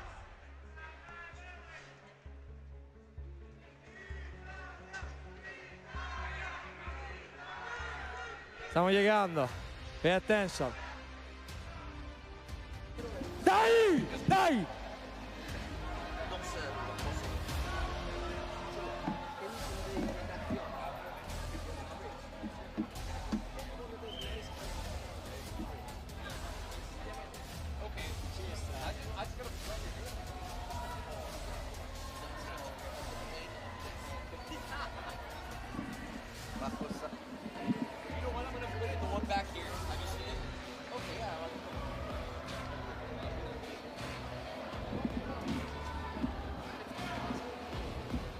Complimenti ancora a Bomber Trombetta per aver portato alla vittoria e agli ottavi gli Stallions. Bomber, questo è per te MVP Chides. Cosa hai da dire? Grazie mille intanto per il premio, è stata una partita molto faticosa, siamo riusciti a fare gol nel secondo tempo, poi dopo dobbiamo ringraziare anche il nostro portierone Viviano, il nostro capitano che ci ha salvato alla fine, quindi ci vuole un po' di fortuna, però devo fare i complimenti a tutti perché siete stati molto bravi. Ma mi fai un'esultanza della trombetta? Questa? Grazie.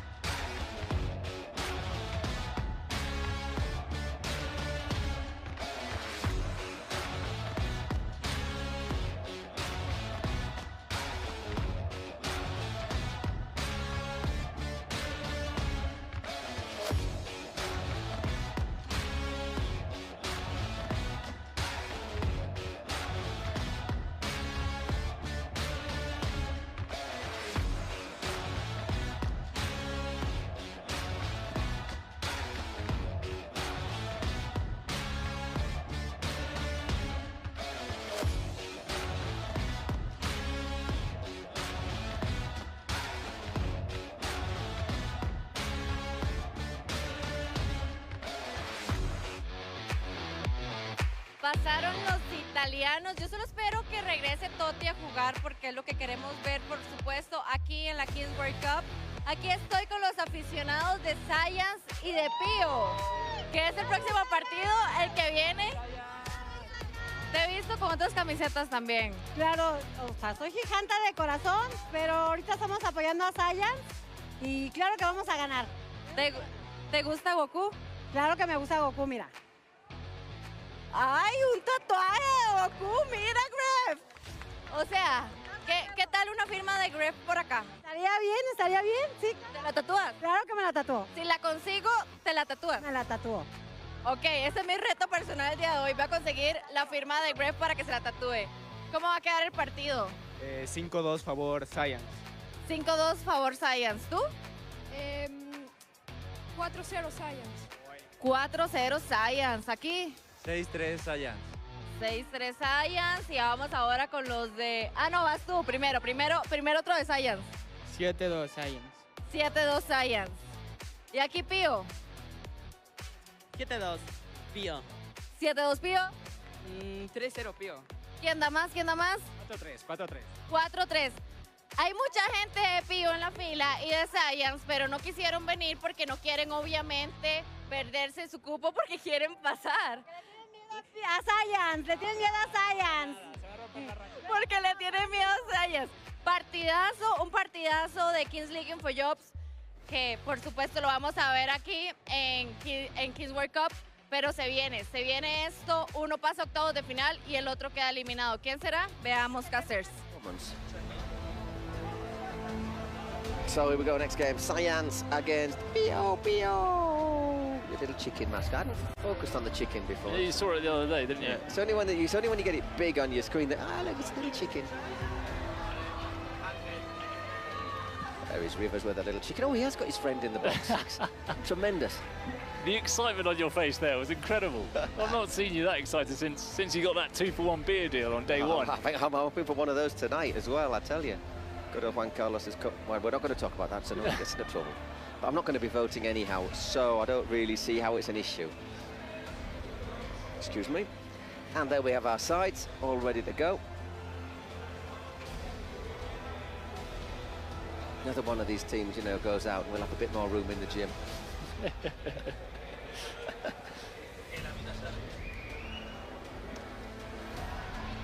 There he is, Jero. And of course, Jero Martin, Dani Linares, Sergi Giesti tend to be our starters for Science. Our fifth game of the afternoon. Fifth already? Yeah.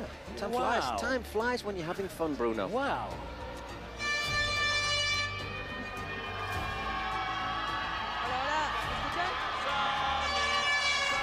The Gref, and his friend is called, I'll tell you just in case if you want to look her up on Google or whatever, she is named Kaylee. Bien. Lo que llevo diciendo estos días es que si queremos seguir aquí tenemos que ganarle a los mejores equipos. Creo que Science viene muy bien y nada, es un buen partido y creo que podemos ahí avanzar, si Dios quiere.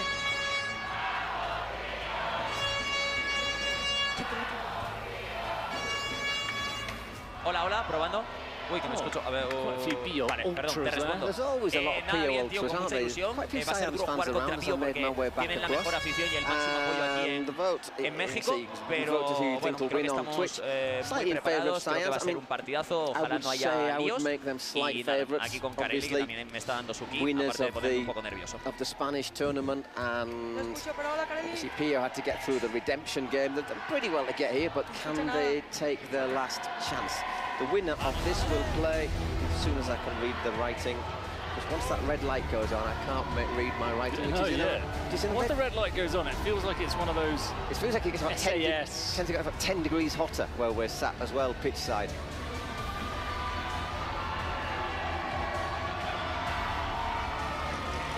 We've got the leader in the MVP standings playing today, Carlos Amavero. As you say, maybe it's a bit unfair that some teams have played more games, but 50,000 in the pocket. Imagine you win the tournament and you get MVP. You come back home after a couple of weeks. Buy a house. Yeah. Maybe not in Madrid, but you could buy a house somewhere else. Good team though, Science, lots of experience. Bit of a mix because this gets their experience, their pros are experienced, they're not the quickest, but then they've got players like Hero, Linares. Exactly, it's a good balance of a team. Good balance, yeah. Whereas for Pio, as I say, Coquita, I think it's the men's, Ruben Sambueza.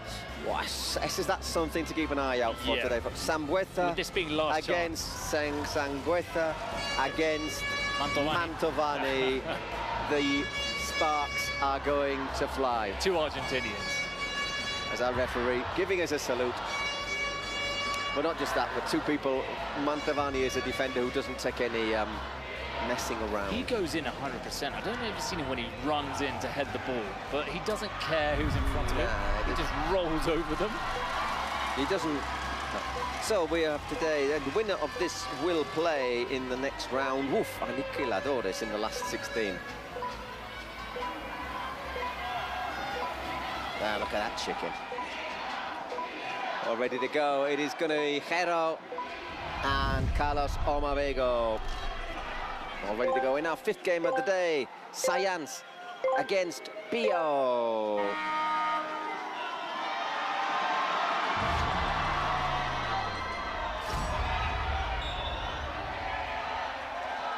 Jero.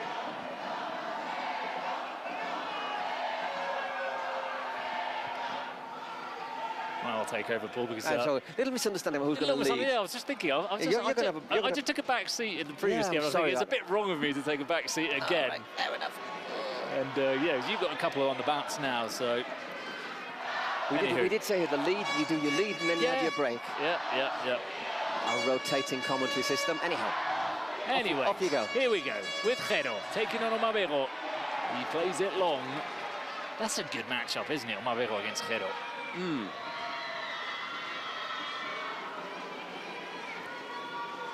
Right, here comes the leader in the MVP standings, Carlos Omavero. Oh, away he goes. Whoa. And he needs to get back. He needs to get back in time because Jero's through on goal. Jero off the post. Was there a touch from the keeper? San Jorge Ibanez has been excellent this tournament so far. St. George. Yeah, there is indeed.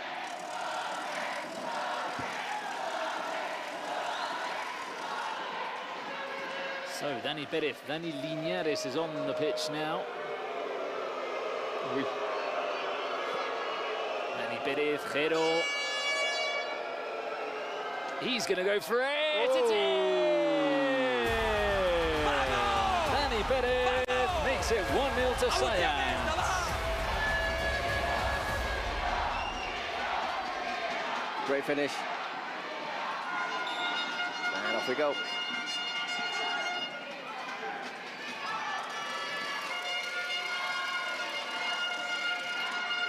Monjil. It's a long way back from Jorge Ibanez. Although I was talking to some of the French players in English, after just on my way back, and they weren't very happy about that shootout goal against them. They reckoned it might have just hit the roof. When I walked out, in fact, the game had just finished. They were all talking to Piqué, asking for explanations, and Piqué was showing them a video to explain why they'd been knocked out. Sambu, And I think they'll accept it in the end because... Well, there's not really any choice. But I've seen a video inside that it looks as if it might... Oh, really? Not particularly decisive. Okay. Seems to take a very strange effect when it gets right to the top. What they're holding You can't say certainly or not, but it's a bit blurry. It's a bit like a UFO video. You're not sure if it is or it isn't. But I think it's one of those that if you if you choose to believe it's a UFO, and if you don't... Then it is. And it could have been. Jero. Oh. Well, this has been a good start from Science. They tend to start quickly, don't they? Jero, Linares. Two very good players to start off with. And then you bring on the players to slow it down. You Augustos, your Mantovanis.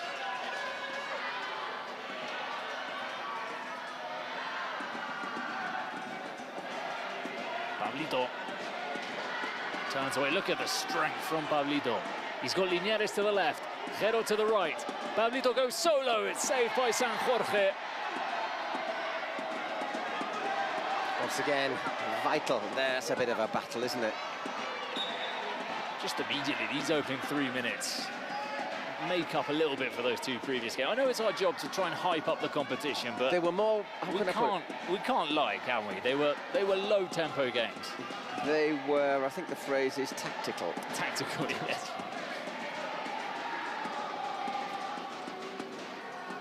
As they say in Spanish, café para cafeteros.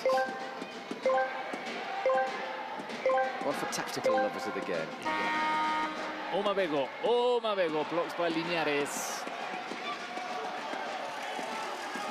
Just trying to look back over the last split to see what the score was between Pio and Science. Meanwhile, Omabego's shot is okay, on March the 17th, it was 3-1 to Science. March the 17th, okay. It's a while back.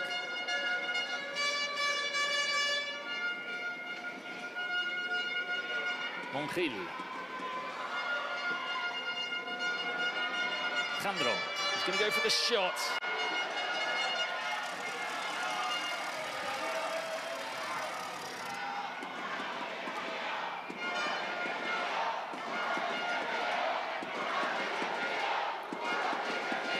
So David Lopez also on the pitch. Setting up at the back alongside Augusto. And worked our full quota. Once again, we've got president penalty today, which I presume is Greff taking it for Science and a shootout for Pio.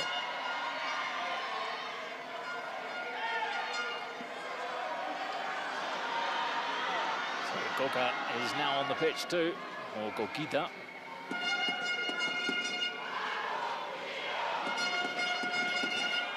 Omabego.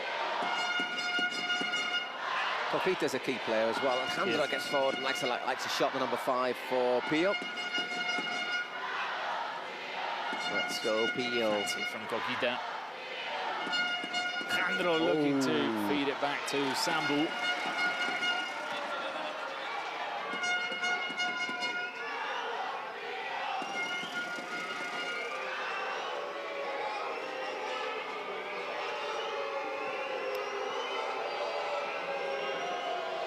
Sort of half pressing, aren't they, there? Yeah.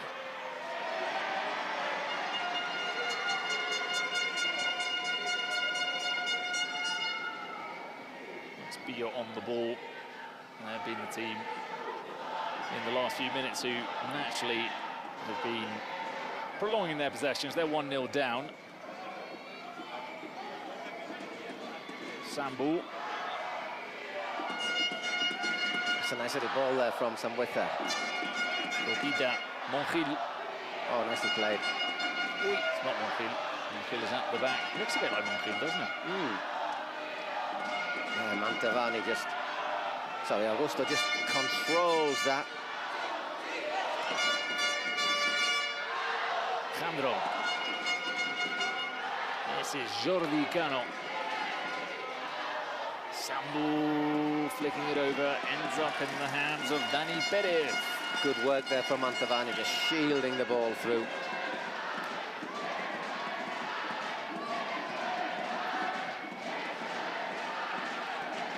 Jero and Linares, who started off the game, now Finally get a bit of rest after 7 minutes. It's still pretty warm in this arena, in the Kings League arena.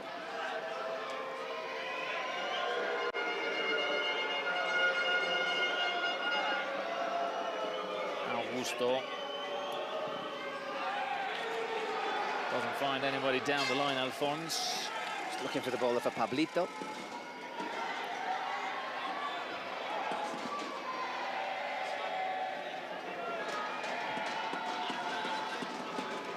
There are the PO fans.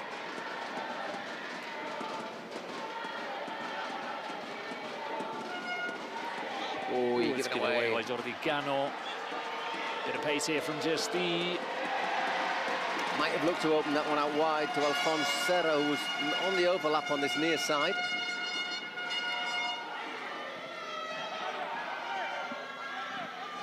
It's not usual that you see two number 77s on each team. We don't see a lot of Lascia Lavazze, though, for Pia. We haven't seen much of him.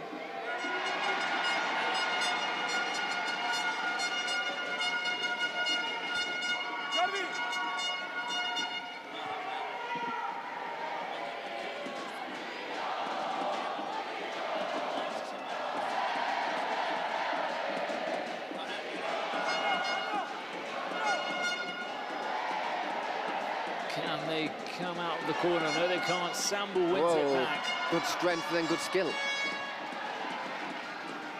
Montiel goes long. Sambu, if that can't control, it's just over his head. And as usual, he has a scream and a moan at his teammate. It's not really good for you, is it, that when you're playing and every time you don't get the pass to somebody, they have a moan at you. Oh. As if they don't make any mistakes. Well, there you go. Mantovani. Oh, good anticipation.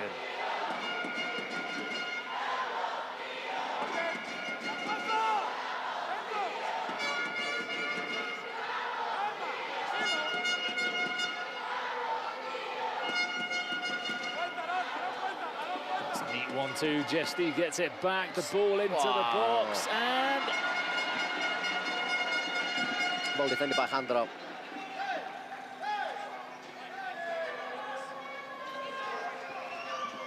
Was it Montiel? Looked very similar looking. This being my excuse. That was a shove in the back. Referee ends up blowing his whistle. It looked like a shove from Gio Ferino. There was a little appeal for cheeky appeal for handball, but if you pushed him first.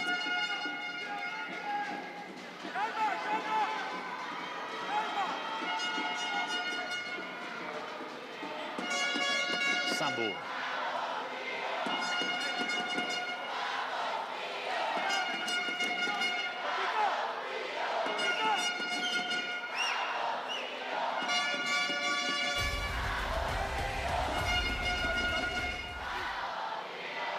Montiel, Sambu.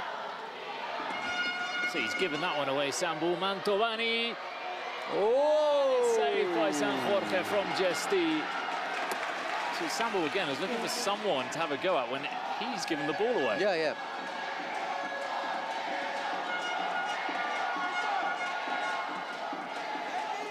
Great save again from San Jorge. Could be out of sight by now. Sayans were enough for the keeper. Oh, there he comes. You were saying about Mantovani going in like an express train. It's incredible. He doesn't think about, oh, I might get hurt or I might hurt someone. Oh, just flies in. Puts his nose on the line.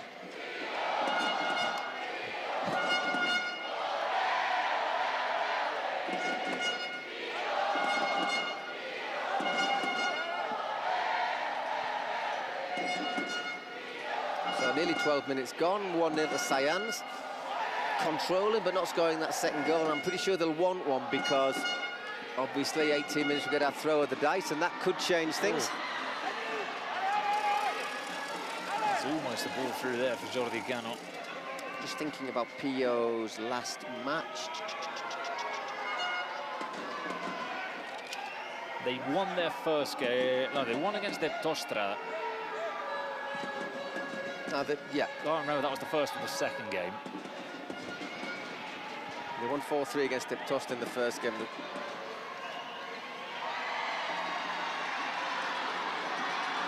Ropero. Oh, well played. I'm just remembering the game where Furby absolutely destroyed it. Yeah. On the dice. 1v1, yeah. Well, there was our first case of Mantovani against Sambu. Sambu winning back the ball.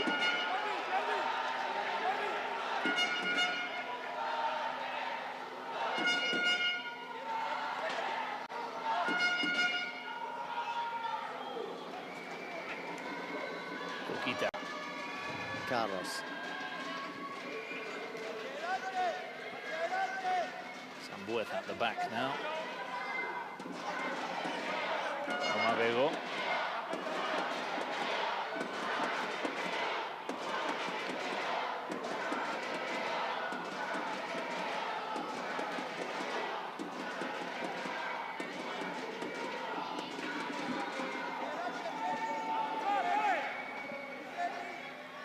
Sandro back to Sambu.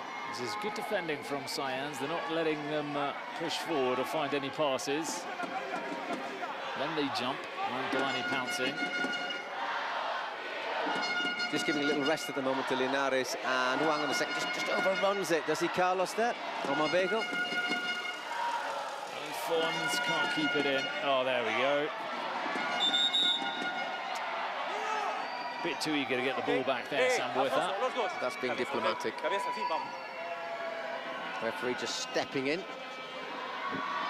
Well, I mean, pushes him over, isn't it?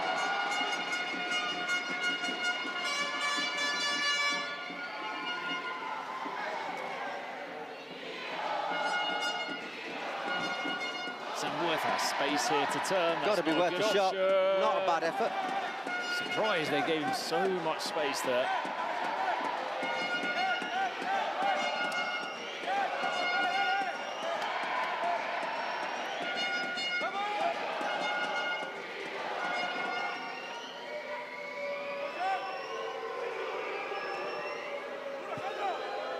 Oh, off the head. Oh, Gioferino. Nearly controlling it. If it had controlled it, it'd have been clean one-on-one with Jorge. Oh. Linares. Good hustling there from Coquita.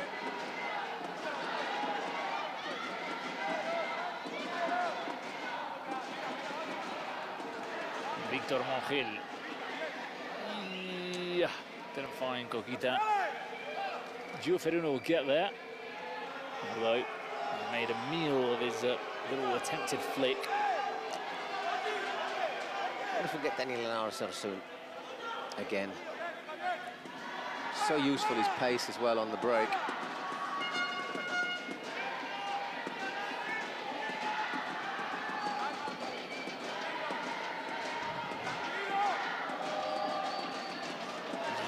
No way past Well defended, Augusto. well defended by Augusto again.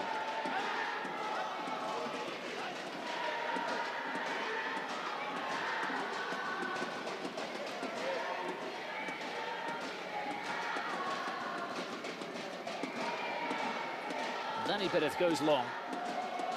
Ferino, that's better from him. David Lopez looking to claim the ball. It came off Jandro. And the two PO players colliding. There you get all the Kings League merchandise, all available on the Kings League website. There you go, kingsleague.pro.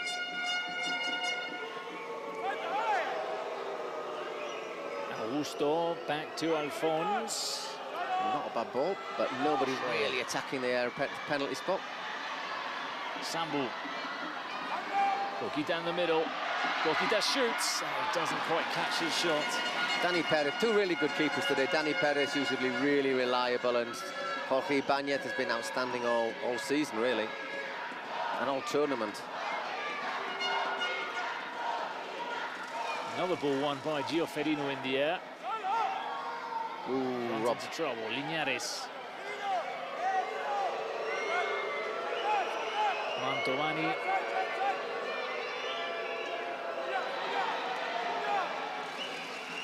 And goal kick.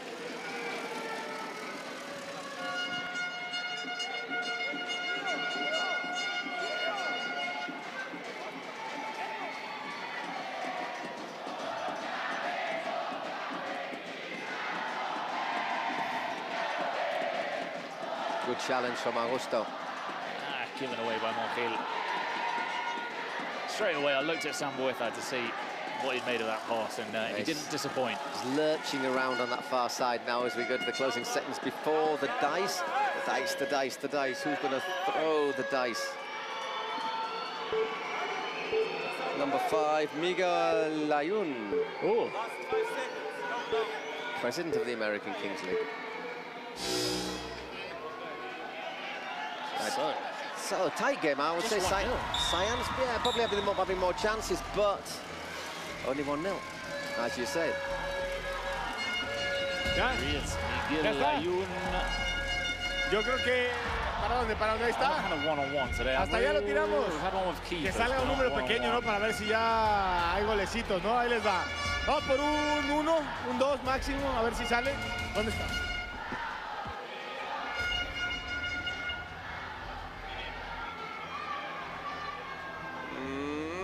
Four. Interesting. Not as interesting as 3, but 4. 3 outfield players and the keeper. Yeah, Still not bad. It's not bad. I think it sort of retains the need for strategy as opposed to maybe that lady luck. Chaos and,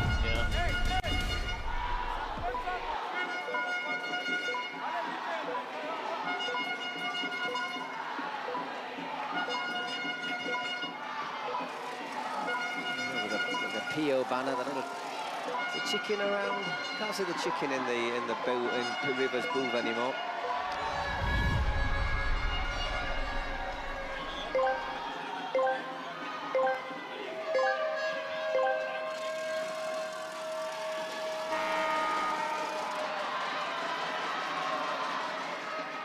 Well done, Carlos Amorego. Very well done.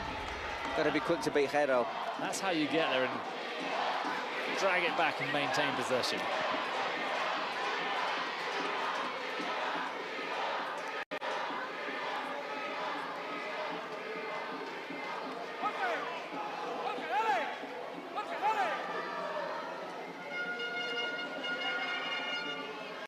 Montiel.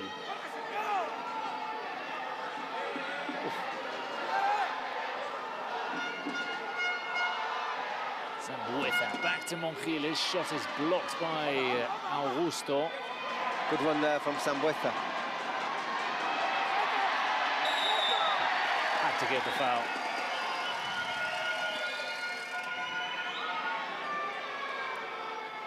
En el medio, Manto, en el medio.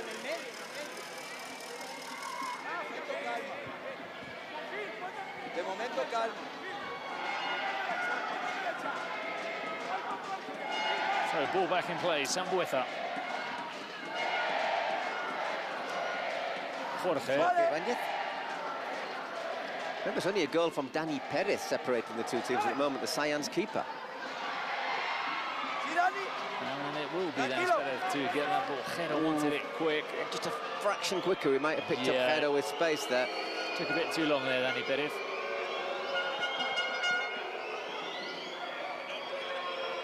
Augusto.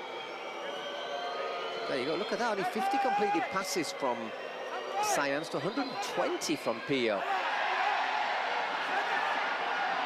Bit theatrical maybe from Linares. To be fair, remember, we've not just got our referee on the pitch, we've also got assistant referees on the other side. There you can see him, neither gave it. Linares, so you got caught. Yeah, he just tracks him, doesn't he? Montiel says, yeah, he accepts it as well. I like that.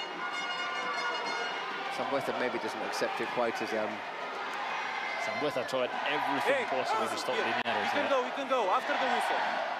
Well, the thing about this is you can't... After the whistle, okay? You've got to make a defensive wall, but you've only got 3 outfield players, so... You've got to think about the pass as well.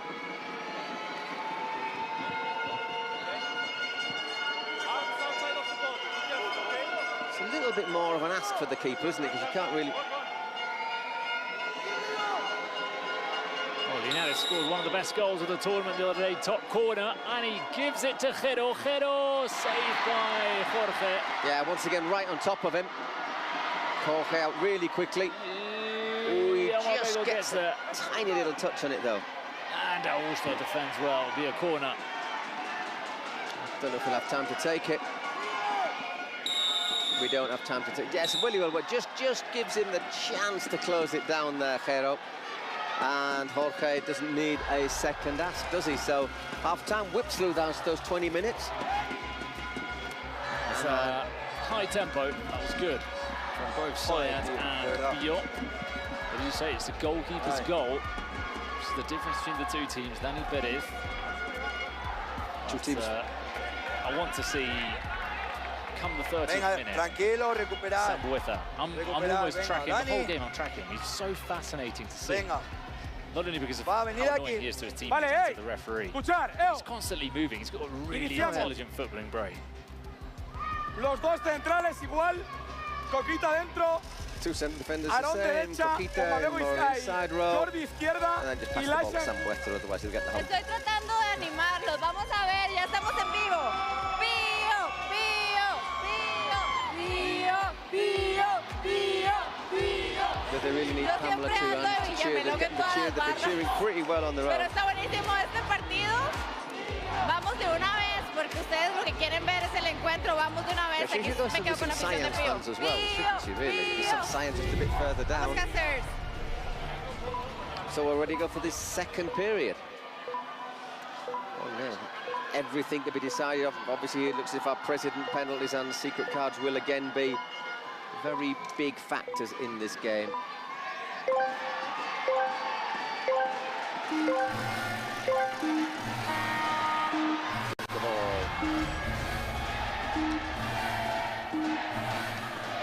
What's been locked in then? Oh, I thought. Not yet. I thought I could hear something. No, it's a secret card for Sayans.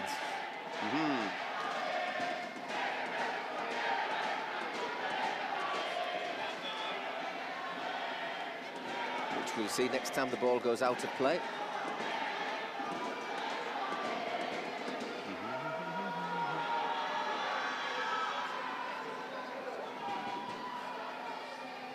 So, Jorge on the ball.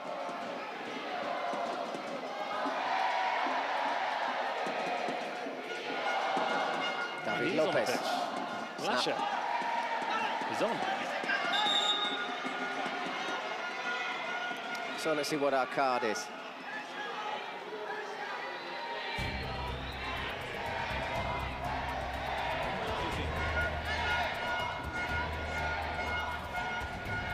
Star player. They could have used that a bit earlier, but I suppose only lost a minute. But it's going to be Dani, isn't it? Viñares. It is indeed. So any goal Dani's or Dani's goal, if he scores, will count double.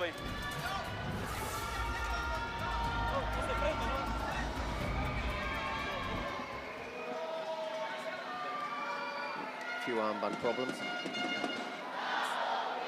There you go, get that Velcro working.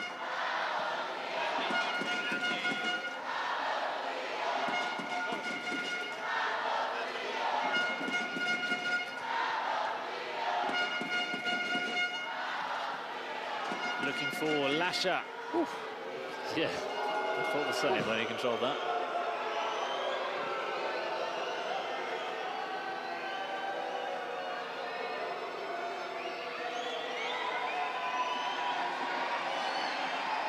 Lopez or Mantovani makes the run down the left, and we had a bit more time. Nobody really following on to him, and he quickly gets back. Sandro.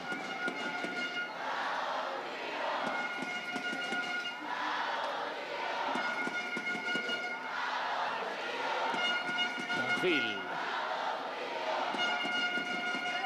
Lasha, long touch from him. Recovers quite well though.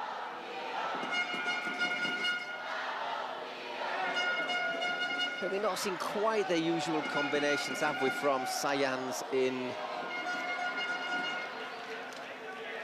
attack. Usually they're a little bit more.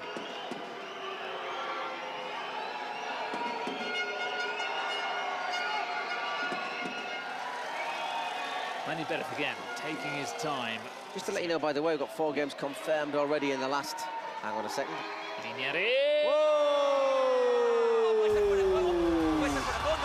Goal scored by Pablito. Sayans 2, Bio 0. sure they'd have loved it if it had been the other way around. Pablito setting up Daniel Linares, but great play from Linares, using his pace, cracking cross, and in the end it's on a plate, isn't it? Not even Jorge can save that one. Just to let you know, already got 4 games confirmed for our last 16. Porcino Stallions, G3X Ultimate Mostoles, Cuni Sports Olimpo, and Furia Muchachos. Brazil against Argentina. Whew.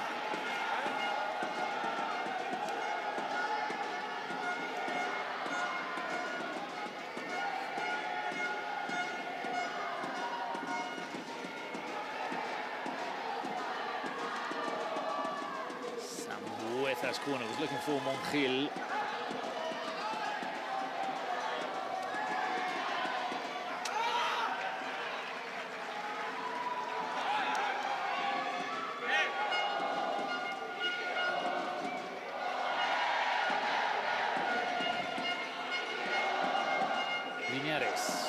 David Lopez. No way out there. 3 players. Coquita. Still Coquita uses his body well. Oh, blocked by Augusto. Felt that. He probably felt it a bit more.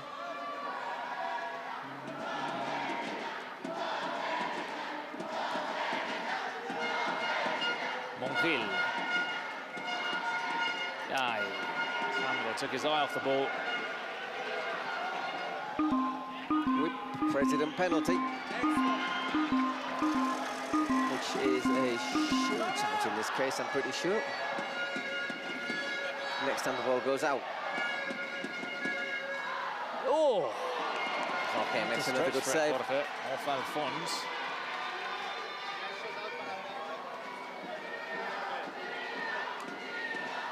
Ropero. Coquita. Sambu, Sambu! Oh my word, that was close. Very close from Sambu. We'll see the shootout now.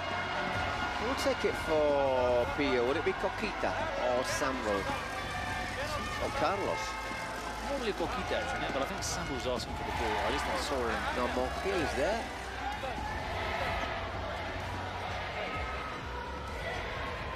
Looks like Coquita. Get his team right back into this.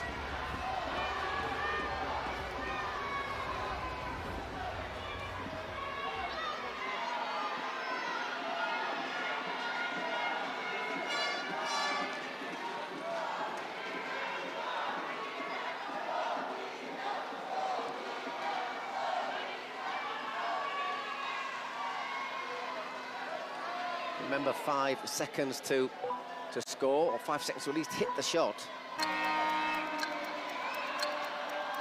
Coquita goes round, and he just about scores on time. It's 2-1.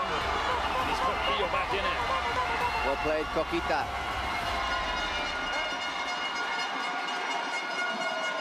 And we restart with a goal kick.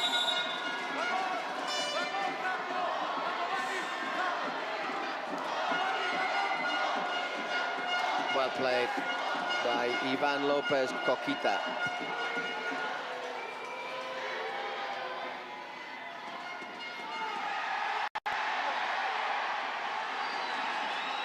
Sando's still down, holding his head. Cyans make the most of it to launch a counter-attack, or not. Augusto very wise in getting rid of the ball there, I think, at the right moment.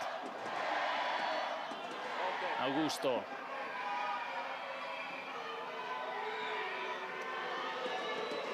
Nicely played. Don't know if there's a hint of offside. Yeah, looked like offside. I think Augusto thought he was offside. Yeah, as well. and the flag. Well, the referee's arm, the assistant referee's arm has gone up. Still got, obviously, Pio's secret card, Spotify secret card, and Cyan's president penalty.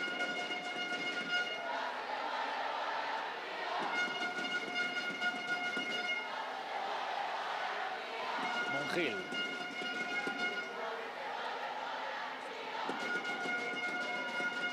Sambu to Jandro. Omabego. Sambu's cross. Good long jump from David Lopez.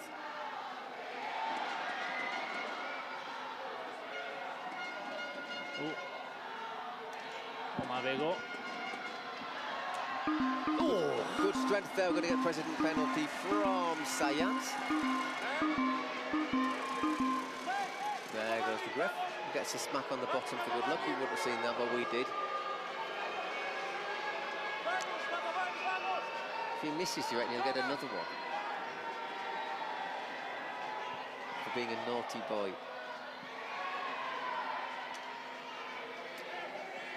Victor Monjil. Oh, well played by Augusto, letting it run, although it will be a throw-in and not a goal kick. And I presume we'll have that after the Gref's President penalty.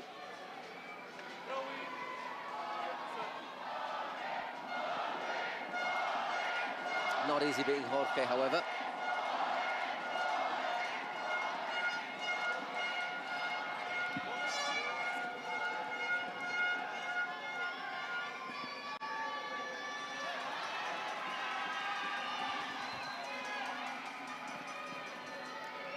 Is he down there yet? He is, here he is.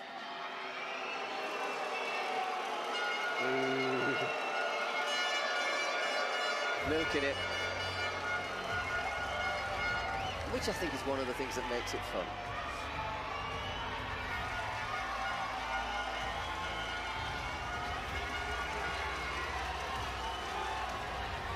Last penalty he took. Yeah, we're reaching into prehistory now. It's just the treadmill of matches in the Kings League Mundial, the Kings League World Cup, or the Kings World Cup.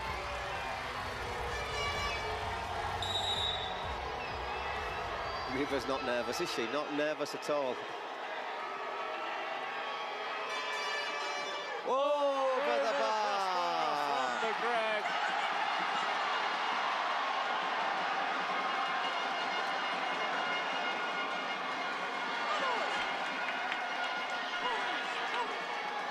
And he'll be picking little black pellets out of his underpants for the next hour or two.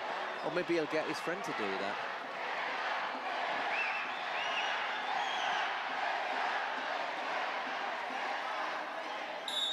So the pitch, as you know, if you played an artificial pitch, you've got all those little millions of little black plastic pellets. Possibly not. I've got them in my shoe just from walking across. Every day I find new ones in my bedroom. Exactly. The cleaners just hate us. Oh, Sambu, Coquita. Oh! Cleared.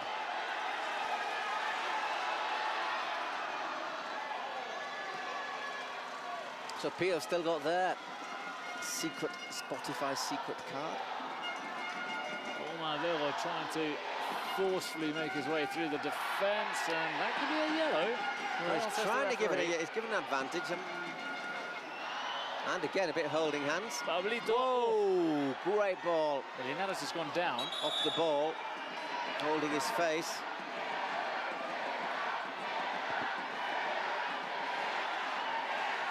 Linares, ¿cómo estás? ¿Lo seguimos? Ribs face. Referee stopped the clock. See David Lopez saying, have a look there. Augusto wants a booking for the shirt pull earlier. See what happens to Linares. Why, he gets a good old shoulder barge there from Monjil, doesn't he? Watch. You don't see it, but in that other shot you saw it. It's a good old body check, stroke, shoulder charge. And it was off the ball, so he certainly didn't see it coming.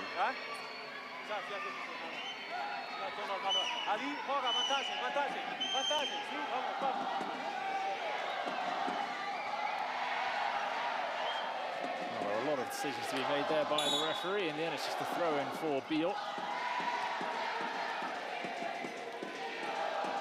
Keeper's ball.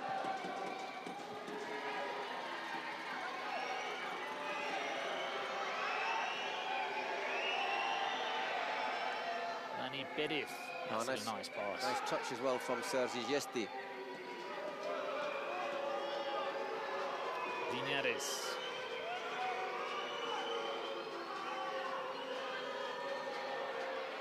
Doesn't get past Carlos Amavego.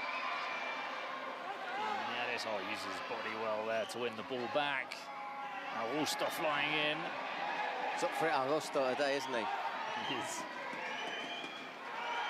I have to tell you, when we see them around the hotel, these players all seem to get on really well with each other. But They do, but yeah. on the pitch, they're competitive as ever.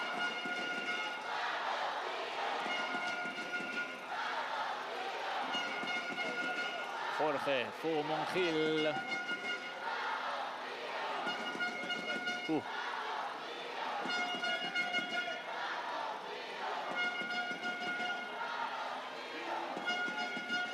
Coquita.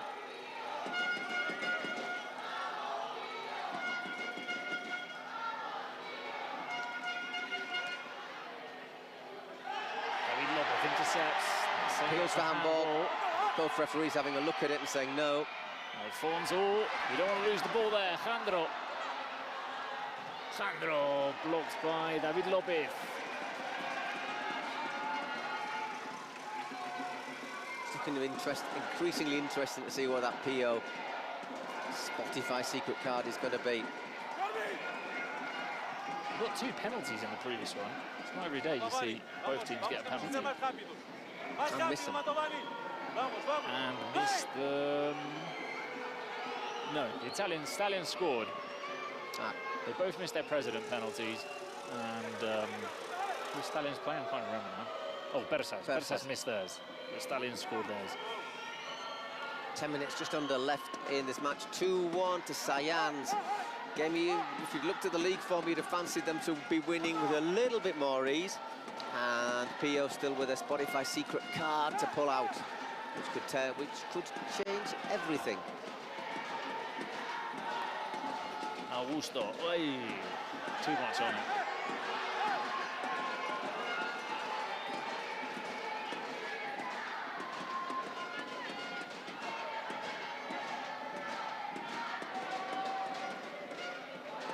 Montiel.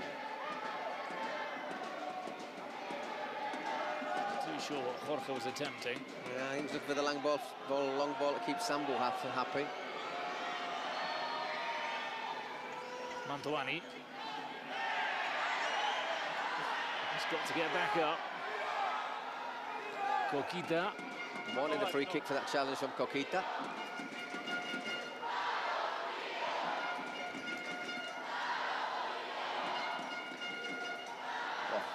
Battling away there. He's done well, hasn't he, there, Jesty? Oh. He got the ball. He got the ball, but he was on a mission. He was, wasn't he? It was a man. I've just lost possession. I'm not happy. Gioferino. He outruns that one out.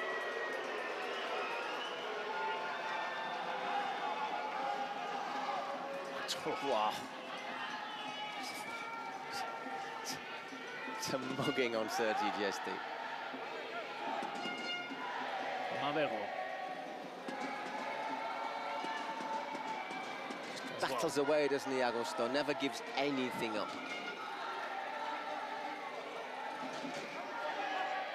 Ropero. Gil, he's giving it to David Lopez.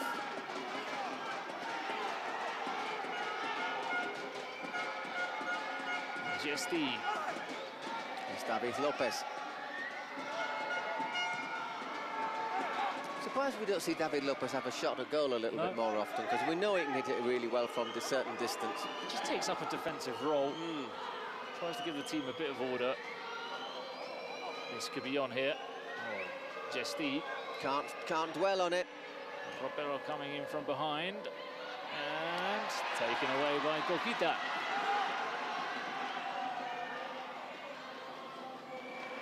Seven minutes left, so still that secret card. Coquita.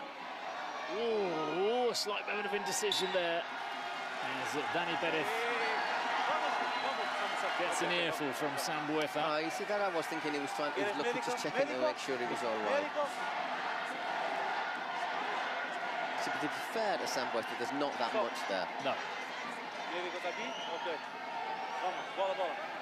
There was one of the games where Dani Perez, I think, was guilty of a wee bit of acting. I think the first Sayans match.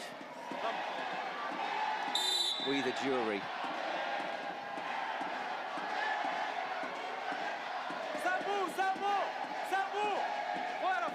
Sambueza making sure he can't play it to Dani. So he has to send it long. Good work.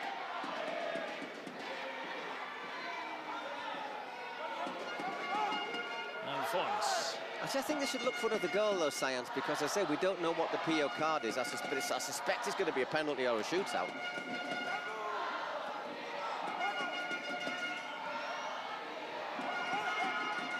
Antoine. Linares. David Lopez. Oh, Gio Ferinu. Just to remind you, of course, we've still got Dani Linares on double goal value. A star player.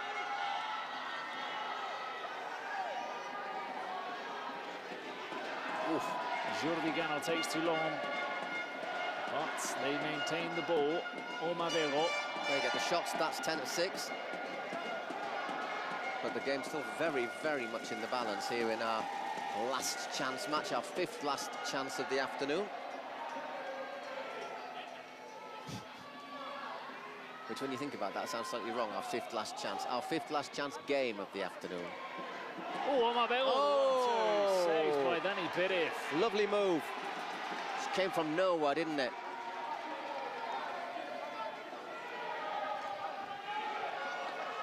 Space here for Ropero. And it's back to Ropero! Goal for Pio! 2-2, 5 minutes to go. And let's not forget, they're playing their secret card. Does really well. Bursts between two players, and then just gets enough on it to get it over Dani Perez.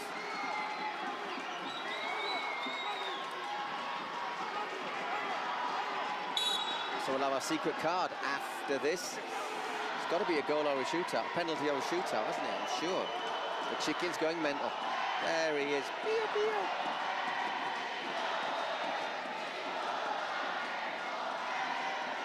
Antoine. Almost. Just gets enough on the ball. Almost turning to trouble, almost committing a penalty as well. Augusto. Ropero gets there, that'll be for Jorge.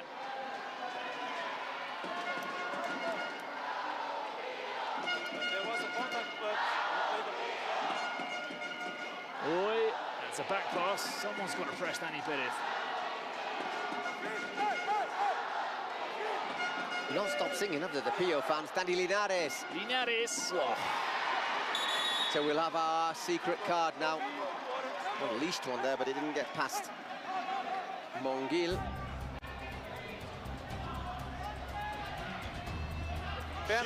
Well, it had to be one of the two, didn't it? Coquita's already taken one and scored.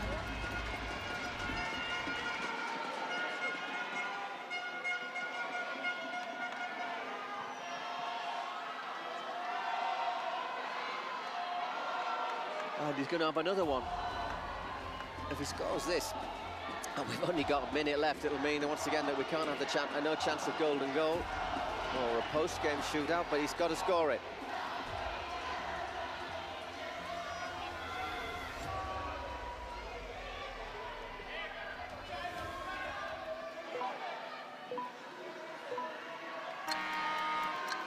So here goes Coquita. Again, he takes it round. Same route. Again, he scores. Sometimes it looks so easy, doesn't it? And are we up to see another upset? Are we going to see another upset? Are the Spanish champions going to be knocked out by a team that needed the redemption match to qualify? Take it quickly towards Pablo. That will be 38 minutes on the clock. So no double goal for Dani Linares. Pio going to the last 2 minutes plus whatever injury time we have with a 3-2 lead. Science, basically, this is easy. If they score, they're through. If they don't, they are out. Vamos, que es un gol. Calma, calma, ¿vale?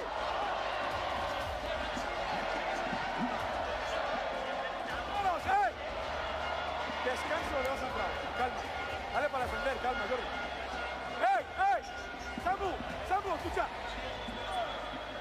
What they're giving him the Sambu, ya está, third degree. Gol doble.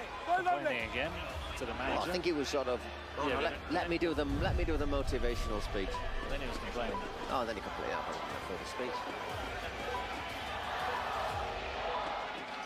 I'm sure his wife is delighted to have him out here for a couple of weeks in Mexico, out of the house.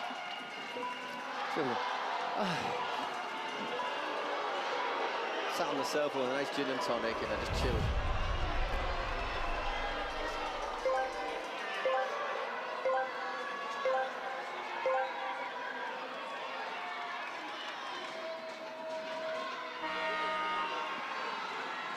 Off they go. Mavero won the last sprint. And he's done it Oh, that was very clever, wasn't it? That little back forward, well done. He's done it a couple of times. Oh, look at that.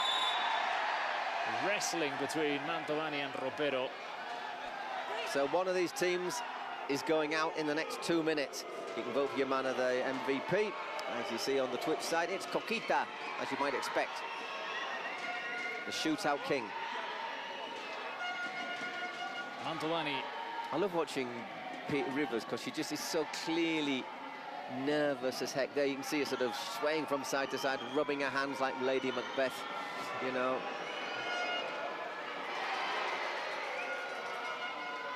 Oh, Sandy does well to win it. There we go. Oh, he's given it. Is it going to be a yellow then? If you're saying he's elbowed him, you've got to show the yellow. Puts out an arm, doesn't he? Does he get him that hard? I don't think he does. Stop the clock, they're saying. Es tuya. Puchaste, okay? Vamos. Well, if you give that, I thought you'd have to show a yellow card, but definitely, yeah. It's the referee saying it's an elbow. What? Oh no, the ball is because it was pulling back from Sambueza. Okay, I thought he was saying it was an elbow, so he was saying he was pulling it back. Loses it. So the winner of this will play. Sambu's shot is saved by Dani Perez. Will play Aniquiladores. Another big one. Does well there, Dani Perez, but corner at this sort of stage is like goldless, isn't it? Run that clock down. How much injury time will we have? A couple of minutes? 2 or 3, I suppose. Sambu to Jandro, wide. Still only a goal in it, though. If Science can score, the double value goal would qualify them. Linares. Hero. Mantovani. Fonserra. Stop pushing forward now. David Lopez at the far post, well defended. Out for a throw-in. Get Mantovani and David Lopez in there and throw it long. Look, there we go. Great defending though by Monguil. 3 minutes of injury time, by the way, if you haven't seen, which you probably have. David Lopez, Mantovani, Linares. No! Oh, what a block. That was Jandro coming across. Jandro, no mames. Vital intervention from him. No mames. Still defending to do. Omapego. Oh, that's given his team about 20 seconds there, Omapego.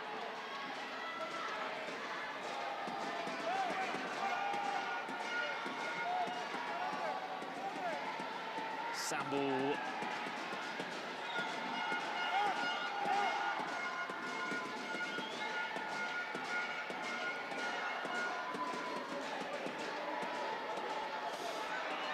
Oh, good running.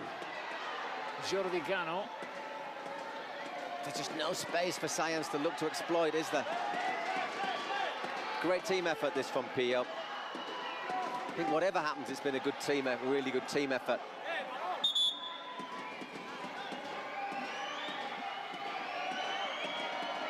David Lopez, man from Pamplona. Mantovani.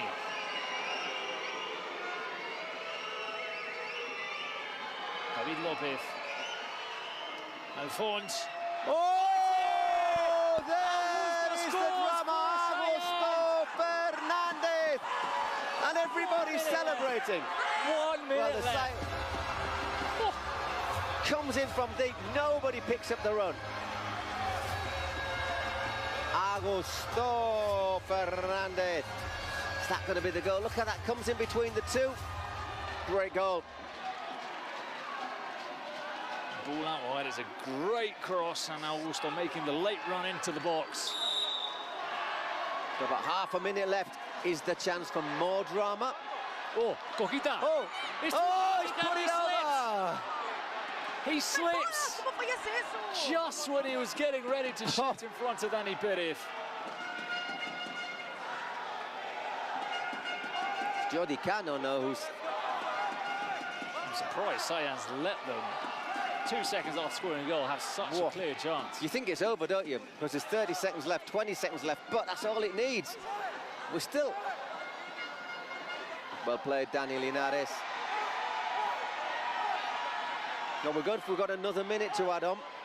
So we're going to have 4 minutes of extra time.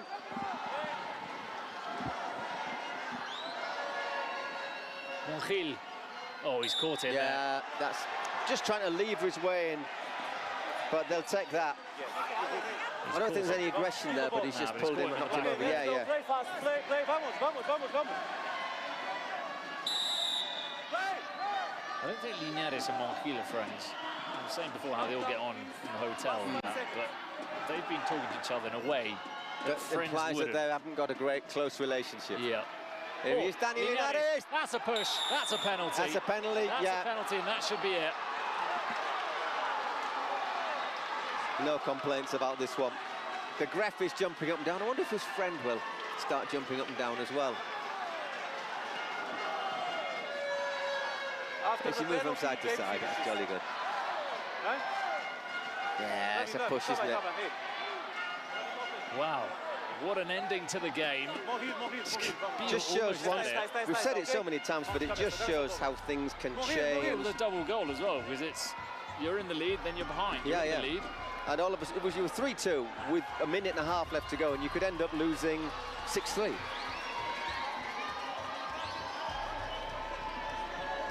I think there's time for this, and that's about it, really, isn't there?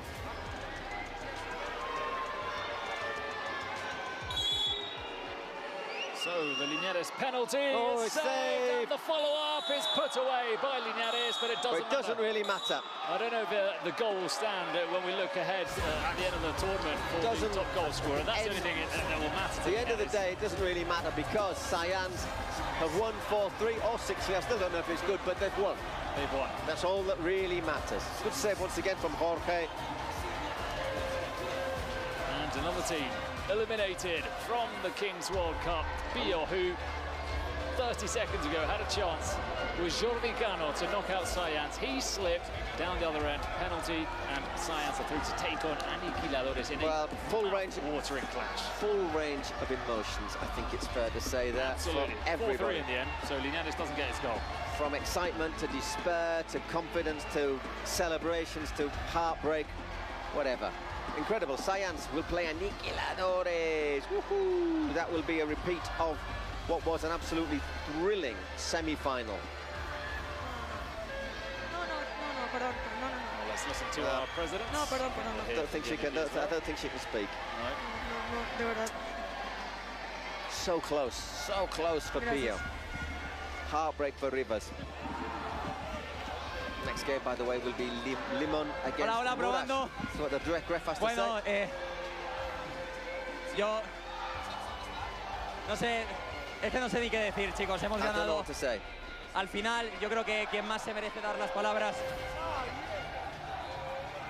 es Rivers, porque yo me veía hace 30 segundos como ahora mismo está Pío y de verdad que estaba muy triste. Hoy he fallado mi primer penalti, pero los chavales han respondido por mí, es un equipo increíble. Y nada, pasando a octavos, no quiero quitar más tiempo y que hable Rivers, que desde aquí muy buen partido y les deseo lo mejor. Un besazo, gracias, great game, so thank you very much. So, there is Mantovani. A good day for Martin Mantovani. His former club, Leganés, returned to the top flight in Spain. There's the numbers. 154 passes from Sayans, 242 from Pio really close in terms of shots, maybe just edging it, Sayans, but lots of the ball for Pio. Didn't quite have that cutting edge. There you have the next game that is confirmed in the round of 16, played on Tuesday and Wednesday. Sayans against Aniquiladores, a repeat of what was an absolute thriller in the semi-finals in the Spanish third split. Man of the match, Coquito, was a rather bitter interview when you've lost. Meanwhile, Sayans continue to celebrate. Imagino que con este resultado te sabe a poco. Bueno, un sabor agridulce, la verdad, más bien amargo por la derrota en el último minuto. Es un partido difícil, sabíamos que Sayans era un rival duro, son campeones de la Kings y bueno, habíamos preparado el partido sabiendo esto, pero bueno, no ha podido ser. Estamos orgullosos del equipo, de que lo hemos dado todo, sobre todo de la afición que ha estado con nosotros desde el primer día y hemos jugado con un jugador más siempre. Y nada, darle gracias a Sami por la oportunidad que nos dio y nada. No sé si quieres aprovechar ahora que estás aquí para darle un mensaje a toda esta afición que se ha llevado en volandas todos estos partidos. Bueno, sobre todo lo que he dicho, que creo que tenemos la mejor afición de la Kings, súper agradecido de estar en este equipo, de que siempre nos acompañen en las buenas y sobre todo en las malas y nada, los quiero de corazón a todos. Mucho ánimo.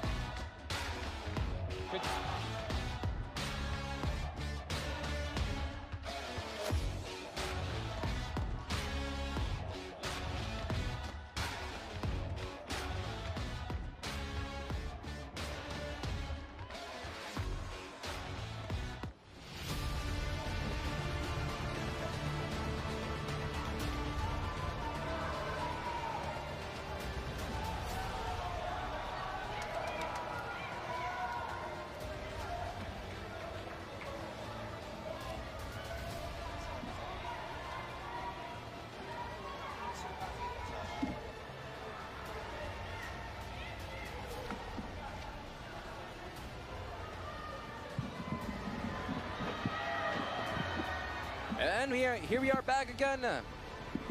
Now Limon FC against Murash. I was seeing some of the Murash players warm up in that area where they have been designated to warm up before the games, and one of them was not looking very good in physical condition. Stomach ache. Yeah, there's a bit of it about Juan Carlos. Anyhow, just to let you know, for this game, Limon against Murash. Very quickly, Limon lost their last game, 3-2 to Kunisports. Murash came back from the 10-4 opening game win with a 9-1 victory over UA Steel. 3 of those goals coming right at the end when it was double value. A couple of things to know. Another thing to know before we start. The assistant coach of Limon FC, Tuna Yurdakul, has been suspended for 3 matches, and Limon, after the 5th minute, will have to play another 3 minutes with a player less because of his indiscretions. Right, your man there, Keisuke Fukaya, has been outstanding in both games. Even in the first game, his team lost 10-4. He was great. Really would have been a lot worse if it hadn't been for him, and he was great as well. He was really good against UA Steel. Made 4 or 5 vital stops in the first 5 minutes, and basically a wall in the Murash goal. There you have the confirmation. Actually, 2 minutes less with 1 player. 2 minutes with 1 player less in this game, not 3. That was a tough suspension. They weren't happy about a couple of refereeing decisions, without going into great detail. Hey, but you know, it is what it is. So, obviously, they should have Datsuke Nasu back. He was suspended for the last game. Veteran player from the J-League. But team will play quite nice football, quite lively. He's a lot of fun. He's up for it. And I say the keeper, there he is, Keisuke. Really very good indeed. Did you see Limon? They were impressive in their first match. Big favourites to win this, as you can see. 80% of them are dropping, but we'll have to see. We'll have to see, because UA Steel obviously losing both of their games after their last defeat by Murash. But you know, I think getting to this stage for Murash is it's something to be positive about, obviously, because they came here and they were a little bit, what's this all about? Yeah, first game, they did not look good at all. They got Ranisa as well, you know, so it's not exactly who you want in your first match. But you know, I mean, we're gonna have them in the next match, but Ranisa did not look that good against G3X. It's another one of those, isn't it? Was it Ranisa weren't great, or was it G3X were just outstanding? Incredible, yeah. I think everyone in Turkey is voting, or at least that's what it looks like. Of course, a friendly handshake before the match. What time is it here now? Is it 4 o'clock local time? 4:30. 4:36. I think it was 16 hours. Ooh, it's probably early-ish hours. You're probably watching in Japan. It's tomorrow. It is tomorrow. You're in the future compared to us. It's kind of exciting, that. There is El Rayen, and he's the club president. Honorary president is Arda Turan, of course, the former Atletico Madrid Football Club Barcelona president. Mohamed Zoser, of course, one of their star players. Tall, very good defender.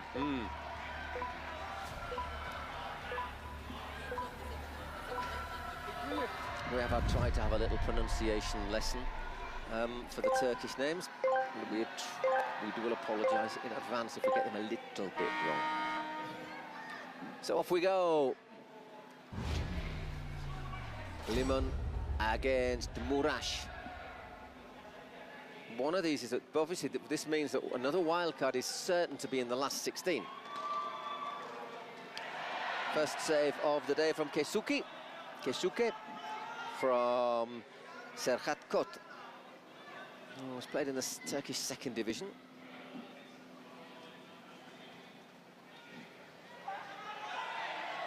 Referee right in front there. Plays on as Shohei Moriyasu goes down.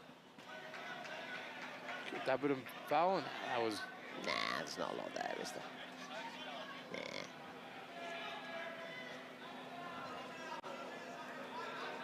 Look a little bit like the Dutch national team with that colour, don't they? They do. That orange. Once again, working away there, Serhat. And is that out just after the minute's gone up? It is indeed, so it's a corner. And Alparda, the Limon goalkeeper, comes forward. Also somebody works a shot, and this time he worked it wide. Let's see if it's me with the bad luck, but that last match was something. It was a wee bit better than the Stallions game, I'm going to be honest. Bueno, here's Keisuke.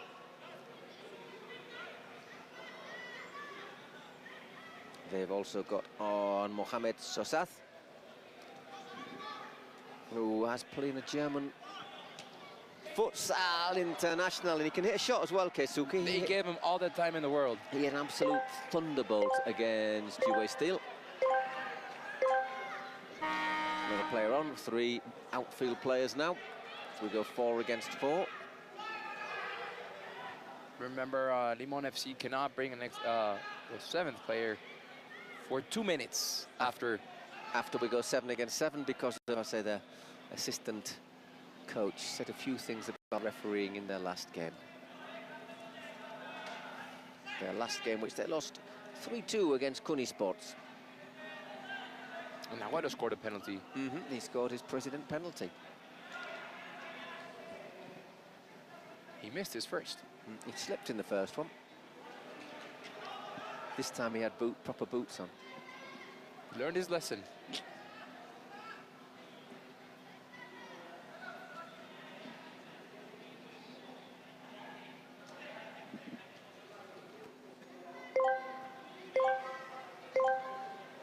So far no score in the first 3 minutes. Once again, not always normal in Kings League. And quite often you get an early goal which tilts things one way or another.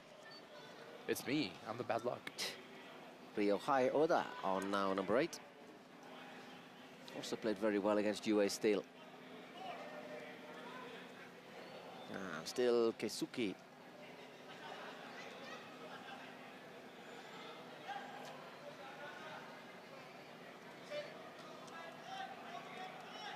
Not afraid to push forward, mixed with Shohei Moriyasu. Nice ball. Oh, not bad. Well, unfortunate, bad technique there. Daisuke, must we say, 42 years old, has got 2 Japanese national team caps, played for Vissel Kobe. I think he's trying to take it first time, isn't he? He knows it's going to bounce up.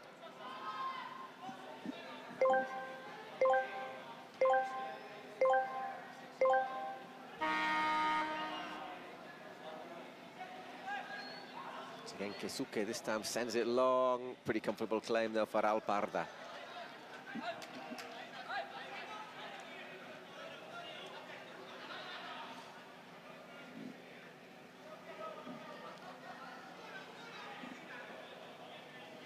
There's Metekan. One of the key players for Limon.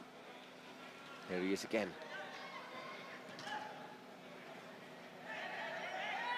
Another one who's played futsal in Germany. That was a handball. Turkish side saw that very well. Unfortunate for number 9, Kobayashi.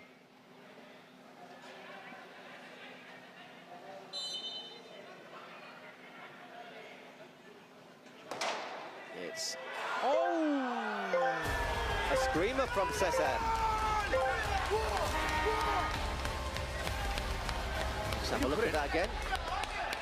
I think that was all on Fukaya, on Keisuke Fukaya. He could have gotten to it.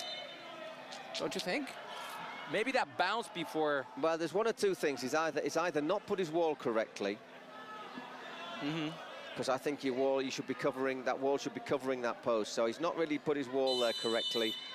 Or if he put his wall a little bit more on towards the left, he's not covered that post. So I think you could have a look at the referees, the goalkeeper's positioning there. And straight away we're going to get a... What are we getting?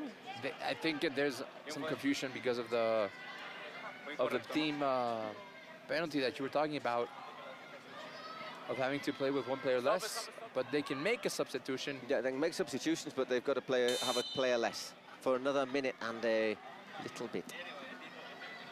So 1-0 to Limon. Goal scored by Berkay Cesar. Yeah, I'm afraid old Keisuke got his walls angles a bit wrong there. Wabe.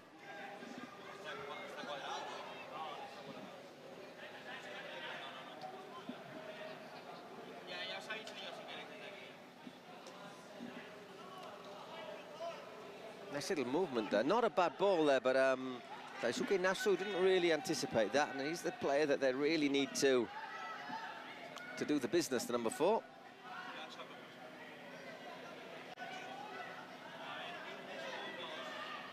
Morash didn't really take advantage of having one player. No, they haven't yet so far, have they? But I think with 7 against 6, it's not a huge advantage. It's not a huge advantage.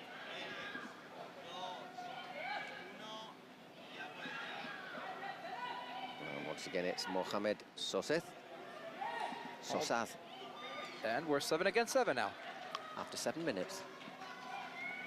Once again, Metekan.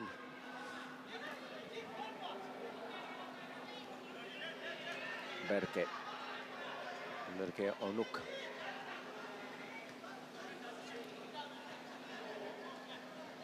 As the goal scorer, Cesar.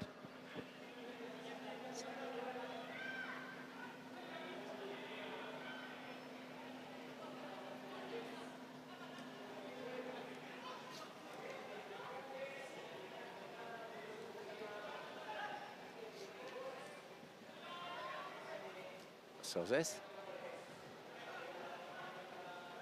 Nice movement there from Sezes, the goal scorer. Some confusion there by the Japanese defense. Well, so far their 2 games have produced 24 goals. Murash, of which they've scored 9, to the credit. No, 13 they've scored, because they scored 4 against Ranitha. By the way, there are no presidential penalties for this match.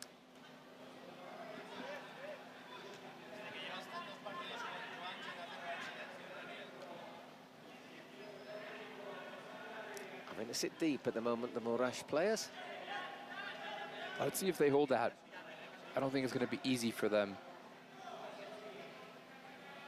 I think they had an advantage against UA Steel, because UA Steel, although all named players, all former either internationals, players who played in the Ukrainian top flight, the Champions League, they were a little bit older, a little bit heavier, and a little bit slower, I think is the key factor. Yeah, unfortunate for them. It's a good moment, whereas the Limon players are a bit quicker. That should go through to Keisuke.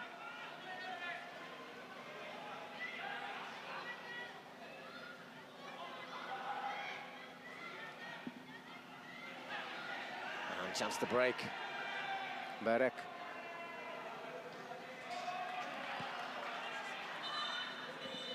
See, when you get 7 against 7, you really have to take advantage of breakaways, because you won't get a chance. Yeah, you don't often get a chance. You know, if you're looking at someone like playing against someone like Stallions or Limpo, you don't get many breaks against them.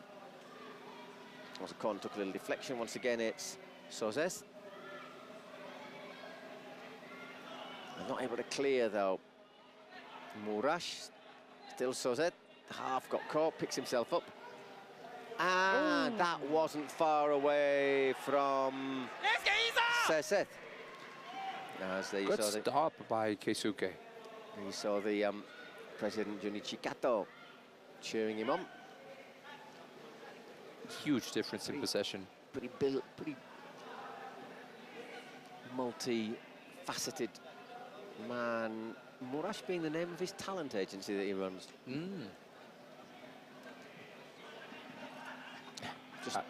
I liked in Limon's last game that Kun Agüero came on with Limon. It looked like a lime to me, though, rather than a limon. But we're not going to go into the specifics. Not going to be pedantic. So him and West Colwood just that they're sucking lemons all first half, and I thought, you're I don't know how long I could suck on a lemon for. No.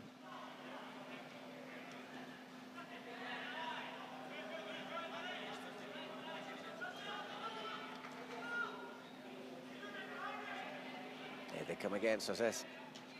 And another save by Keisuke. That's 3 so far, isn't it? He's been so far, well, as you said before the start of the match, he's a player that can really make a difference. We saw that against Ranisa. Yeah, I mean, even though they ended up conceding 10, I think a couple of them were double value, but one of them was. But I still think he got the wall wrong in the goal, but he's just showing himself time and again that he's a very good keeper. How about those POFC fans? They were loud. They were very impressive. It's a shame that they won't be back. Well, they might be back, but they might not. But they won't be back supporting Pia, which is a shame, because they have certainly brought a lot of colour and a lot of noise to the Kings World Cup.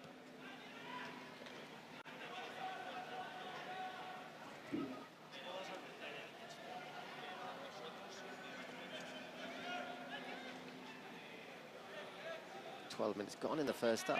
Keisuke plays it out to Kobayashi.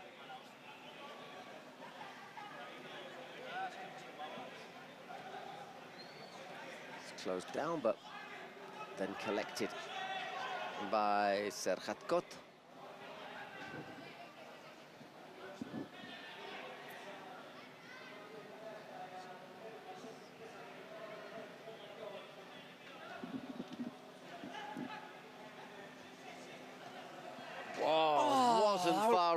was it there from Mete Khan? Unfortunate. He couldn't get that effect to turn in time to go into the goal. Cuts inside. How about that bend? Just not enough, though. Really close. But no cigar. This game flying pretty quickly without interruptions.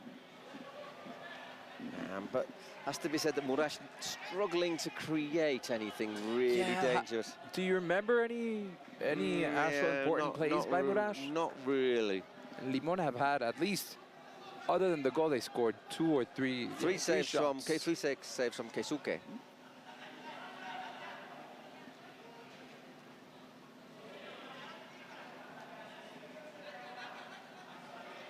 It's all been played in the Murash half, and that's drilled over by Cesed.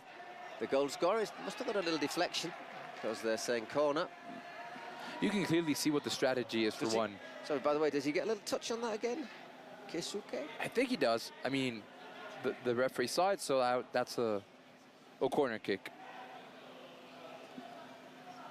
There you go, you can also buy your training kits. There's the website you can buy them on.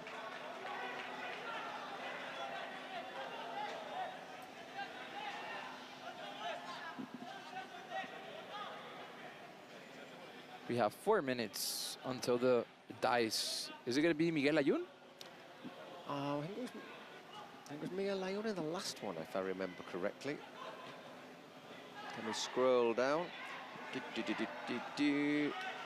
Bastian Delfino, content creator. That covers a wide range of sins.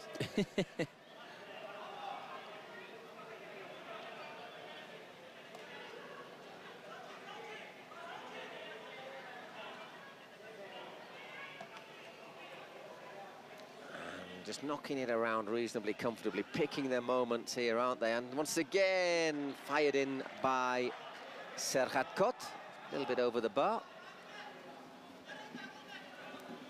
The Turkish team has a very clear strategy to me. Yeah, they're well organised when they lose possession, but they're quite patient in the build-up. And willing to have a shot from outside the area, which perhaps some teams aren't.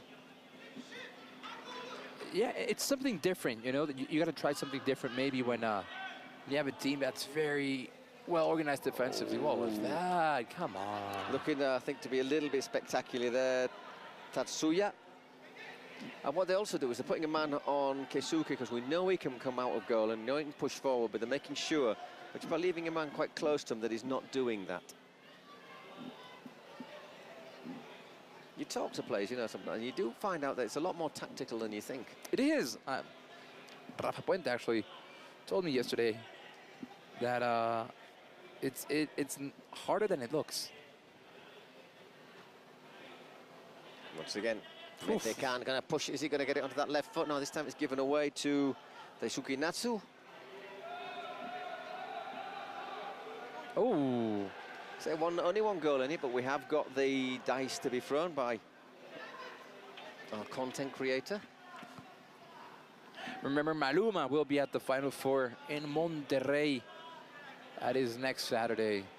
So you guys can dance some reggaeton. Yeah, I mean, I'm just going to get out my reggaeton collection. I've got them all. Actually, I've got reggae, but not with the ton on the end. So this could be your introduction to reggae. No, I don't need an introduction. I've had an introduction to it. Don't need a second introduction. But lots of people love it. Very popular in Spain too. Oh yeah, tell me about it.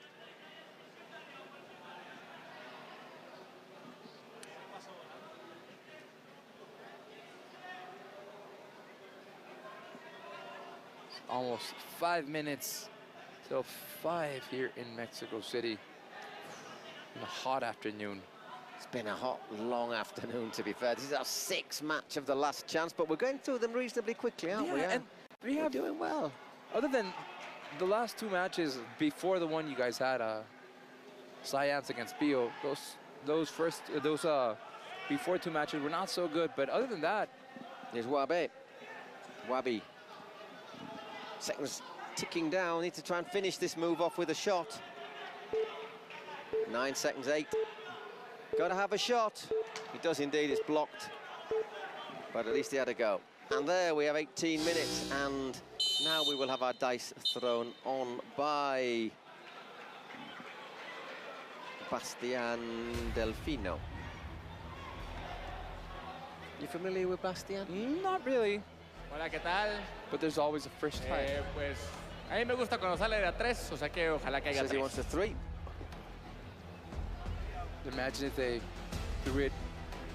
He wanted a 3, but he gave us a 5. Come on. Create something, Bastian. Imagine if they hit the drone with it. I'd try to do that. It's heavy, eh? Have you tried that? No. Yeah, man. When we were in the Madrid finals, we sort of saw that. I want to throw the dice. It might be a different one, but it's not.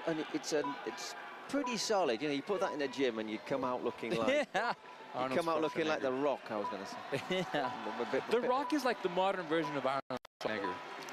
Yeah. You could say that. With less hair. With less hair, yes. A lot less hair.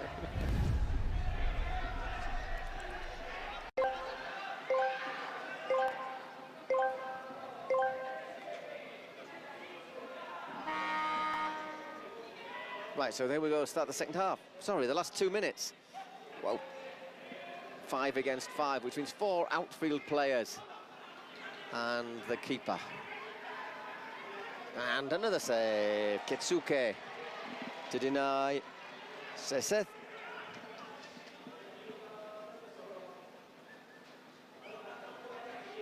Kobayashi. And Ketsuke makes himself available on the right here for Shohei.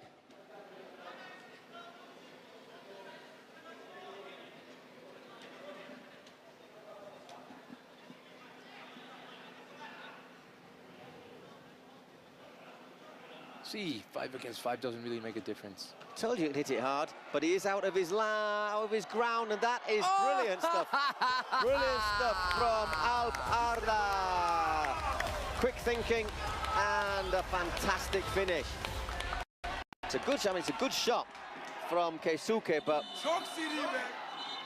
great from little bit of technical stuff not allowed on the pitch, you see.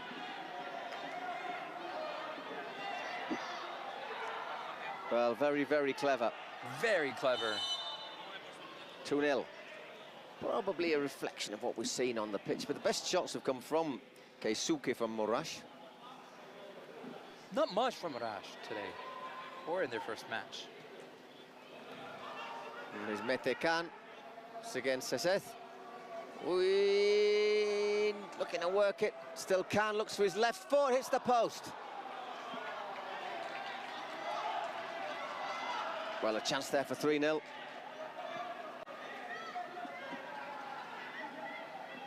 And this time, saved by the woodwork on.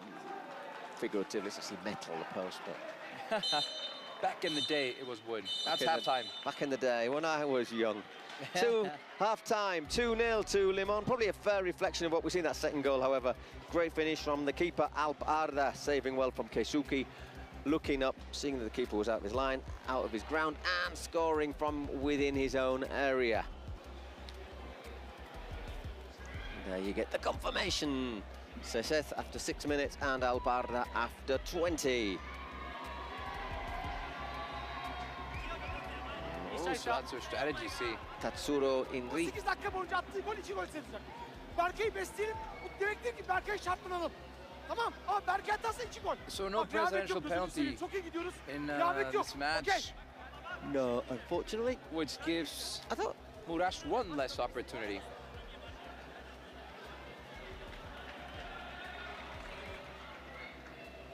I see Alana and Barça Gamer in their box, getting ready for Ranisa,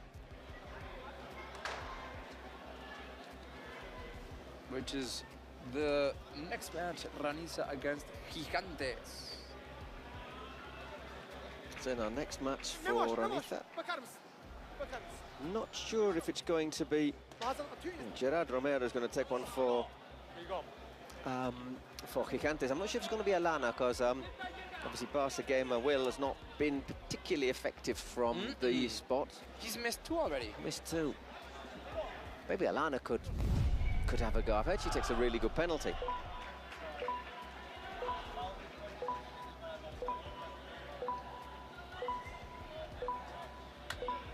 So already for our second half, the countdown begins. 2-0 to Limon, who, if they win, would go through to play, as I turn my page over in my notes. Pelucci de Cagliari. You'd fancy Pelucci, wouldn't you? It's a hard team. Yeah.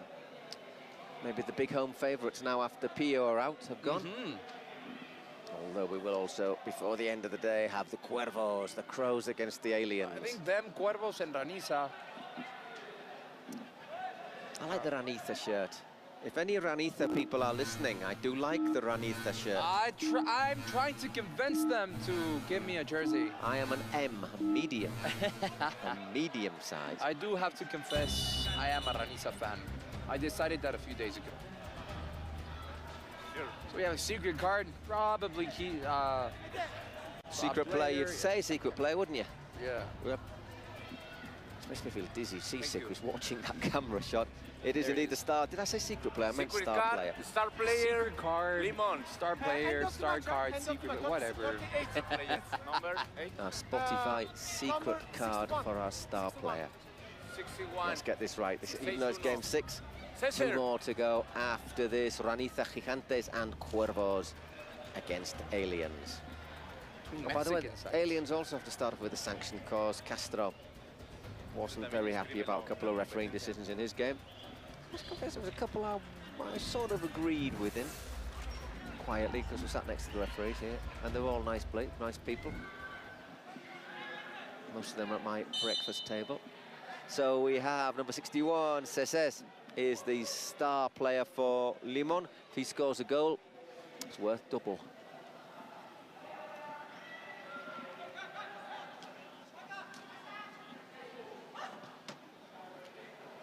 Looking for that run at the far post, but he'll do well to win a header, I think, against the Limon defence.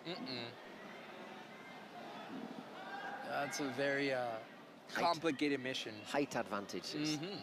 So I wonder what Murash have as the secret card. I think if it was a penalty or a shootout, I'd be quite tempted to use it now, just to get within a goal difference. Because if you concede a goal, then it's going to be hard for you to come back. So if you're one goal away. Suzette once again looks to put that one in, but too high for Berke Onuk. It's launched long for Quillo.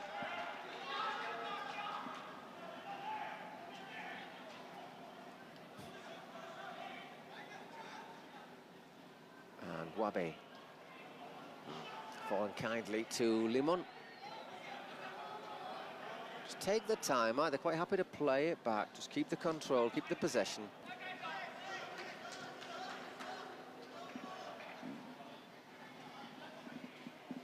Of course, Limon FC are in no hurry whatsoever. Time is very much their friend at the moment. Very much. Yeah, Osman Can goes back with Alp Arda Mohamed Soseth.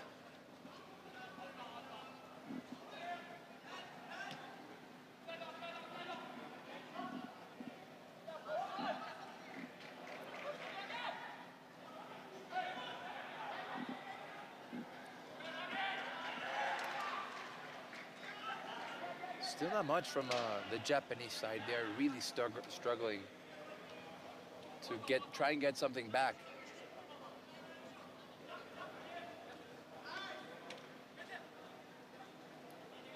It's one of these things. The team was picked from apparently 40,000 people came to watch the tryouts. In Japan? In Japan. Wow. So I think it kind of implies there's lots of interest in it, isn't there, in this? So hopefully it'll continue to develop. Will we see a Kings League in Japan? Something similar, I wouldn't be surprised, because technically they're not bad players at all. No, not at all. They're always... And leans back, puts that one over the top. Oh, a little bit of A little bit disagreement, but I think it was worth the effort there. I was going to say, them and South Korea, Japan and South Korea are usual guests at the World Cup. Tend to qualify from the Asian group, don't they? South Korea, tough team. Very tough team. They get, as time goes on, they get more and more technical. Not just technical, but tactically adept as well. Yeah, which is, you have to combine both of those terms if you want to have a successful time in football. For example, there's good challenge. Think of the Koreans. There's Kang In Lee playing at PSG now. Had a tough time in that game against Borussia Dortmund in the semi-finals. What's a good claim there from... Yeah, Alparada's like, whoops. And of course, I've just suddenly set my mind that the player at Tottenham, what's his name? He's been there for years. Just completely left me blank. Heung-min Son? That's the one I mean.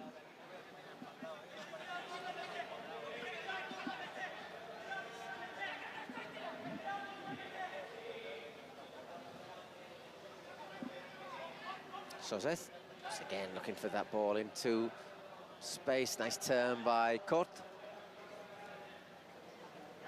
And lovely technical ability. That was a good play. Yeah, nice technical ability again from Mete Khan, and shot came in from Kort, but saved by Keisuke.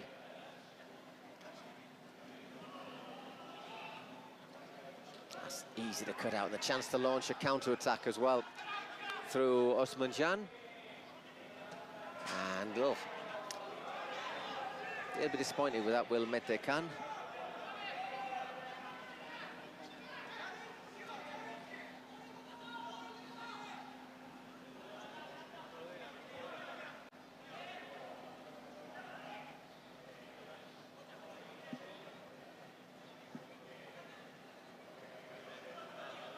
Once again, needs a bit of movement. It was Daisuke Nasu who made themselves available. Here he is on the ball. So high, as we see the Spotify secret card played by Murash. 7 minutes gone in this second half. Are we going to get it played now or the end of this move? Next move, I think the referee's going to say yeah, now. Right now. Let's see what it is. I think it's a penalty. Okay. Secret card. Double goal value for the next 4 minutes. Well, you might as well play it now. I know, I mean, I don't know, they haven't generated much. Not many chances. Not many, but you've got as much chance now as you have later. Right? Just might as well. Might as well.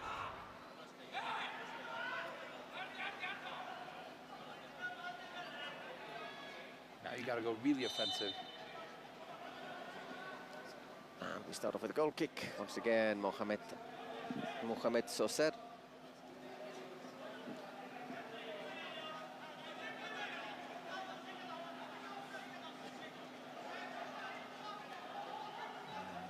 Osman Can. Look at Al Ryan over there in Turkey. He is a ball of nerves.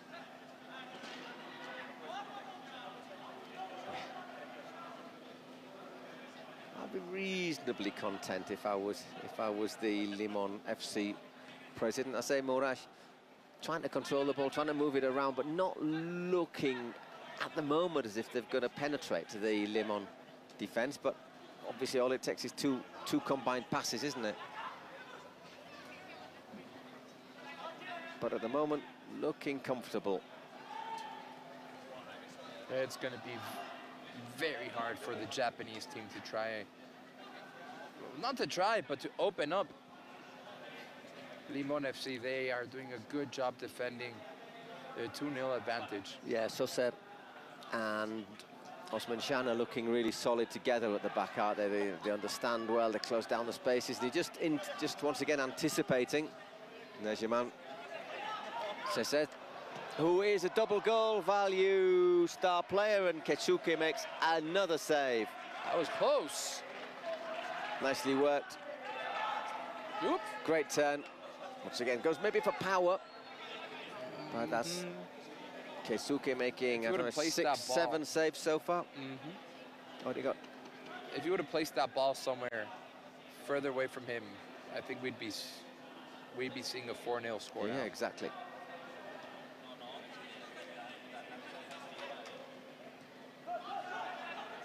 Once again, works out nicely.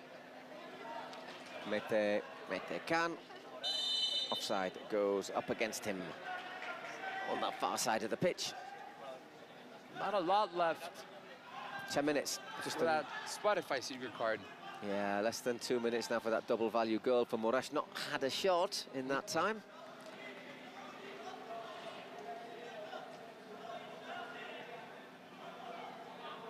Nasu. Keisuke Yamada, of course, they're lost from their squad. He unfortunately suffered a broken arm in the opening game. Whoa, not far away. That was really close. Unbelievable, crept in unseen there. It's actually his stanchion behind the goal rather than the... But anyhow, there was Kujiro Kanetake, who's the man who makes, you know, the gestures to the camera, so he's clearly got a bit of personality about him.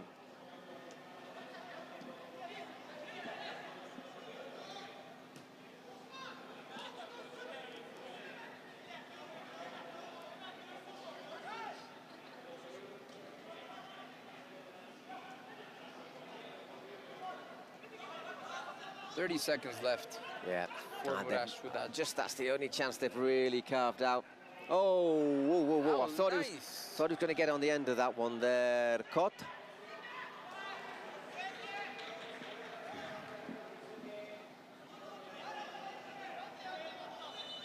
Not much from the Japanese team. Nah, they've tried, but they haven't quite got what it needs, I think is the way to say it. But say, if I hadn't been for that goal from Alparda, but I feel Limon have been quite comfortable just to control things. I think if I'd want another goal, though, before you get to the 38th minute, just to put that little extra space again. Keisuke to frustrate Mete Can.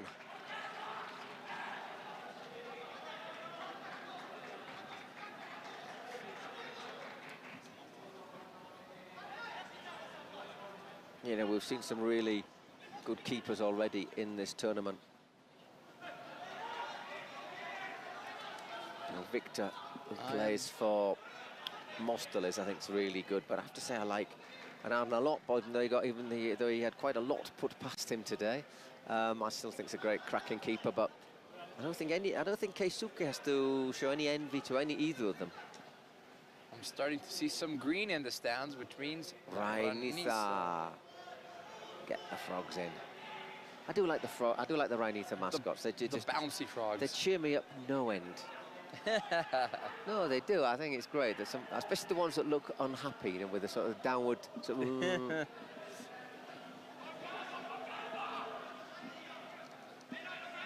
Right opposite us, just above the screen with the Turkish delegation, you can see Alana as well.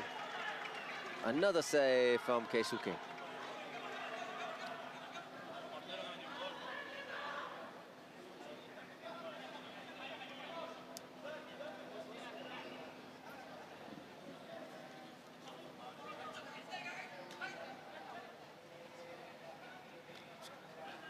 Again, well played by Kot. Mete Can still controlling things very well.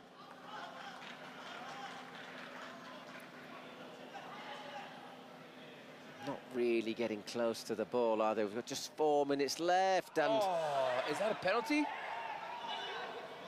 Well, the referee says corner, but it's Mete Can who's gone down. I'm sure the VAR might have a little look at this. It's a great cross from Soseth. That could be a penalty. Does he catch him? Let's see from... I mean, if he's caught him in the head, then, you know, you can give a penalty. You can consider giving a penalty. That's just going down on the pitch. You tend to blood your knees. It's not like playing on dirt pitches, though. Guess what? Those sheets are gonna stick.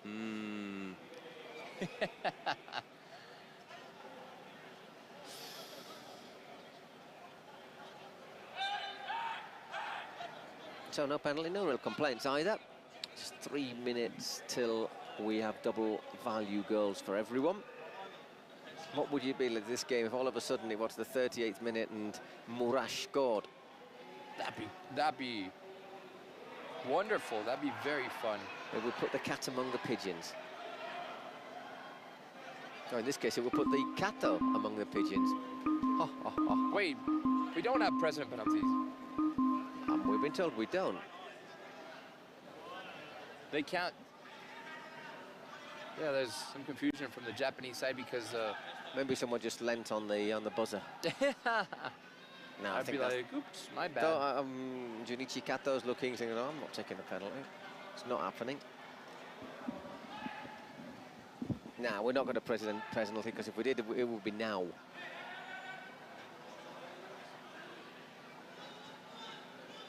Well chased back by Ryohei Oda. Oh, no, they didn't lead on it. They are pressing it on purpose. There's our man Mark. And then Marco Rosas is like, no, but guys. nobody's asked for president penalty in this game. Yeah, Mark is like, you have to ask for that before the match. So you can press it as many times as you want, but... Meanwhile, the clock ticks down, 36 minutes, still 2-0 to Limon. Oh. Optimistic from Kot. And ambitious, too.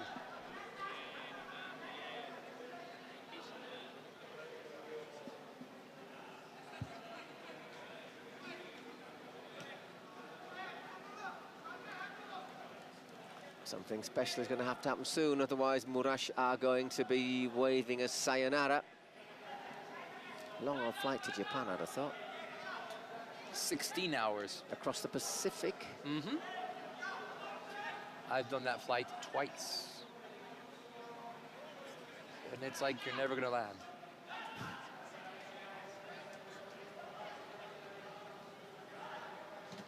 Well blocked. Shot there from Cesar. And once again, easy for Alparda.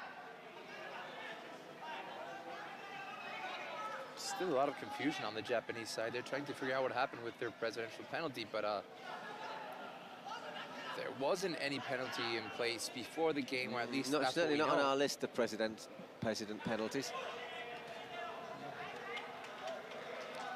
Mohamed Soser winning in a throw-in. We've just got 30 seconds to the last 2 minutes. Whose sheet are we going to break?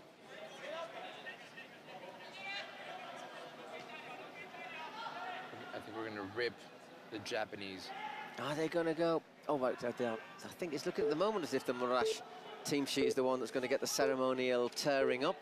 But are they just going to? Would they just go absolutely wild and go for it in the last 2 minutes? At the moment, they've been a bit too conservative, haven't they? I think they haven't really.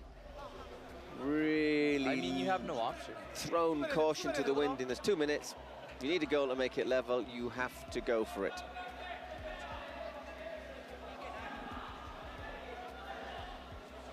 You know, they're not out to this. All they need is a goal and the level because it's double value goals in the last 2 minutes. So maybe they'll be saying, well, look, we've got to the end here. We're still in touch. We're not out of this.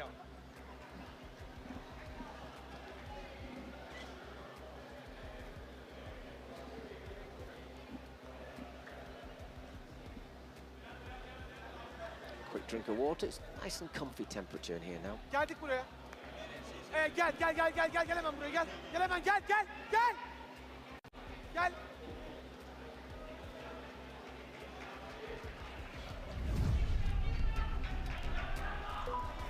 So,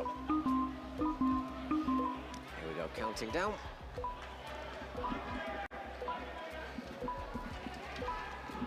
One of these teams is going to be going home in a very short period of time.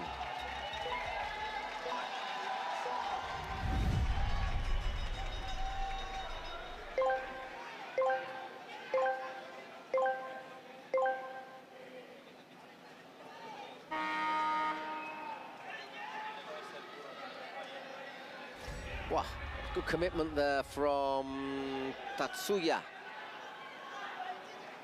So all of a sudden, are they going to go for it? Looks like.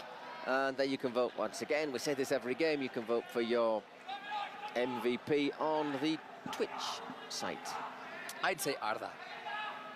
Arda, Keisuke also getting a pretty good percentage. Cesar. Arda scored. Very quickly the vote changing.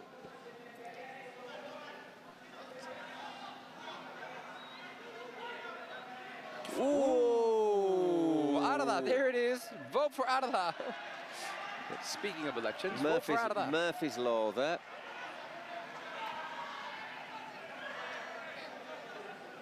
El Ryan looking a bit nervous at that moment. He's focused all match, hasn't he, though, the Limon president? On the edge of his seat, literally. There comes claims. Not really, I don't think there'll be much stoppage time here. Yeah. There's not been any real arguments, any real injuries. Minute, maybe two, because it's the second half. Good thing about what I like about Murash is there's no moaning, there's no falling over. Play. They just play. Just get on and play.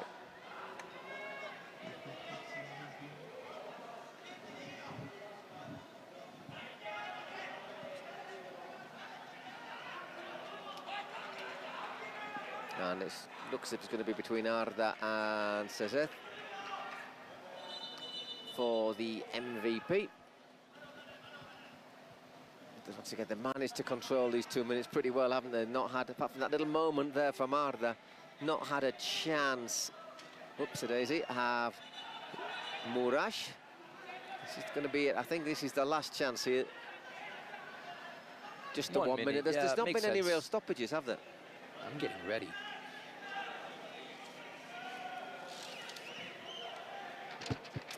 That's the sound of the Murash sheet.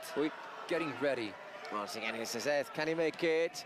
Once again, Keisuke, man of the match. At least the best player, I'd say, for Murash. In every game, he's been the best player. Yeah. In every game, he's been their best player. Half a minute left for them to pull something out. Drilled in, takes a deflection. Big appeals for handball. Is it in the area or out the area? Oh, from nowhere. I think it's outside the area, but it's... Oh, whoa, whoa, whoa. That looks inside to me.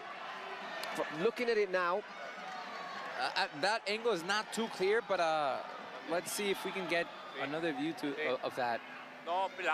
Once again, they've done very nothing. Very little, nothing. And all of a sudden, the last second,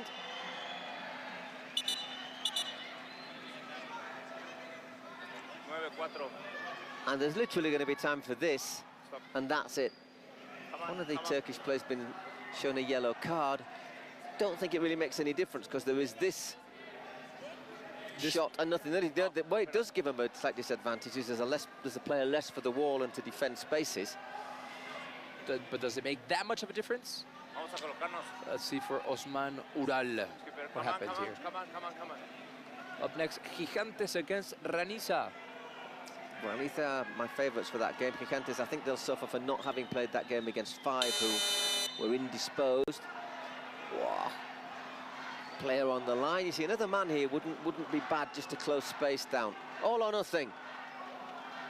And nothing it is. Well, that is an unfortunate way to end. Slips at the last moment, Quillo. And so there is the final score, 2-0 to Limon. Comfortable. Now it is just outside the area, but the way his arm went back for a second from the angle we had, it looked as if it could have been in, but it wasn't. Well done, referees. Well done, VAR. There you go, 2-0 to Limon. I think that's the comfiest 2-0 you're likely to see in Kings League, apart from that dramatic last second where they almost had a penalty and we had that unfortunate slip as Quillo went to take it.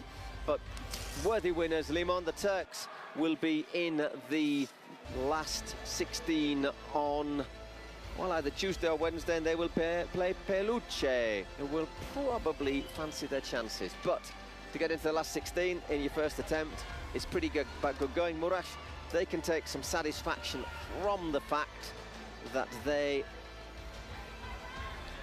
won a game. They beat UA Steel, and they beat them well. So there you go.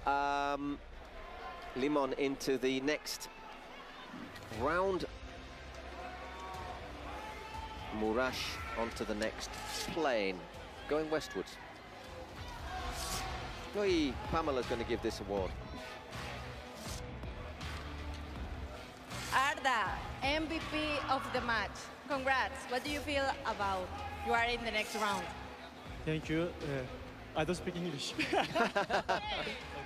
Just say thank you. We'll leave it at that with you. You can enjoy the interview. Gracias, Mexico. Anne, sana gelsin bu hediye öpüyorum. Gracias. Congrats, go to celebrate with your team. All right. Well, very self-explanatory. And that's another wildcard team going into the round of 16. Here are the stats of the game. Very clear possession, clear chances by Limon FC.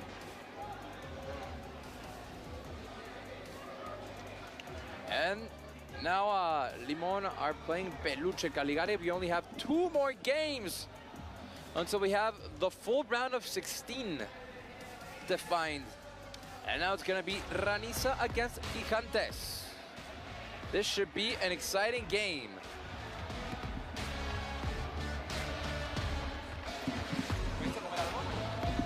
No llegué a pillar nada, pero bueno, me cogí ahí como una especie de panecillo, tal.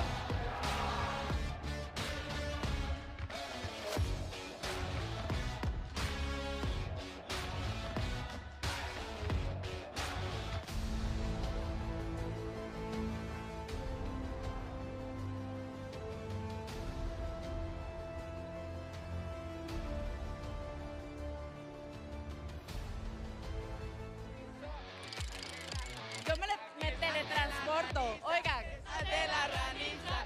Vamos a hacer una competencia de mejor afición. Primero van a hacer bulla los de Raniza. Ah, de una. ¿Y todos qué? Vamos, tenemos de cuervos. Bulla de cuervos. Ay, no, ay, no. Bulla de aliens. Tenemos más, tenemos. Bulla de gigantes. No, sigue cantando la Raniza, los campeones de la afición ahorita. Que baile la Raniza. ¿Cuánto queda el partido, van ustedes? ¿Cómo, perdón? ¿Cuánto queda el partido contra Gigantes? A Gigantes 6-2. 6-2. No, pero quiero la respuesta, por supuesto, de Gigantes. ¿Cuánto queda el partido? 5-1, favor. Ay, pero vean, aquí todos son Villamelón como yo, porque tiene la camisa de Science. Vamos con el partido, Casters. You see there on your right hand, the players from Murash and Limon FC are taking a picture together, which is what we like to see here. It's impossible not to like these Murash players. They're so nice. Impossible not to like the Japanese people. The Japanese people are so the nicest people, I would say, in the world. Accepting defeat, not screaming, not, you know, it's not, for a referee, it must be really nice as well. Yeah. They're a very, very educated culture. Yeah. Very educated, very well-mannered. We've got a lot to learn from them. Yeah, very well-mannered. You spent some time there, haven't you? Yeah, I was there twice. Once on vacation, and by the other one for the Paralympics of Tokyo 2020. Nice. I was there for 3 weeks and a half. Wow. And if there's a country that is well-organized, it's Japan. Everything is clean, everything is structured. And here we go with Raniza. Osvaldo Martinez is jumping on the field. Let's see what the defending Kings League Americas champions can do. Wearing their traditional green and black. This is a good game. This is a good game. And it'll be interesting to see how they bounce back after that game against the Brazilians, where, understandably, I think they lost against the best team in the competition. They were clearly the second best team on the pitch. So let's see how they bounce back today. But I've always felt, you take away the Brazilians, and for me, Raniza, top 3 team in this tournament. Or even including the Brazilians, they're up there. you know what happens with Ranisa? They have a very good infrastructure, and they are very well organized. Yeah. They have practice at least 4 times a week, which makes a difference because some of the other teams don't necessarily have the time to practice that much.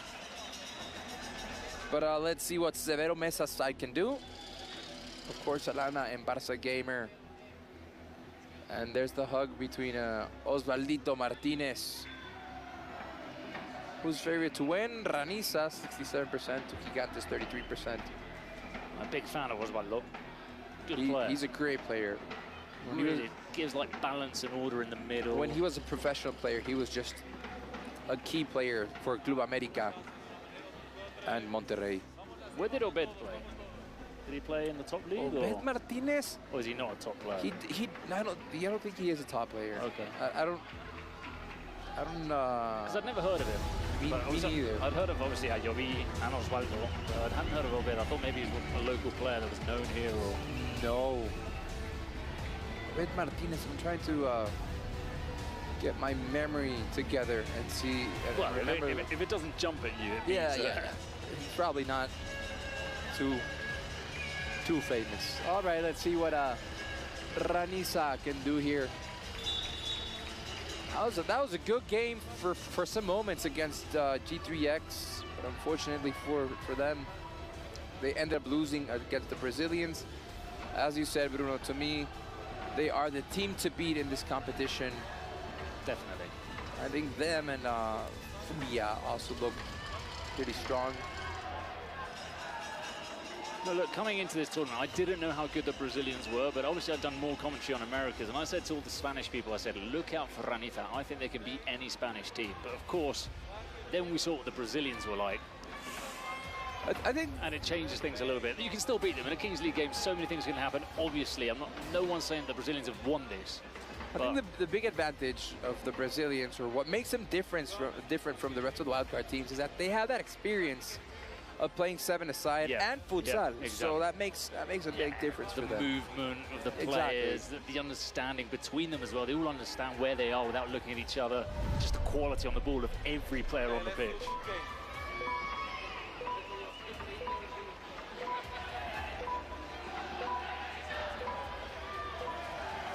And of course, the Frogs are now in the stands. And let's see what Ranisa can do here. Well, that's going to be Obed starting for Ranisa. And for Gigantes, that's going to be Marc Pelay. First to the ball is Obed, plays it back, of course, as the rules say. Thought he was going to play back to Hugo Murga. This is Obed trying to get a goal on the one-on-one. From one side, oh, that could be it, that could be it, that is it! Obed! Obed Martinez! Look at that. 1-0. What a skillful play by Obed Martinez, Bruno. Just sending the left tumbler. He doesn't want to look at that. He owned him there. He owned him. Let's see what Marc Pelas can do to get back in the game. Great defensive play by Obed. And he gets the crowd fired up. Look at that by number 20 from La Ranisa. 13 seconds left for the 2 against 2. Already, Ranisa have taken advantage of the build-up, as they call it. La escalera, they call it in Spanish. And now is Jair Arias, the Colombian, on for Ranisa. And on the other side, it's Adrian Espinar. I'm sorry, not Adrian Espinar. That is Nando Quesada. Pelas with the ball, tries to get a shot in. Obed, from there, Obed, he's gonna try that. Is that a goal? No. It's unfortunate that it fell to his right foot. He's very left-footed. And on the last game, we saw the goalkeeper out of the score from one side to the other, so you never know. This is Jose Segovia to Pelas. Again to Segovia. Out wide to Quesada. Quesada blocked by Yao.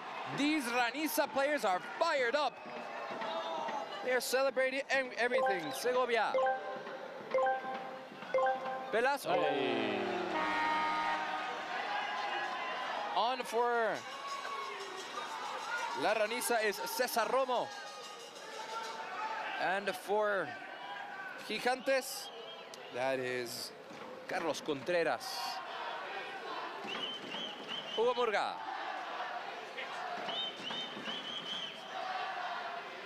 Wants to go all the way to midfield. Cesar Romo. Romo in control of the ball, in no hurry whatsoever. Murga, number 23, tries to get a shot in. That was close. What a save! Jose Segovia saving that shot by Murga. I think that shot was going wide. I'm not so sure. I think that could have been gone in. Again, Murga with a shot. No. To Romo. Romo to Obed Esau. Remember, he scored the first goal. He's the man that has this game 1-0 up. Cesar Romo and Baruch Ochoa on for La Raniza. Great save there by Jose Segovia. Also on for Gigantes. That is Sergio Juste. Very physical player. Obed. Murga. Out wide to Cesar Romo. Raniza control the ball. Baruch Ochoa back to Murga. Murga out wide to Obed. This is what La Raniza has. They can play the ball really fast. Two cuts for Esau, inside and out. Then blocked by the defense. Obed Martinez down now to Hugo Murga. Hugo Murga plays to Yao. Arias with the cross. Oh, good pressure by Baruch Ochoa. And two more plays coming on. Oh, great. Hey, so far in these first 4 minutes, I think Jose Segovia has already... Oh, that was close. That one as well. I think that was Jose Rochin.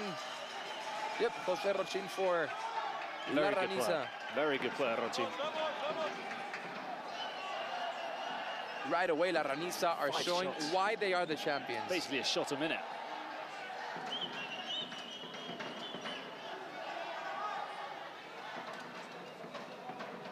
Ooh, unfortunate slip. Ooh. Yao Arias, what a shot. And again, Jose Segovia. What would Gigantes do without you, Jose Segovia? And of course, Gerard Romero is not looking happy. He is worried. Barça Gamer and Alana on their feet. Rogina with the throw in to Baruch. I think he was being held, but the referee says play on. Osvaldito Martinez, one of the star players of this tournament, on also for La Raniza. Rochin. Oh, that fast? I suppose they need to sort of that fast, stop really? This. Baruch. Oh, so close. Did he save?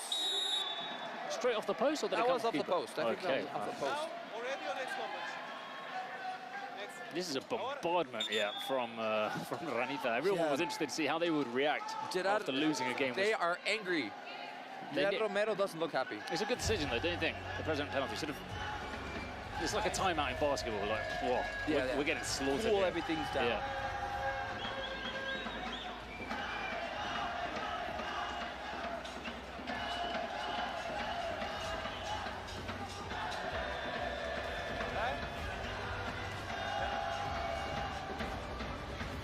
And of course, Gerard Romero is coming down from the president booth to take his president penalty and see what they can get out of this, because these first few minutes have been very, very complicated for Gigantes. La Raniza have just been on top the entire game. Well, I mean, if they'd be 1-1 after these first 6 minutes, it's much more than they could have asked for. Of course. Can you remember how Gerard Romero's penalties have been? They don't come to mind right now. I don't know if he scored his last one. Generally, he's not that great a penalty taker. But he is taking the time of his life. No, I think he missed his last one. Yeah, he's having a little drink. there he is.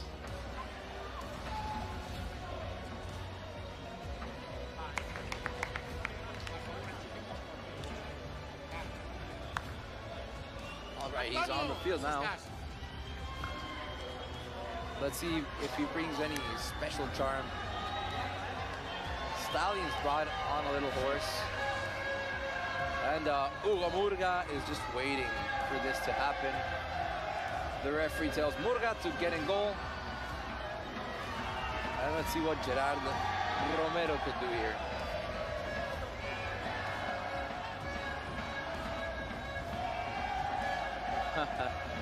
Aguante Raniza. That's what those balloons say.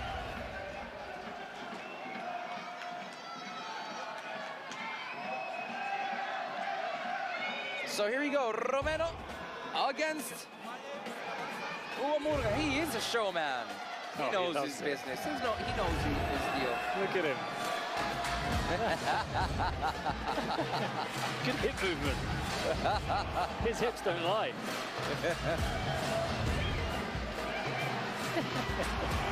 Now let's see if it's all show or if he can actually take a penalty. Here we go. Obviously, Raniza are not liking this exhibition. Romero, the penalty. Murga! The game is tied. Gerard Romero makes it 1-1. Restart here. Of course, Raniza still have the president penalty. Well taken. Oh, yeah. Murga just stays in the middle thinking he can't be that good. He can't take a good penalty. I'm sure he can just react at the end. And now, Raniza needs to take advantage of how they've played in these first few minutes. They have been very dominant. Maybe this can change things up for Gigantes. Frutos. Diego Diaz crosses it, and no problem for Hugo Murga.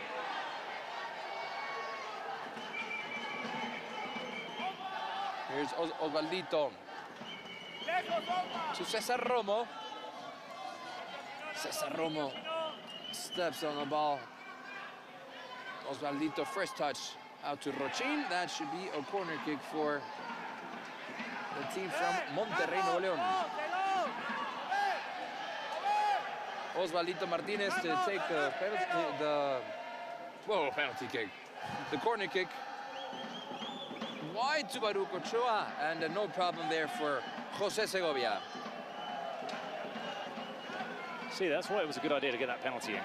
It sort of changed things. It did. It settled them, yeah.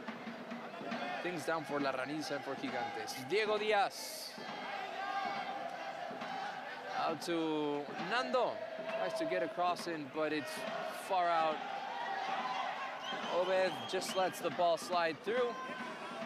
And that's going to be a throw-in for La Raniza. Forward to Baruch Ochoa. Controls the ball. Is that a foul? What is the referee going to say? That is a foul for La Raniza. Obviously, Gigantes are not happy with the call. Sergio Juste and Baruch have a little verbal exchange. And it's going to be Osvaldito Martinez to put it in play. Let's see what the Paraguayan can do. Nah. That was underwhelming. Close. Starting from the back, of course, is Jose Segovia to Frutos. Sergio Juste. Out wide to Sergi Cabré, also Juste. Sergi. Yeah, Gigantes have definitely changed after that penalty. Frutos. Off the post, off the crossbar. They're saying it's in. No, another save. What a presidential penalty can do. Yes. Now it's the other side. It's La Raniza getting bombarded. Want to see that replay again? They're checking it with the Let's see where it went. VAR. they checked it, and that is not a goal. Let's see that again. Oh, you called me eagle-eyed before, but if I had to see it on that replay, that was impossible to see. Impossible to see, yeah. That was a very quick shot.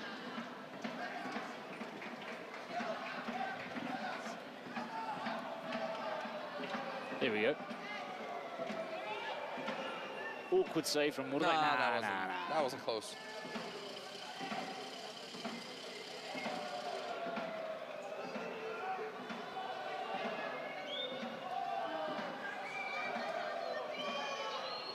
So here we are, 7 shots against 3. Gigantes have definitely made a difference since that presidential penalty scored by Gerard Romero. And they're trying to get back maybe a goal before that 18th minute mark and before the end of the first half.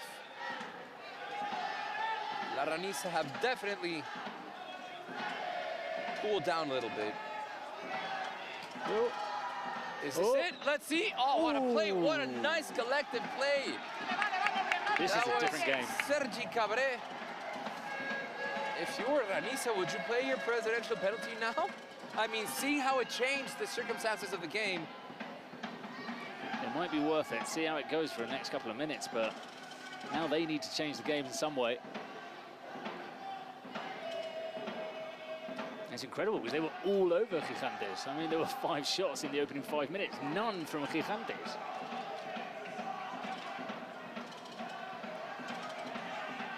And plays back on Osvaldito Martinez in control of the ball. Baruch Ochoa, Osvaldito, he's going to play out wide to Rochin. Yes, he is. He's going to have a shot. Let's see, Rochin, and that's an easy save for Jose Segovia. Gigantes playing out from the back. Sergio Juste. Frutos. Back to Juste. He fooled everyone there. He fooled me, too. Osvaldo Martinez. And he gets the ball taken away from him. Sergi Cabré.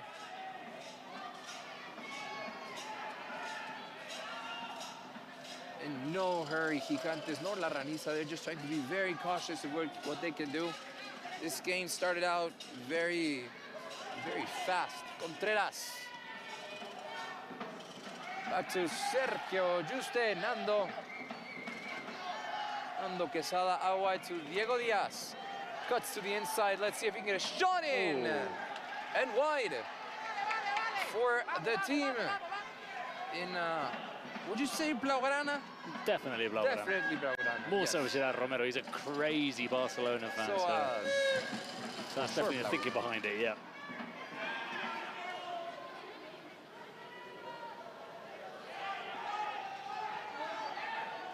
La Ranisa have lost control of the game, if you ask me. After that presidential penalty really changed things up. That was very smart by the Spanish side. Hugo Murga.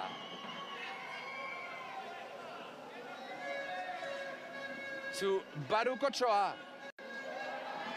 Baruch out wide to Rochin. And that is no problem again for Jose Segovia, who has been a crucial player for Gigantes in this first half.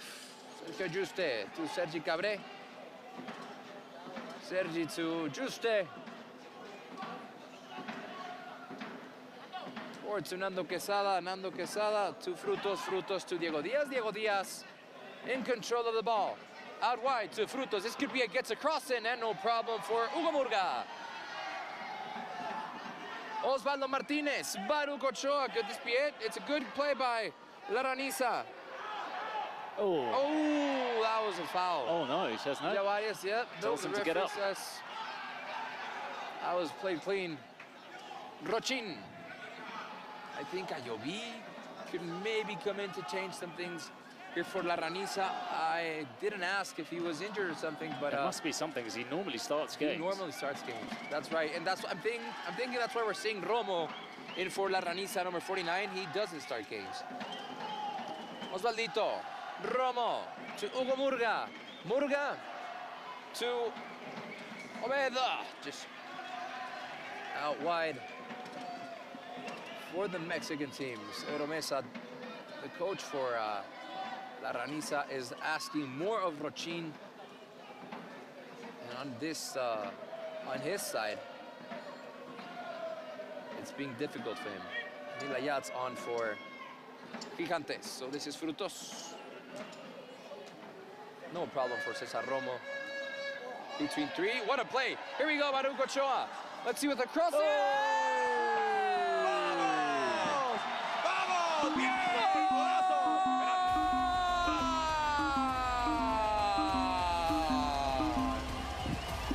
Jair Arias, the Colombian, puts it away to make this Raniza 2. Gigantes 1.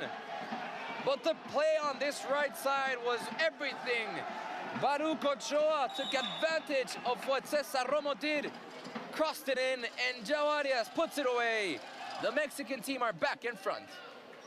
Jair Arias, he's always there. He's up and down. He's all over the pitch. He's such an important part of this team, and that's why I like Raniza so much. They've got players that give the team so much balance. But, ooh, that was going to go between the legs of Hugo Murga. Good, well played by Diego Diaz. Oh, we've got the president penalty now as well. Oh, by La Raniza. So let's see. It's going to be Alana. So they weathered the storm. They scored the second, and now they can make it 3. Yeah, after that presidential penalty for Gigantes, it was not looking good for La Raniza. And so I see Barça Gamer up in the stands. Yeah, it's going to be Alana. So here comes Alana. With her pet frog. And Obed is talking to Alana, giving her some tips. Let's see what Alana can do. It's going to be Alana against Jose Segovia, the president of La Raniza. Alana.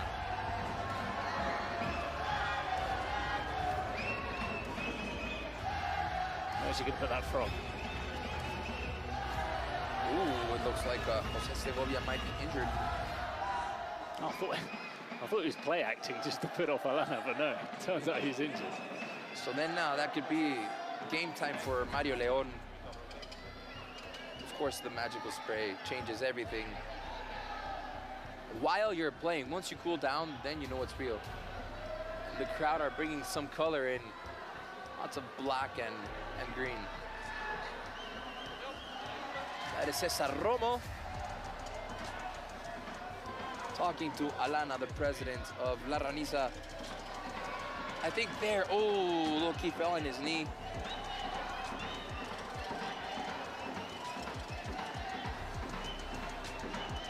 Que salte La Raniza. Let Raniza jump. Let's see what Alana can...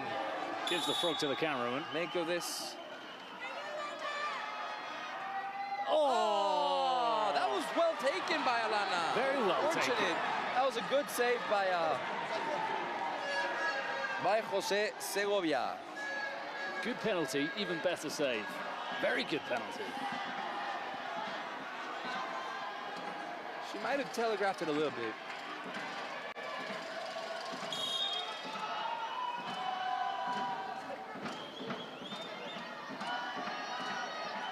And on we go. 14 minutes played already in this first half. Diego Diaz. Diego Diaz out back to Frutos. Frutos to Sergio Juste. Sergio Juste. This is Nando Quesada. Juste. To Nil Ayats. They're asking for an offside by Diego Diaz. But Rochin just clears it away. And the danger, clears away the danger for La Raniza. Let's see what Frutos can do to Nilayats. Nilayats out wide to Sergio Juste. Nando Quesada. Juste. Frutos. Diego Diaz. Cuts to the inside. Gets a shot, what a goal!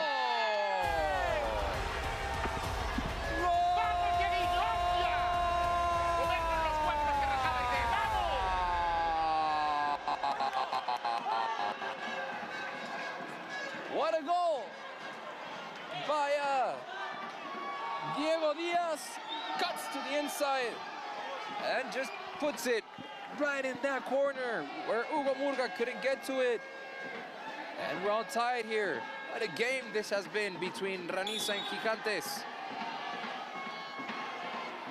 Ranisa looking good in those first few minutes, missed the present penalty. Osvaldito Martinez, out wide to Cesar Romo.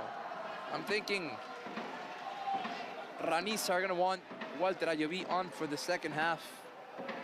There's definitely something going on there.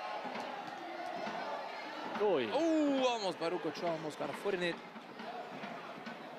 2 minutes left until the 18-minute mark, and we're going to throw the dice. Barça Gamer is waiting for Alana. I don't know what he's going to say to Alana, but... well, he's missed both his penalties this week, so... you can't really say anything. Exactly. Juste Frutos was going to send Nilayat, but he didn't pass the ball to him. This is Jose Segovia. Cesar Romo cuts it away. And that is the ball for... yeah, La Ranisa. The referee was saying it was for Gigantes, but now changes his mind, and it's for the Kings League Americas team. Romo. Baruch Ochoa. That was high kick for the Mexican. That hits the ceiling, and that means it's going to be a throw-in for La Ranisa. Obed Martinez to Romo. Hey. That is the ball. A lack of focus, if you ask me.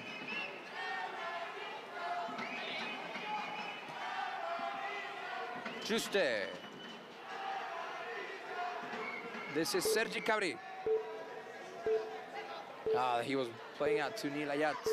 And 3, 2, 1. And here we go with the dice. Let's see what we get here. We've not had a one-on-one today. Let's see if we can get it this time. Número 1, tal vez.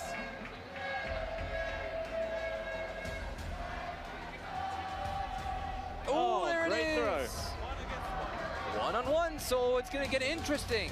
I love the one-on-one. There's nothing like a one-on-one.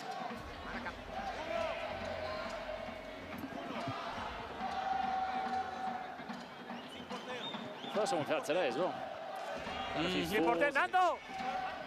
I've had in my games 2 4s. It was Mark Rosas jumping with the frogs. So here we go. This is interesting. Remember, there can't be any goalkeepers here. And the players have to take a shot from their own half, which includes the complete circle of the half-field mark. So it's going to be Obed for La Ranisa. And here we go.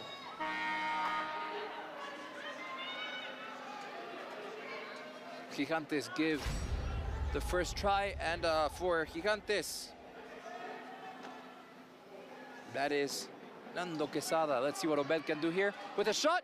Oh, off the head. That can't be good. Some of these guys, when they take 2 of those on the head, you think it must be like... it's not safe. It must be like 8 rounds of boxing.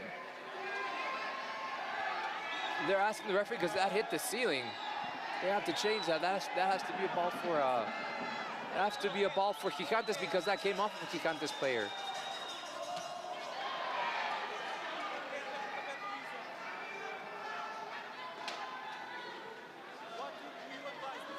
I mean, that deflected off his head, and they were asking for... Yeah, we've had enough drama with the ceiling today. Oh,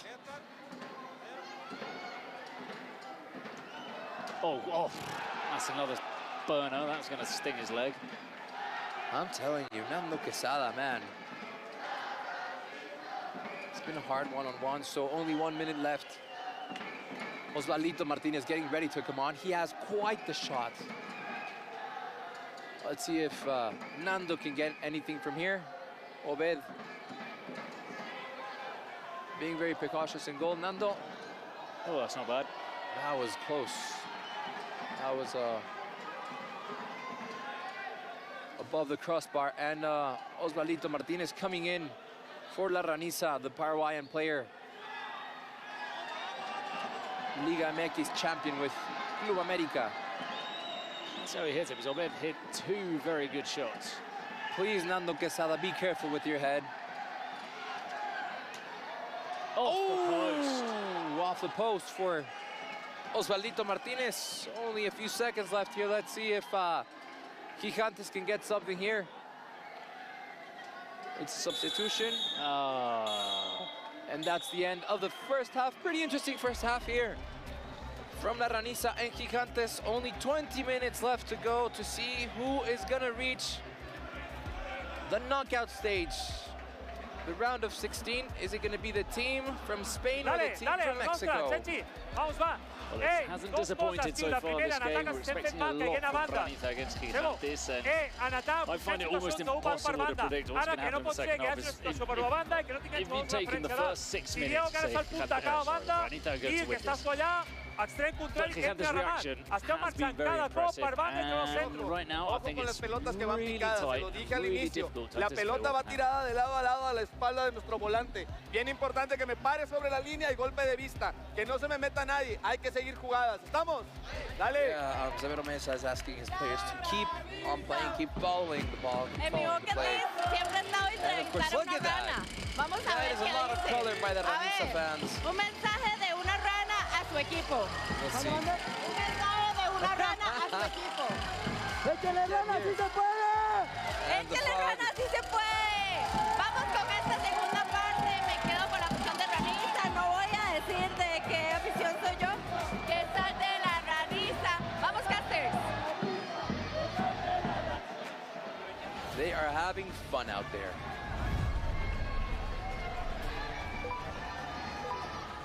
And 15 seconds to go. 10.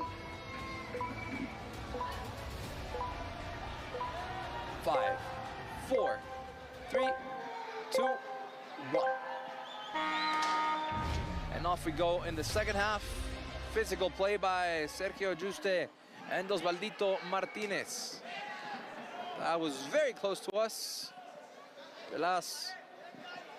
They can move this table, by the way, because yesterday it moved. Well, a few days ago it moved, and it caught Paul right on the shin. Oh no! He hasn't quite got the reflexes he had 20 years ago. You got to be ready for everything here at Kings League. Through ball to Carlos Contreras, couldn't quite get there. And starting out from the back, I am still wondering what's wrong with Walter Ayoví. He's wearing a bib. He's on the side of the field. But he's just not coming on. Sergio Juste, is that clean? Yep, that was clean, and that should be a Gigantes ball. Big miss for Raniza, no Walter Ayoví. He's a big part of this team.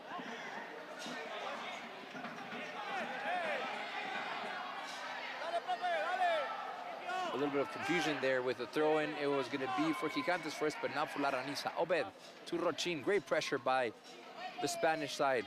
And Rochin with a great individual play gets across. And Sergio Juste calms things down. That should be a foul. Yep. He came from behind Rochin. Velas, Juste. Frutos. Nando Quesada with his head must hurt. Diego Diaz. So far, very equal game, very even game. And it's Juste killing the ball with his chest. Baruch wanted to get a foot in. Be careful with Pelas, and that is too wide for Gigantes. Obed. Starting out from behind. Osvaldito Martinez having some trouble there with his shoes. Oh, it came off. I think those black Puma shoes, very, very iconic. Absolute classics. Classics. Puma Kings. Uh-huh. That's what I think Maradona used to wear. I think so, yeah. I mean, that was before our time, but... João Arias. The talent. Here is Cesar Ramos to Obed Martinez. Obed Martinez. Rochin telling Obed Martinez to go in. Try and penetrate a little bit more. Rochin to Obed. Obed. Aranis are starting to control. Here we go. João Arias with the cross. Obed! Baruch Ochoa!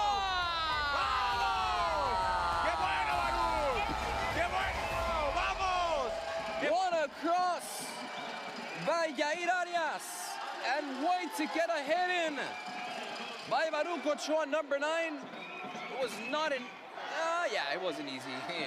Not easy at all. I think his body was in an awkward position. Like, the ball was behind him, wasn't it? Yeah. So he had to like adjust his neck. But they've done it again down the wing, causing a lot of pain to Gigantes down the wing. It's Yair Arias. Yair Arias, always a very important player, getting that cross in, and Baruch, he's the killer in the box. I mean, the difference this time that it was that this was with the head, not with the foot. But now La Ranisa are looking strong. Pelas and Arias. Again with Pelas. Gives it back to Frutos. Oh, yeah. Oh, between the legs by Adrian Espinar. Espinar with the ball. Is that a foul by Rochin? Careful, because that's his second foul. That could be a yellow card for La Ranisa. That is going to be a corner kick for the Spanish team. The referee's talking to Rochin, warning him that if he commits another foul, that's going to be a yellow card for him, and that could be costly for La Ranisa, given the game so tight, so even. You cannot give an advantage of one less player for whatever amount of time. Good heading by Juste, but above the crossbar. Hugo Murga from the back. He's like, wait a minute. Remember, we still have 2 Spotify secret cards. 1 per each team, obviously. Good call there by Hugo Murga. That was Carlos Contreras coming in dangerously. Obed to Osvaldito. Osvaldito Martinez. These are all the channels you can watch the Kings World Cup: English, Portuguese, German, Italian, French, anything, you name it, we got it. And listen to the crowd.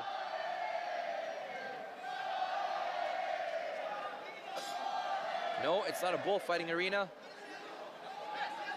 It's the Kings World Cup. Osvaldito to Cesar Romo. I'm surprised Ranisa have made no substitutions. The whole game, really? All game.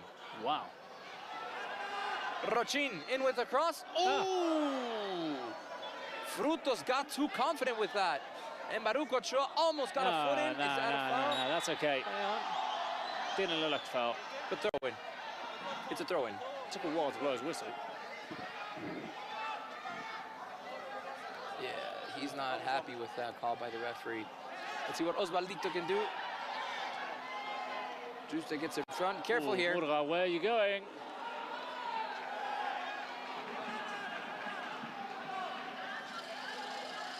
Severo Mesa tells Rochin to calm down. Yeah, that was nothing.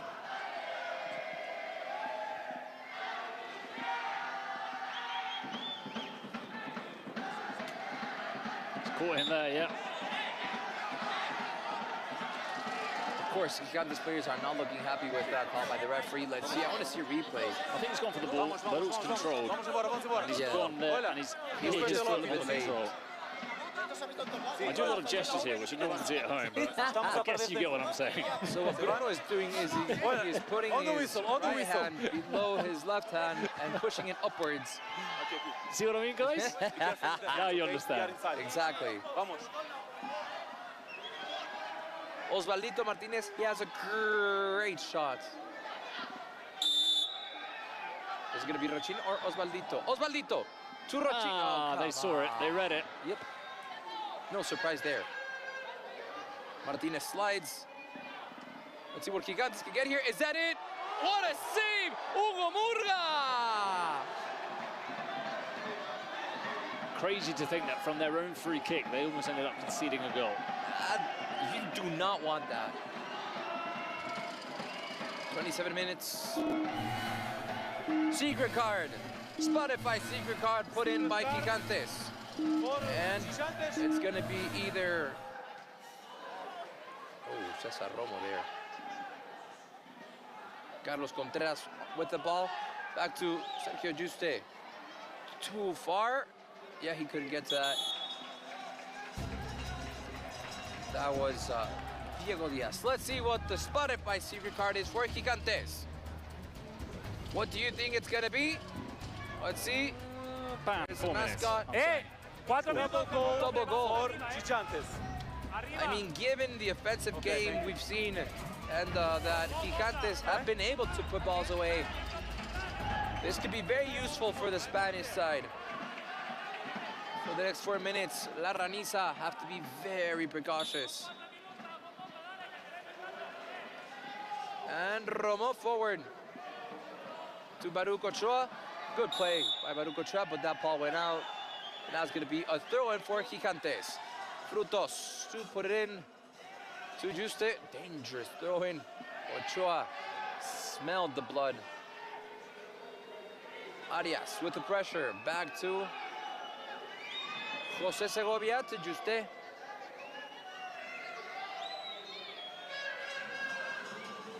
Looks like they're in no hurry, but they should. They have a Spotify secret card in play. Oh, good turn. Nice individual play. Oh! Hugo Murga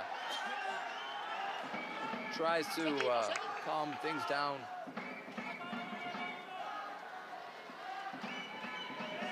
Almost to the half-hour mark in this second to last match of today.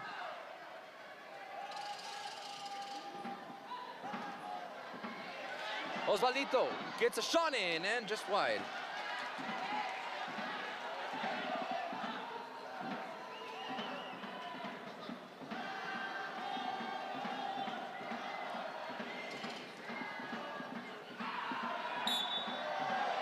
That was a little bit dramatic. Yes, it was a foul for sure by Cesar Romo.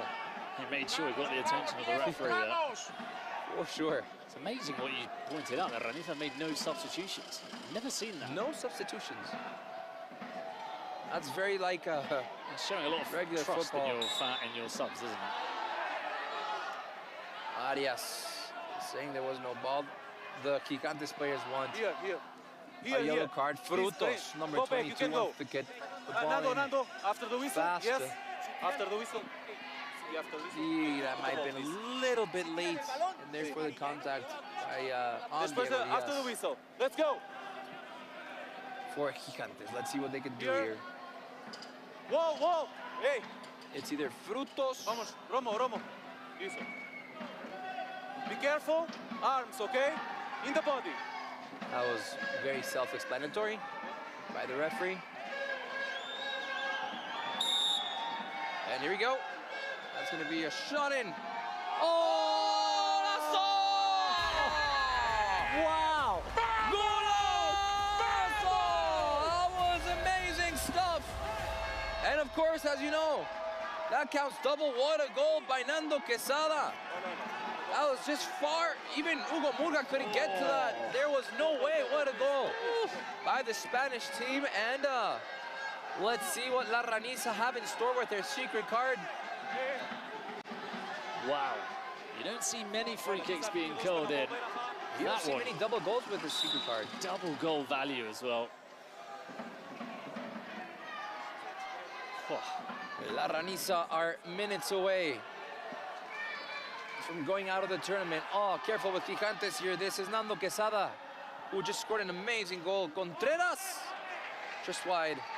It's going to be a corner kick for Gigantes, looking strong the Spanish side. 30 seconds almost left with their double goal card.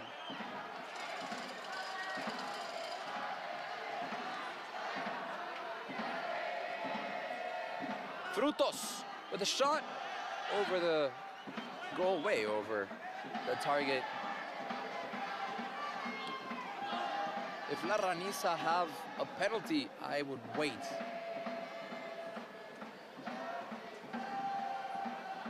The ups and downs in this game. And it's been...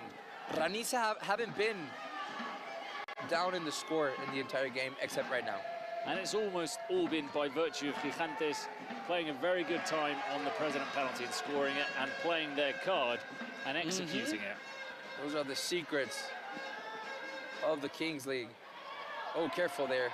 Cesar Ramos wasn't focused. I don't know if I do a substitution now.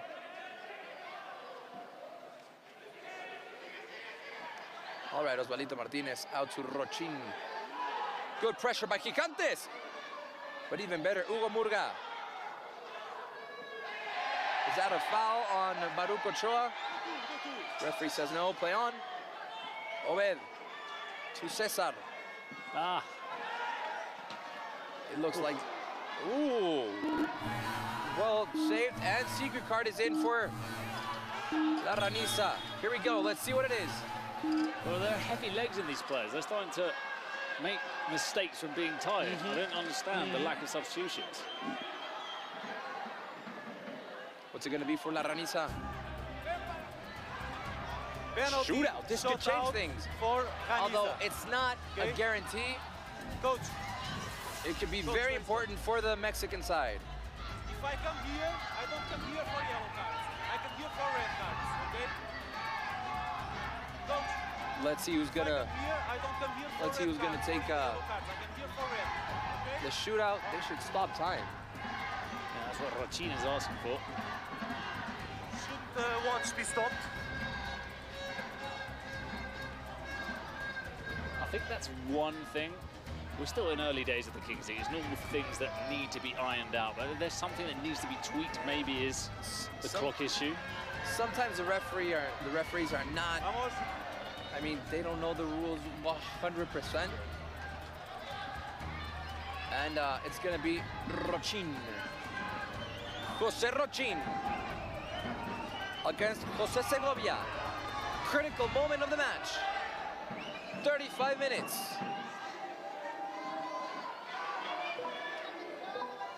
Here we go. Rochin with the shootout.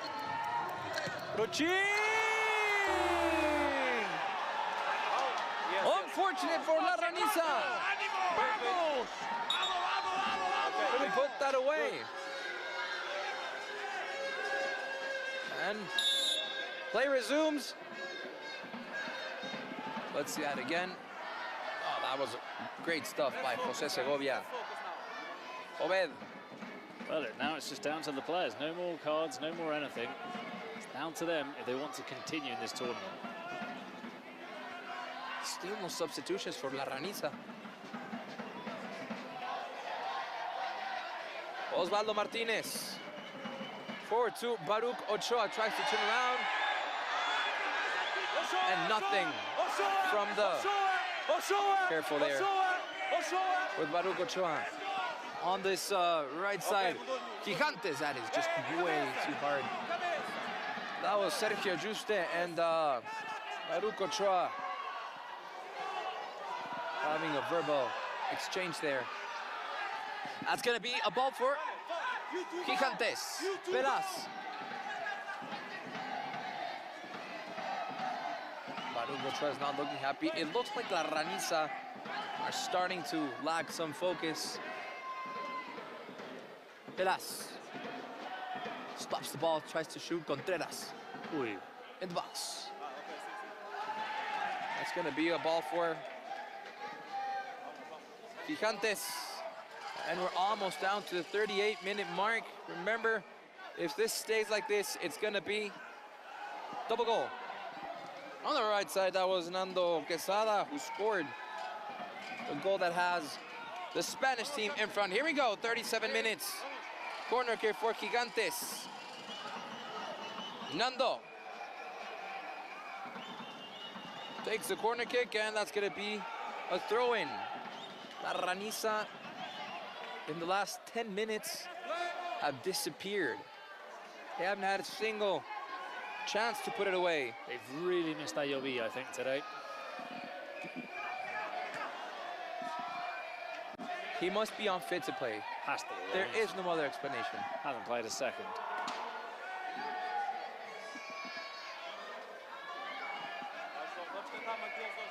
Almost to the 38-minute mark.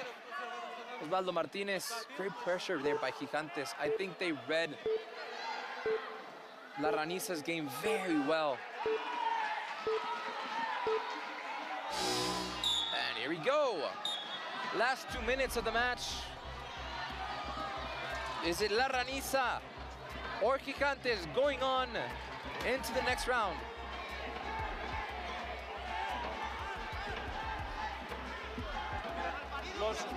How do you think you feel if you're one of those players like Ricky Gol, Axel Martinez, Giovanni Sanchez? You haven't played a single second.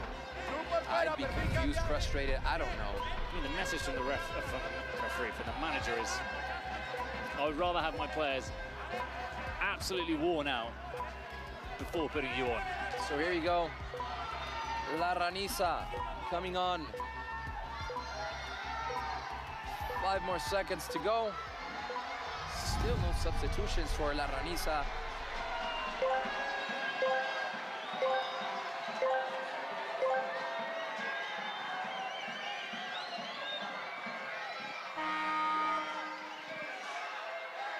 And here we go. Forward. That was forward. That ball's going to be started by Gigantes. And up next, Club de Cuervos.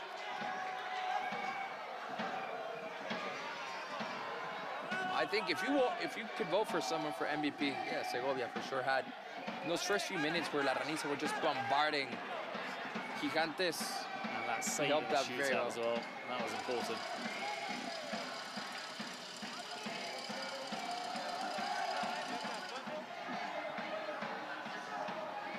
Baruch Ochoa with João Arias. João Arias hasn't been in contact with the ball for a long time, and that changes things for La Raniza. Maybe this could be it. Baruch in the box. Baruch Ochoa has the ball. Tries to play it out to João Arias. Couldn't get to him. Sergi Cabré, and that's going to be a throw-in for Gigantes. The referee's asking them to hurry up.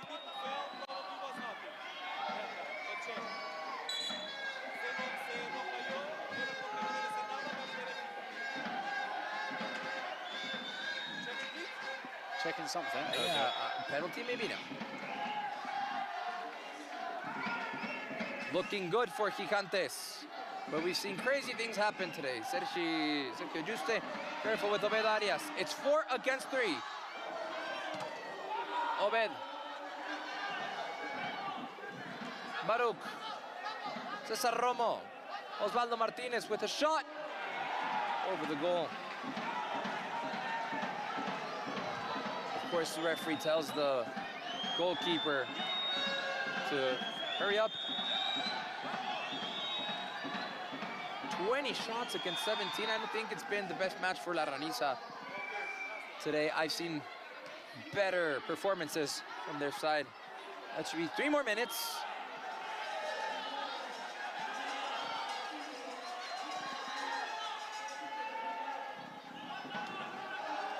Baruch.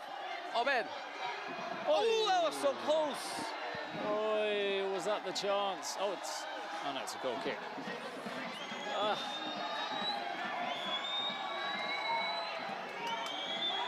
Who will be crowned champions of the world? One of the favorites are about to get knocked off. Ball for La Raniza, still 2 minutes to go.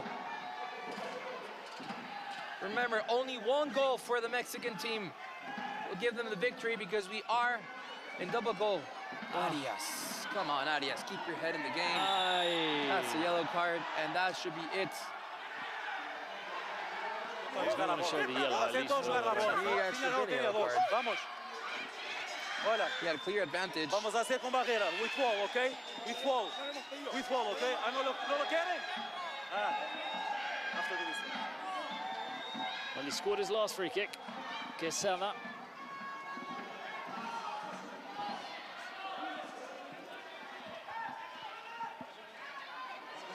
And let's see if Nando Quesada can make. I already saw him score a free kick. An amazing free kick. Not this time. Baruch Ochoa gets a head in. Yao Arias, that's going to be a ball for La Raniza. Still time to play. A little bit over a minute left. Obed Saúl stops the ball. I don't see it for La Raniza today. Great game by Gigantes. Playing their president penalty and secret card in a very important moment. Also, La Raniza missed the penalty and a shootout. Arias making an effort to get the ball. That's going to be La Raniza's ball. Back to Hugo Murga. Osvaldo Martinez. No substitutions in the entire game. Incredible. I've never seen it. See that, for example, there, that was a tired little moment from Obed.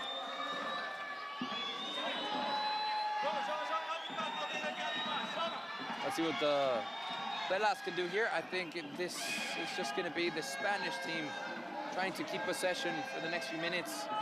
No hurry for them whatsoever. La Raniza have had a pretty bad second half. They have just not been in it today. And that should be game. Gigantes! Gigantes are in the knockout stage.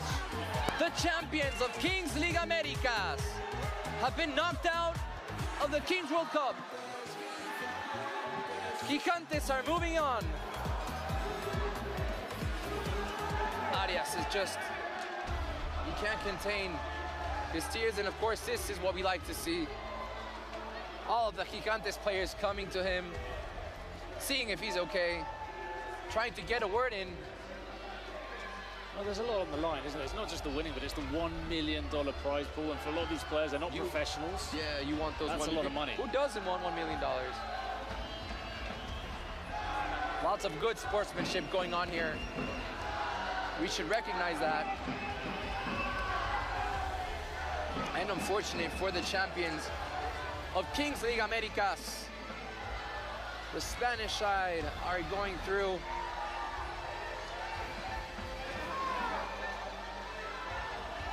But I mean, La Raniza will still have a chance in the second tournament. Yeah, and it's been a good first season for them. I mean, they won their first inaugural Kings League Americas. They'll be back. Tengo que hablar ya. But let's see what Gerard Romero says. Gracias a la afición de México por el respeto. Un beso a Lana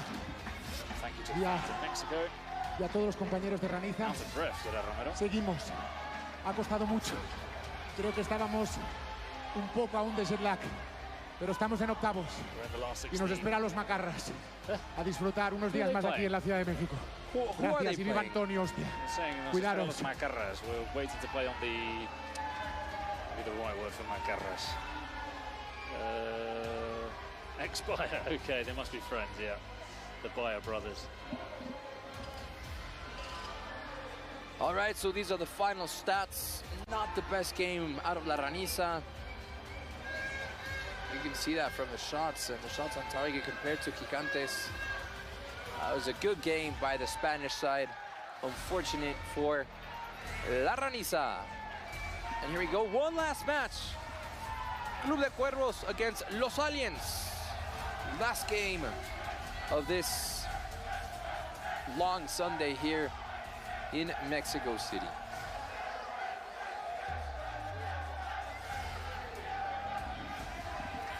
Sí, José Segovia, esto es para ti, ya es MVP del partido. Prácticamente nadie os daba como favoritos ante Raniza, pero habéis demostrado que hay Gigantes para rato. Sí, Gigantes compite, hemos jugado contra el campeón de América, que es un auténtico equipazo. Creo que lo han demostrado, ha sido un partido muy equilibrado. Creo que los dos hemos competido bien, pero bueno, hoy el dado ha caído de parte nuestra, el gol de oro, el gol doble que ha metido Nando nos ha hecho ponernos por delante. Nada, muy contentos, seguir trabajando y y por suerte, por desgracia, nos quedan unos días aquí más. Se espera X-Buller en octavos. Sí, ya los conocemos, somos muy buenos amigos, ya nos conocemos bastante, vamos a competir como competimos siempre, vamos a jugar, vamos a disfrutar, que es lo importante de este Mundial y a seguir trabajando. Enhorabuena. Gracias.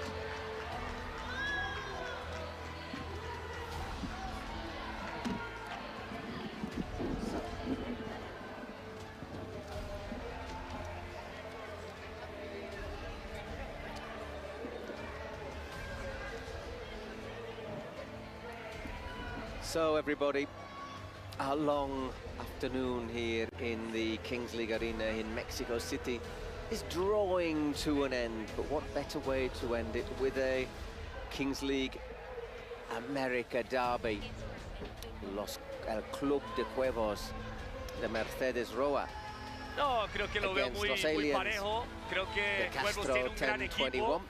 Son muy fuertes, pero los Aliens no los puedes matar. Aliens outperforming in their last game to knock Real Titan out of the tournament. And the Club de Cuervos, they lost a shootout to Aniquiladores.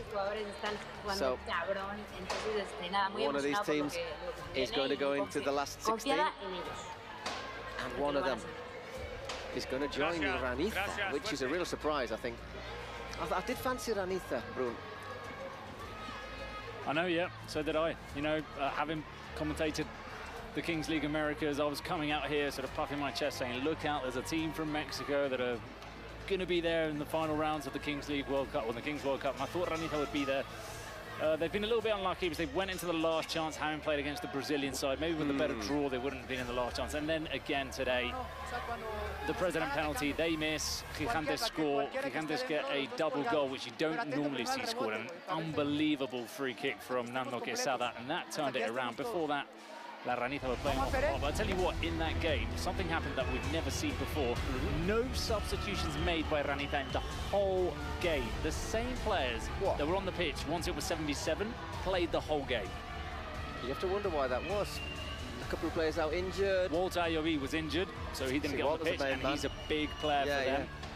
And the rest, I don't know, maybe there was no trust from the manager in his players, but you have to have players on the bench. The bench is vital to turn things around. And have your players fresh as well.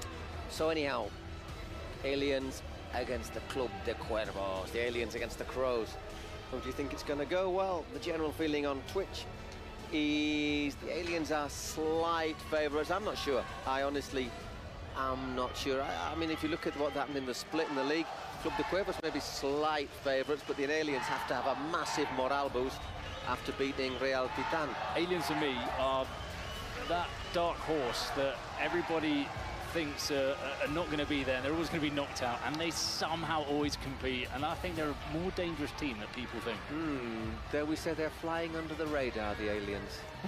Hey, thank you. Keep an eye out on number 18, Cachita, for the Club de Cuervos. He's done very well since Erwin Trejo suffered a bad knee injury. Keys to the city. He did indeed got the keys to the city. He probably didn't have to wait in that queue that Juan Carlos did to vote today. 3 hours, that's not bad going. democratic commitment, that is. So I've got a postal vote. I'll just have to take it to the post office for my elections back in England.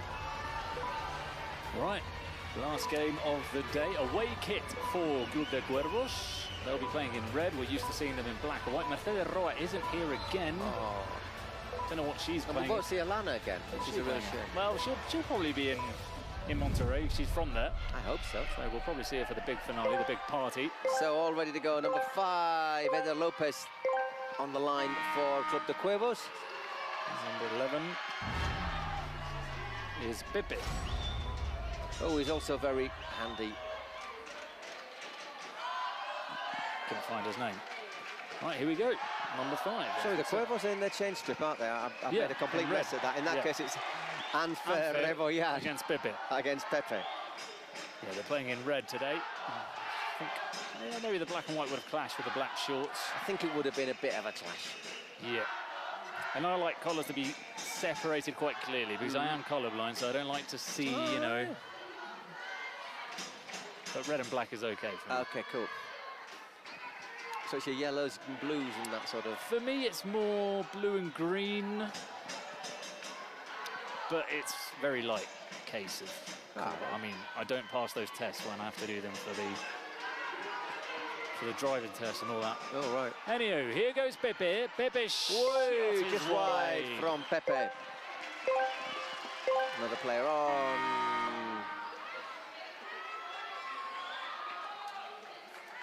Who have we got on then? We have Marin and Viniegra.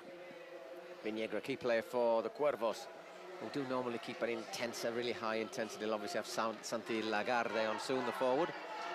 Oh, he's good, isn't he? He is He's good. Been very good. Another handful. So here come the aliens.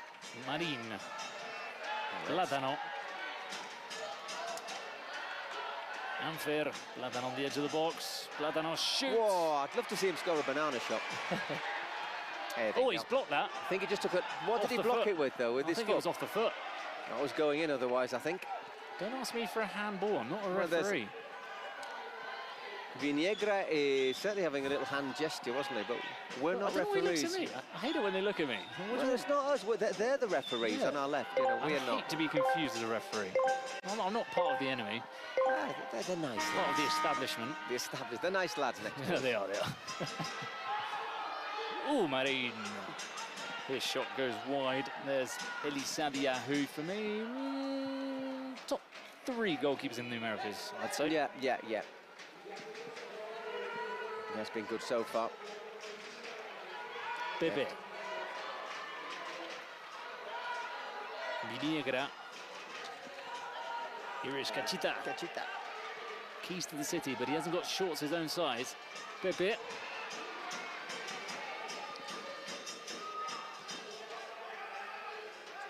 A good start from the Cuervos. Viniegra. Pepe.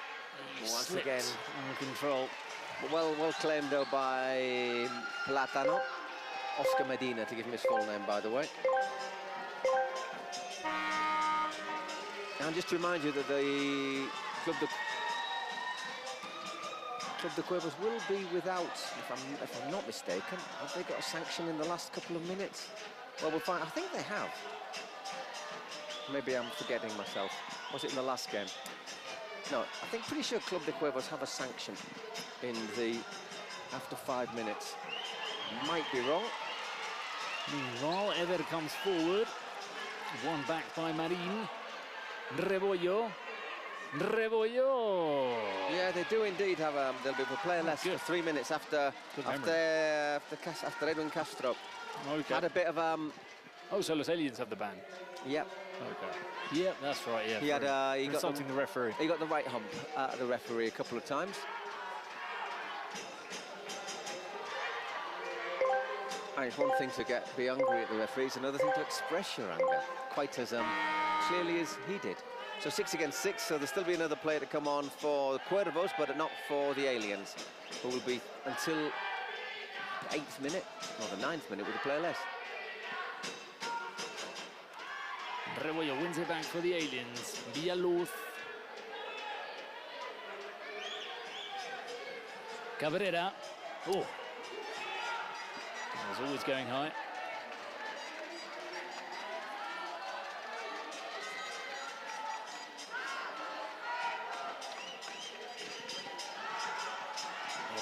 Here come the Crows.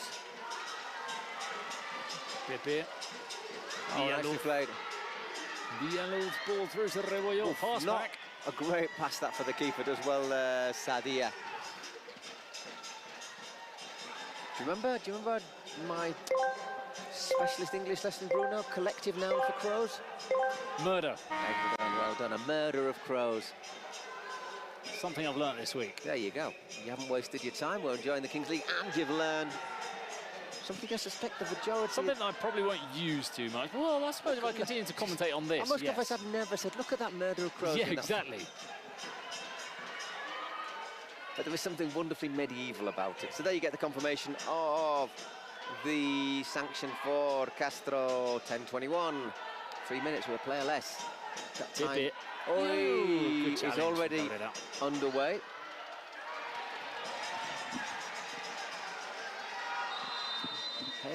What was the throw-in? Man.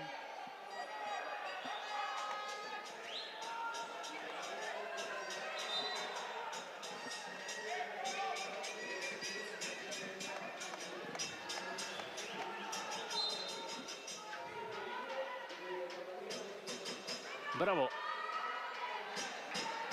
Boy, you're never going to beat Lagarde in one of those. Nope. No offside there. Villaluz onside. Marin. That wasn't a bad chance there for Juan Marin. Oh, it's offside in the end. Our referee Juan on the far side.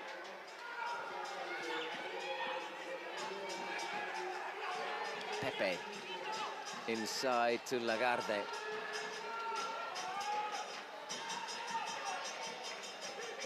Lagarde. Hit it over the top, looking for Donovan Martinez. Donovan. Off the line. Well, he was nearly their sunshine Superman there, Donovan. That's a bit of a 60s reference, that one flew over my head. Before your time. Actually, before mine as well, to be brutally honest.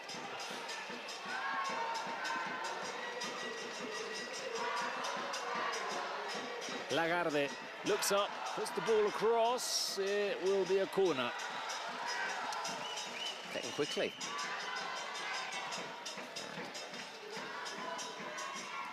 Nice comfy claim there for Sadia. Oh, that's found Bravo. Oh, he could have turned there. I think that's what Viniegra is saying to him. Well, he needs the call earlier, doesn't he, rather than after? Yeah. Time, turn. Yeah. No, not like you had time to turn. Yeah. Just 28 seconds left of the Aliens sanction. No real influence on things, I don't think it's fair to say.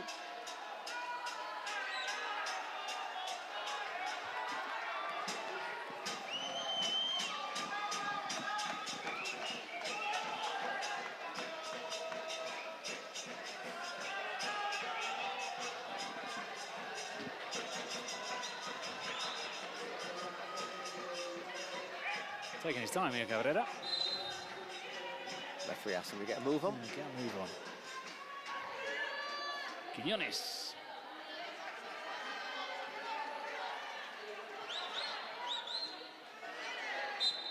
Oh, that's gone. Bravo wants to take it quickly.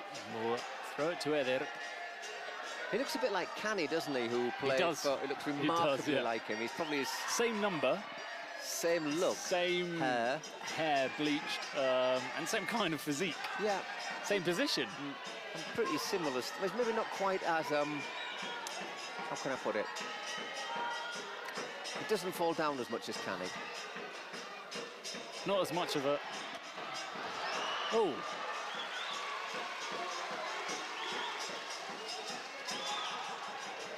Oh, very clever. I like that. Back it goes to Sadia. Down the line to Pepe. He's got this space here, Pepe. Pepe. Oh, good defending. But Pepe still comes away with the ball. Is it over the line? No, it's not. Once again. It's saved by Bladano. Our chances at each end now. Villaluz.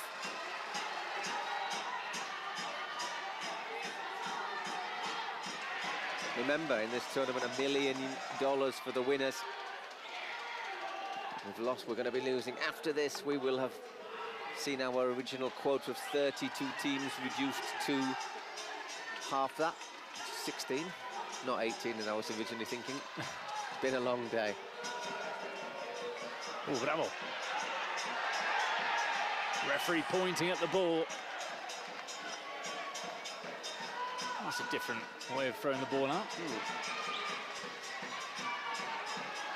Rebollo. Rebollo. I think maybe could have done more, but it's 1-0 to Los Aliens. I don't know, Rebollo's the main man, isn't he, for the Aliens? Let's have a look. Nah, it just goes under his hand. We expect more from Sadia. Just goes under his hand, anyhow. 1-0, the Aliens. Oh, gets a bit lucky that he does Platano there. Yeah, he could have done it. I think he's trying to do is, I think he's trying to sort of push it away with his hand. But I think he could have done a wee bit better. And we're expected to see him, well, we've seen him save so many impossible shots throughout the season.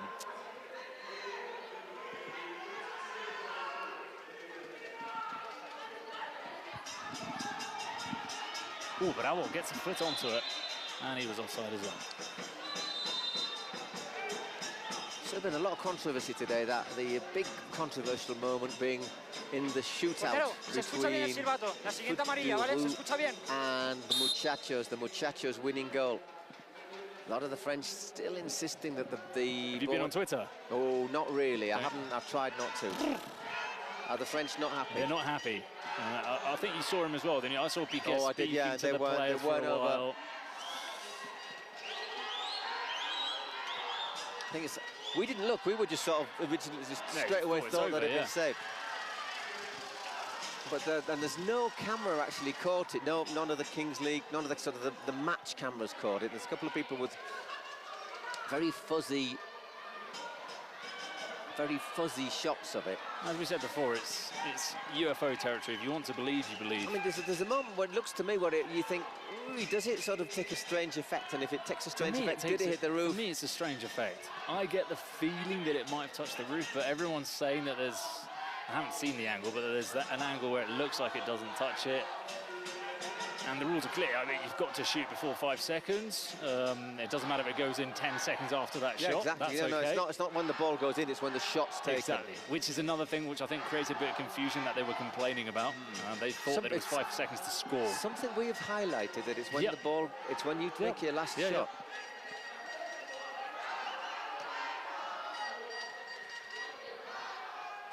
Viniegra. Good turn. Oh, look at that challenge from Villaluz. He is absolutely brilliant. And Chivita battling away.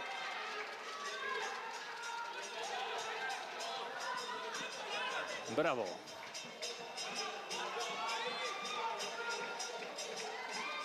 Lagarde. Cachita, back heel, doesn't find Lagarde. Now Quiñones. Nieto, back to Quiñones. Thinks about the shot. Not a bad effort. Quiñones, every time I see him, he looks like anything but a footballer. Just doesn't look like a footballer. He's got the number 10.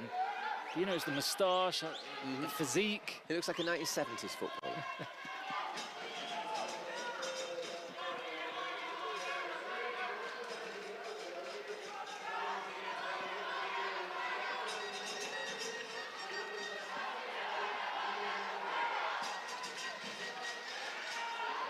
Ooh, bit of a high foot there, perhaps, ref. Look, ref says no.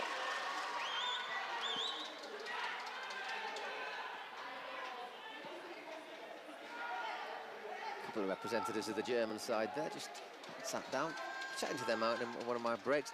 Nice lads, eh? Really nice. Flying back, I think Tuesday. Is it tomorrow? Yeah, tomorrow I think they'll fly back.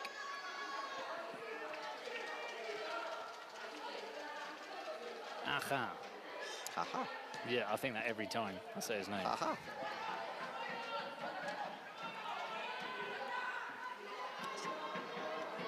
Viniegra Zain, by the way, the president of the Persas, will throw the last dice of the day. I thought you can say done something, they've been banned or something. Oh. Well, the Persas are obviously out. Kicked by the Stallions.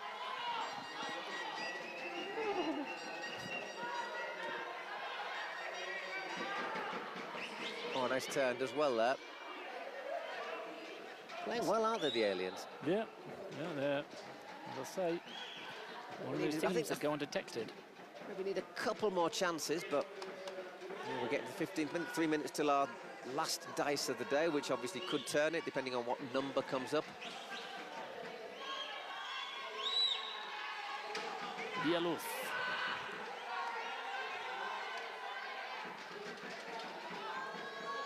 Almost. Pepe can run. He can indeed. Wide, just across the face of goal. Wide from Pepe.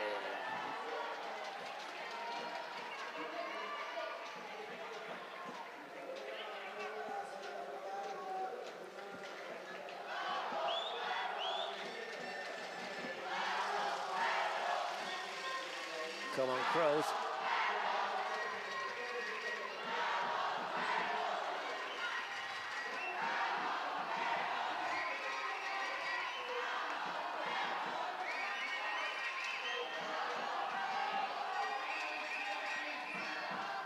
Sadia.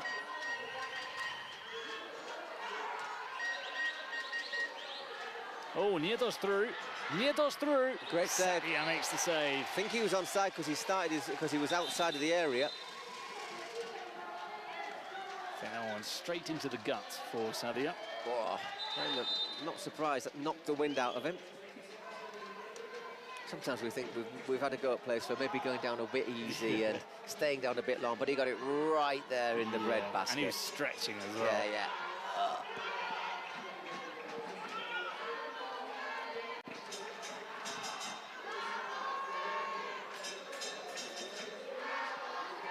Well done, that medical man. He's done that without magic water either.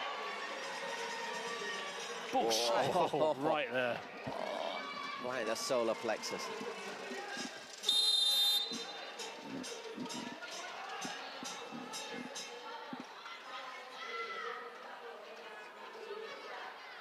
Nieto. Good movement. Just drifting away there.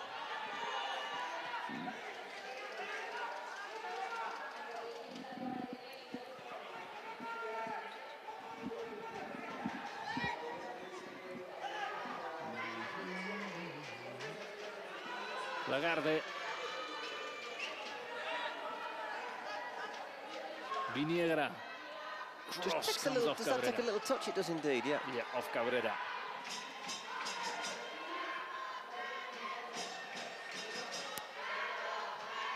Oh, and that's going to be another corner. Yep. Cannoned into Ampher. 2 balls on the pitch. Closing seconds before we get our last throw of the dice of the day. And another, it'll be a throw-in.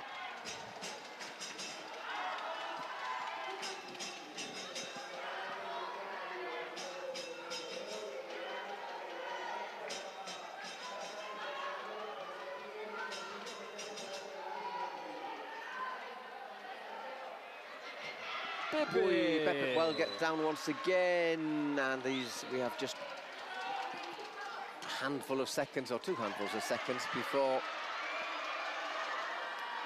Lagarde.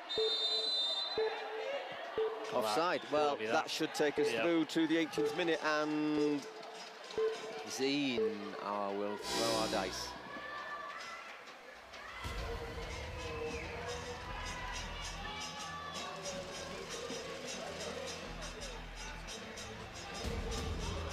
Hola, hola, hola. Bueno, keeping a happy face. Yo quiero que salga un 2. He wants a 2. He missed his penalty today. Right, he's trying to fix it, and he gets a 3's not bad though. We'll take that. You cheat. It's going to bounce anyhow, isn't it? Yeah.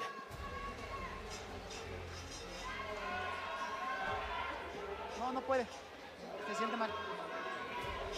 I like the little alien on his shoulder. I hadn't noticed that before. Dale.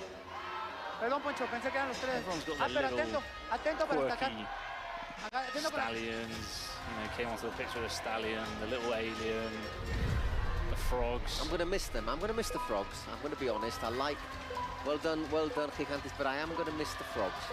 I think a lot of us neutrals were supporting Ranita throughout the tournament. Just because we like the mascot. Fun team to watch as well. The mascot was cool. President's very friendly. I thought you were going to say something else. I had a little chat to her in the... I'll rephrase that. I have to be careful how I phrase this. After I went for my last break, I went to the washrooms, and she was in the washroom, washing her hands. Repeat. No, it goes for... aliens. Sacamos de dentro, meta. They're sacrificing their goalkeeper. No. Oh, yeah, they are, the aliens, yeah. It's a brave move.